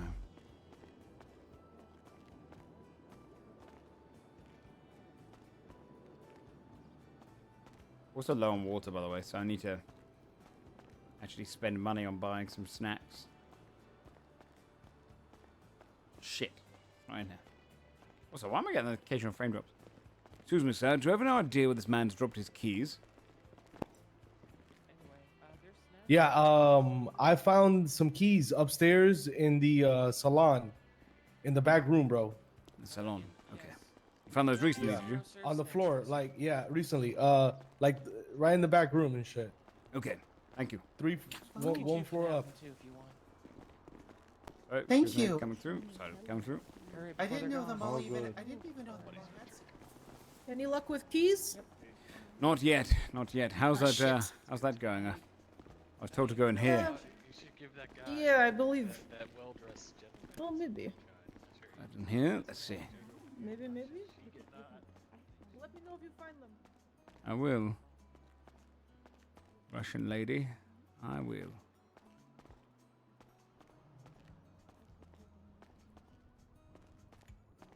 Right in the back one.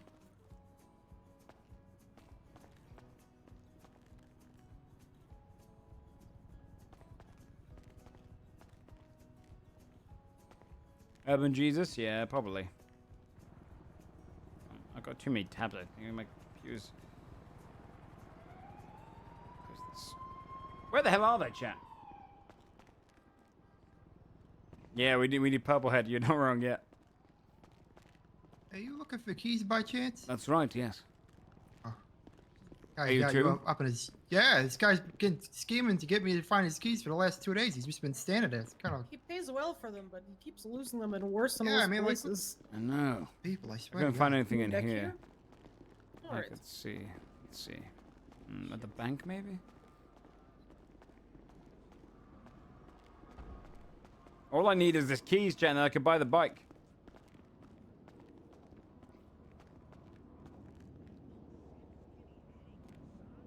It's on the ground there.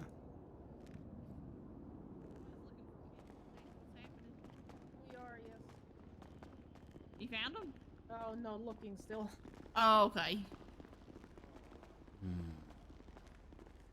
Keys. I checked in both these ones. Oh, do they mean this salon? I checked in here already though, Chad, didn't I? Couldn't find them anywhere. Damn, is that the keys there hanging off the edge?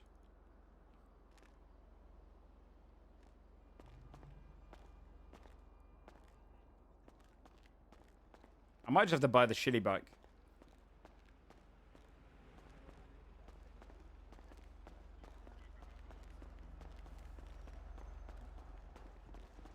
I want to do Del Perro on Oscar. I think he found some kind of weird. Is that glass?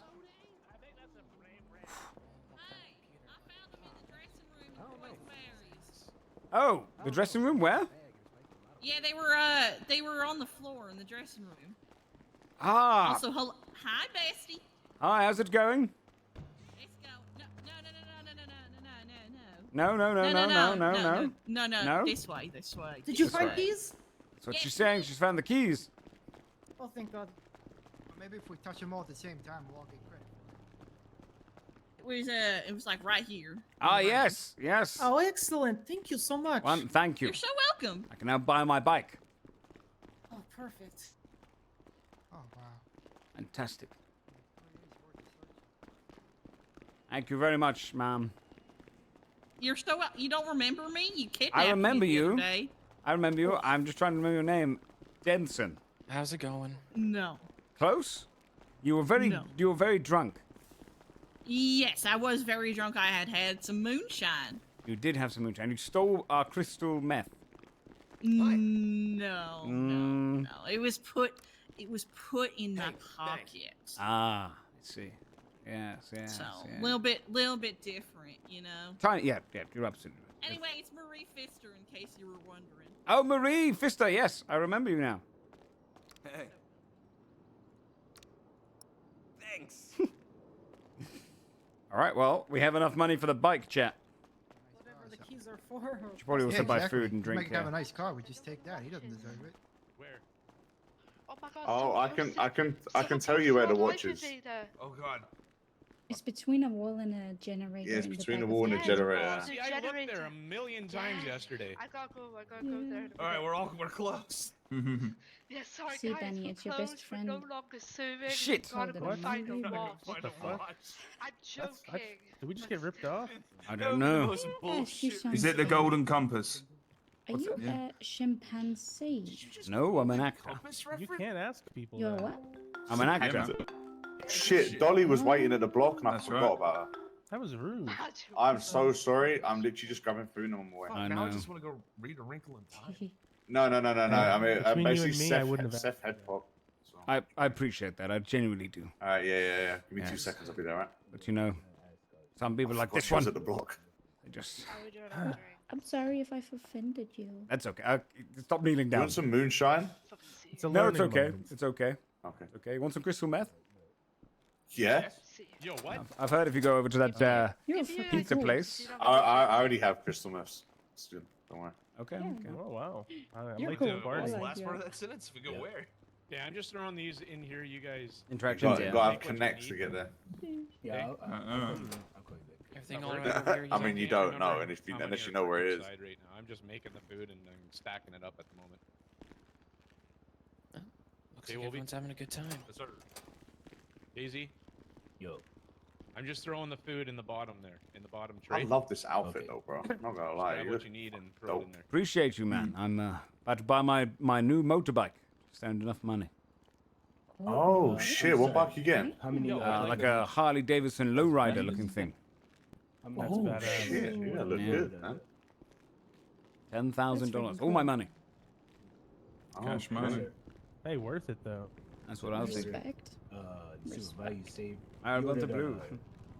5 clicking huge combo. Perhaps I'll join the Lost or something. What's up, bro? You're gonna join the Lost, 5 yeah? clicking huge Well, I could, yes. I might, you know. I feel like they could use a shooter. Yeah, You asking me or like? Is Yo, that I'm I wanted to confirm what you had. I ordered 5 of the mega combos. Yeah, I'll be there in a second. I'm just waiting for this food. How much are the mega combos? Dolly's at the fucking block, and I forgot about. I'm trying to get. Oh, your food's in there. We'll get you drinks once you take that. This guy's got a nice tailored. Yeah, grab a ride, and then meet us out front. Go down, sir. I got you a meal, by the way. Drinks are in there. Remember, you clicking matter. Shit, the boys in blue. I'm hoping I've this got mega shift doesn't know combo. who I Thanks, am. man, take it. What did you order, sir? 3 mega combos. 3 mega combos.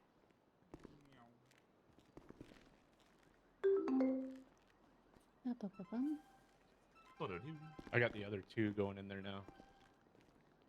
Did he pay already? Did you? Yeah, I paid already. Yeah, he took the money. Your food's in a tray, and we'll get you drinks after you take that. Yeah. Thank you.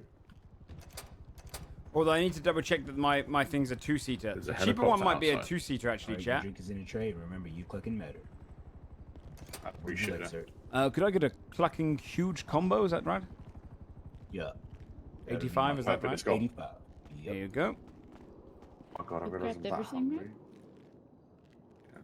How you doing today, sir? I'll give Oh, you a quite meal, well, sir. quite well. Yeah, you look Surviving. dapper today. Thank you. I'm about to buy my own motorbike. Yes. Do you recommend it? Nice. Which motorbike? It's 10,000 about down at the store. There's one that's 4,000, one that's 10,000. I don't know if the 10,000 has a second seat though. It's like a low rider. Well, that sounds interesting. You guys know anything about bikes? A little bit. I don't, Little bit. but these 2 certainly do. I don't know about Wolby, considering his bike is just I know street. a right Is there, rocket. is there, I'm do you have a the recommendation street for a bike guy. affordable 2-seater? That's good. I'm gonna be Usually selling the, my Nightblade at some point. If you want my number. Well, that's one. Night blades are usually pretty good. What's a Nightblade? Here, I'll come downstairs with you and show you in a minute. All right. Your food is in a tray, by the way. Oh crap. Okay. Appreciate it. Yeah, wait. Yep, How are and you guys remember, gonna you talk fucking shit matter. on street Thank you. bikes, but like talk up the Nightblade? It's a chopper I'm that not gonna looks like lie. a street I'm bike. not gonna lie. No, Wolby, mine I'm does not giving look like a shit street about bike. it. Thank I you. like You've I'd seen love mine. to see it. Yeah, I'd love to see them. Yeah, for sure. I got you. love the shit out of street bikes. I'll give you my number and then you give me yours and when it's available because I'm just waiting to get a zombie chopper once those come out, I can. Oh, how much are they? Purchase one of those. I don't know. I haven't seen them in the store in a while. But hoping it kind of makes it back in the store at some point and gets restocked up there. All right. And if that's the case, it'd be absolutely How much was this one to buy? I think it was around 12,000, brand new. How much would you be selling it for? Probably around the same price. See, the one I've seen is 10,000. Yeah, I know. This is the the fuck Western is that? version. That is a scooter. Kind of cool though. Yeah, it's got a lot of mirrors. Can't miss your blind spots in it though. It's kind of badass. Yeah, there's the one night blade that looks a little different than the other one. One you can customize a lot. This one you can't. This one you get what you get. It's right here. Oh yeah, it's a nice. Oh, it's nice. Yeah, it's a decent one. Oh, it is nice. Yeah. Does it have 2 seats or just one? Yes, this has 2. Here, I'll hop on. Oh yeah, check that out. It's the only 2-seater I got, so that's why I'm waiting. This moment I get the zombie chopper, I can get another 2-seater and get rid of this puppy. Okay. All right. Yeah, But I'll I take bought your this number for a down. 2-seater. Yeah, for sure. My name's Raz Cash. Oscar Penfold. Nice to meet you, Oscar. Yeah, you too. All right. Well, I'm gonna check out the moment bike this store and see. becomes.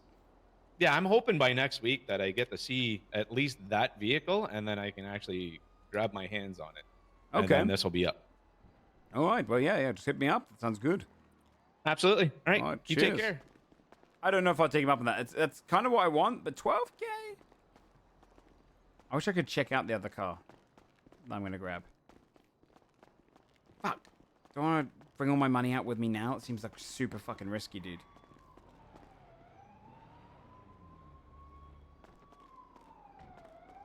Spunky, thank you so much for the 39. What if it's not a 2-seater, man? I suppose we can Google it. We can go over there. Let's do a quick drive down there now. Thank you, Zoe. Because I'm not looking to play long today.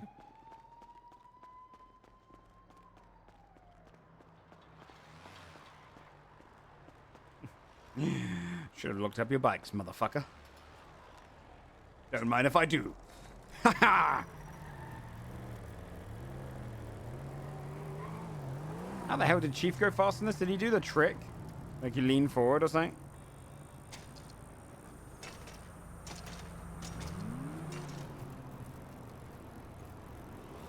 Holy shit, this one's pretty rapid actually.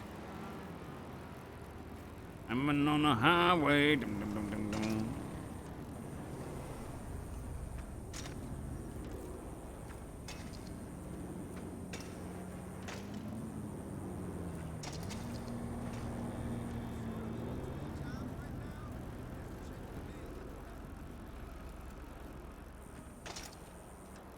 Okay, I'm gonna try and find the name of the one that I'm doing.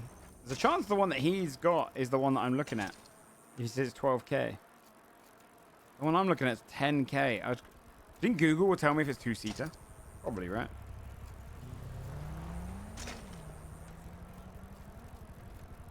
Because the one he's got is like perfect, but waiting a week sounds a long time.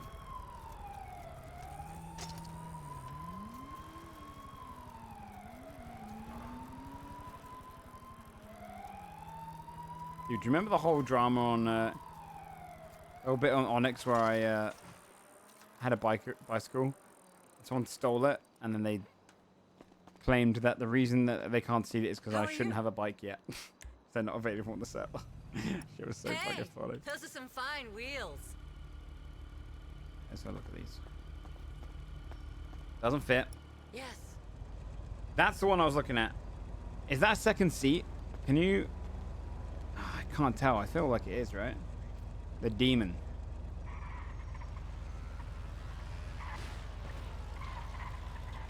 Demon C8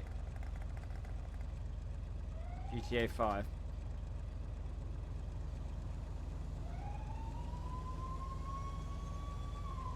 I wonder if it tells me how many seats.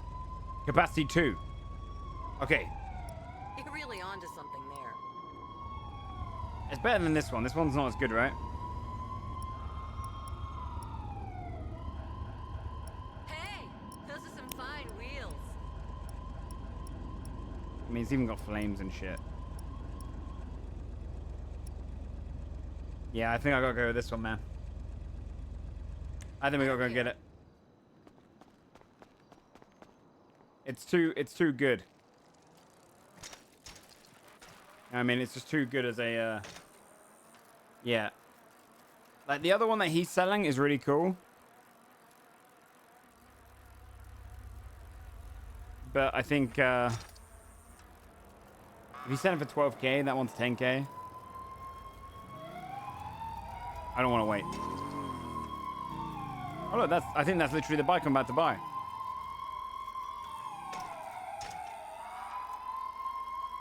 Let's go get my 10K.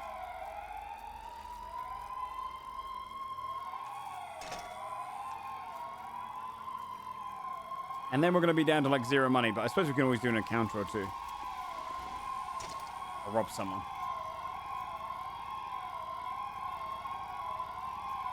But then unfortunately, because we kind of got on this late, I'm going to finish up after we kind of get it. I would have driven around and some stuff, but maybe next week.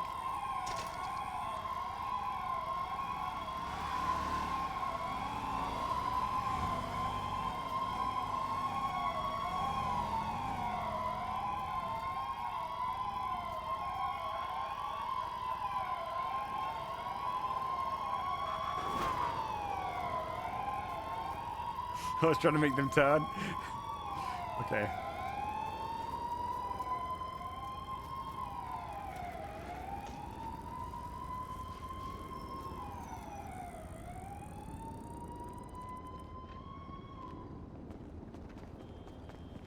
All right, let's get my money.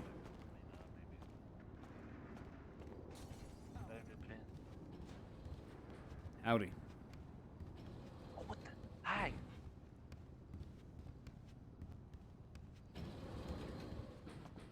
Fill me up, clock and huge combo. Nice. Room number 23. $9,000. We buy a bike. Wait, do they take cash? They do take cash, right? Like, it seems so.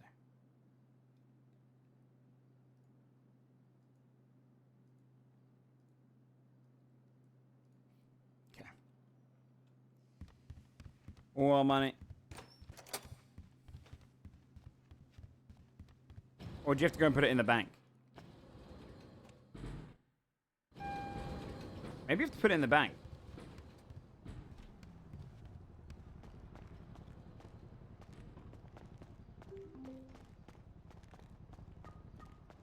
But that wouldn't make sense. No, I assume cash. Gas station hot dogs, I think. No way. And you use cash, yeah, okay.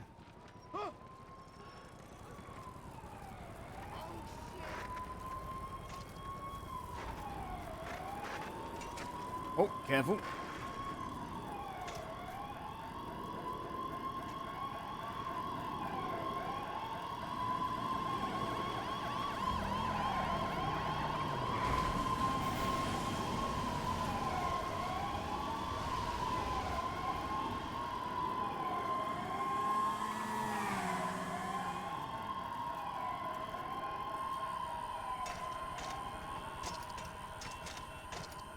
I forget how you do the bike thing. Make it go super fast. There's a method to the madness. I don't know what it is.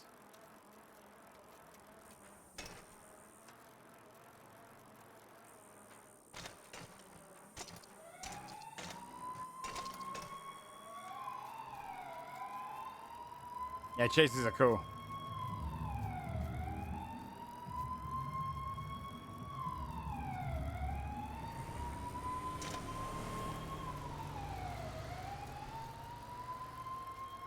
Okay, let's do this, chat. Where is it? The bike shop.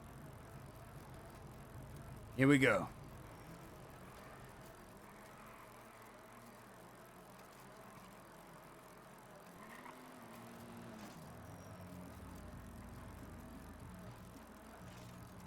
Ski! And blow up. We need rock music.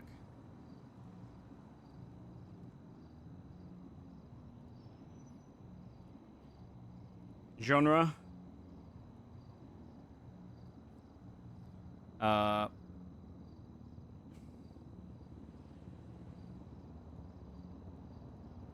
Hmm.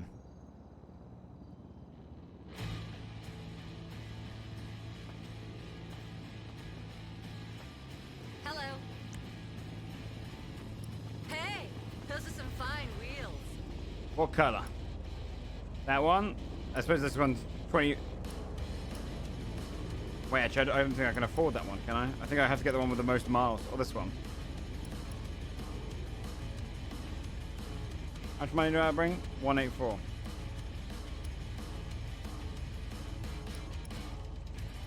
I can get this one though. That one's cool. It's got yellow.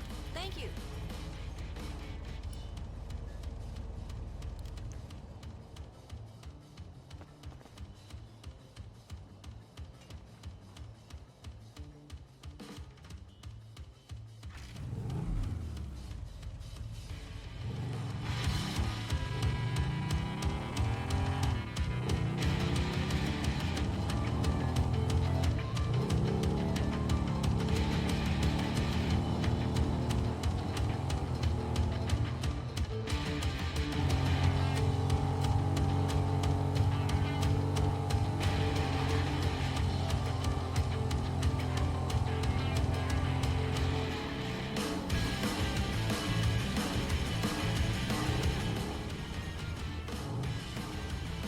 What's wrong, piggies? Oh shit!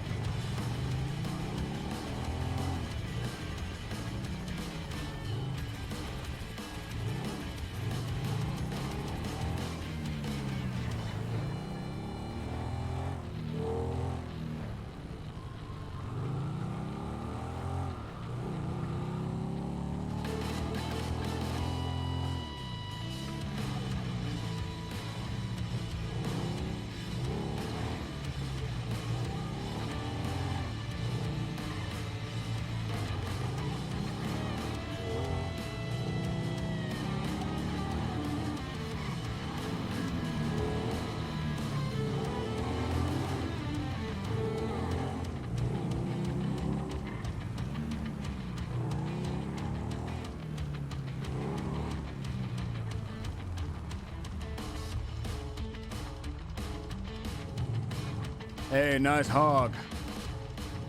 Oh, thank you. How many miles you got on that bad boy? It's a good question. I haven't actually been driving. A little over 100. I just bought it, so. Same, just bought mine too. How much yours cost? I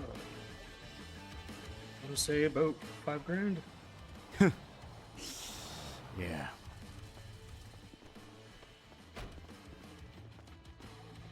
Ride with the Lost? No. Solo rider. Ride with Fingal Dan. Oh, I know. Heard of him? The X-Cop. That's the one. Confident.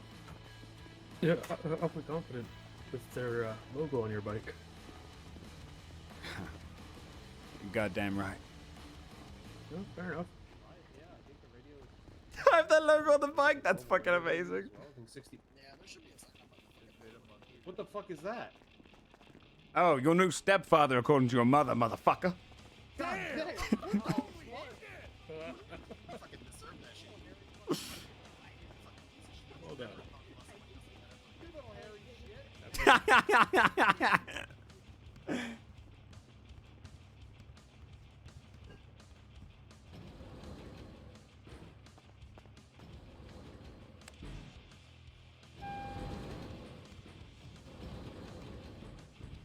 Put our shit away.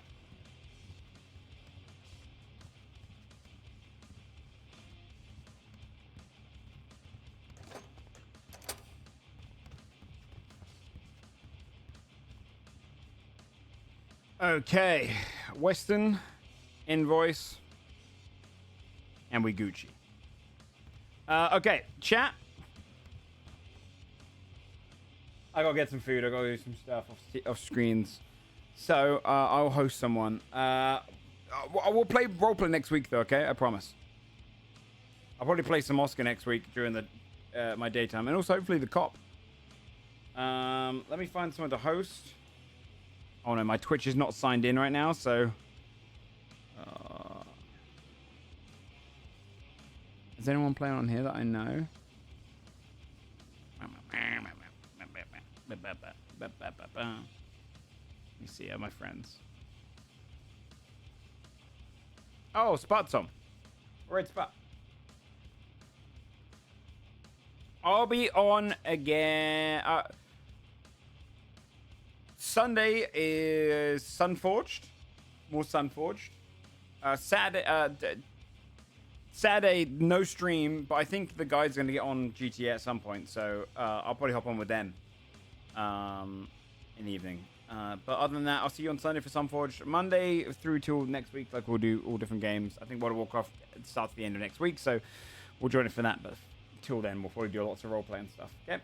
Thanks everyone for hanging out for just a pretty casual, just fun stream today. Nice 7 hour, just like purely just chatting, a little bit of RP, all good stuff. I'll see you guys over on Spots. Take care and bye bye.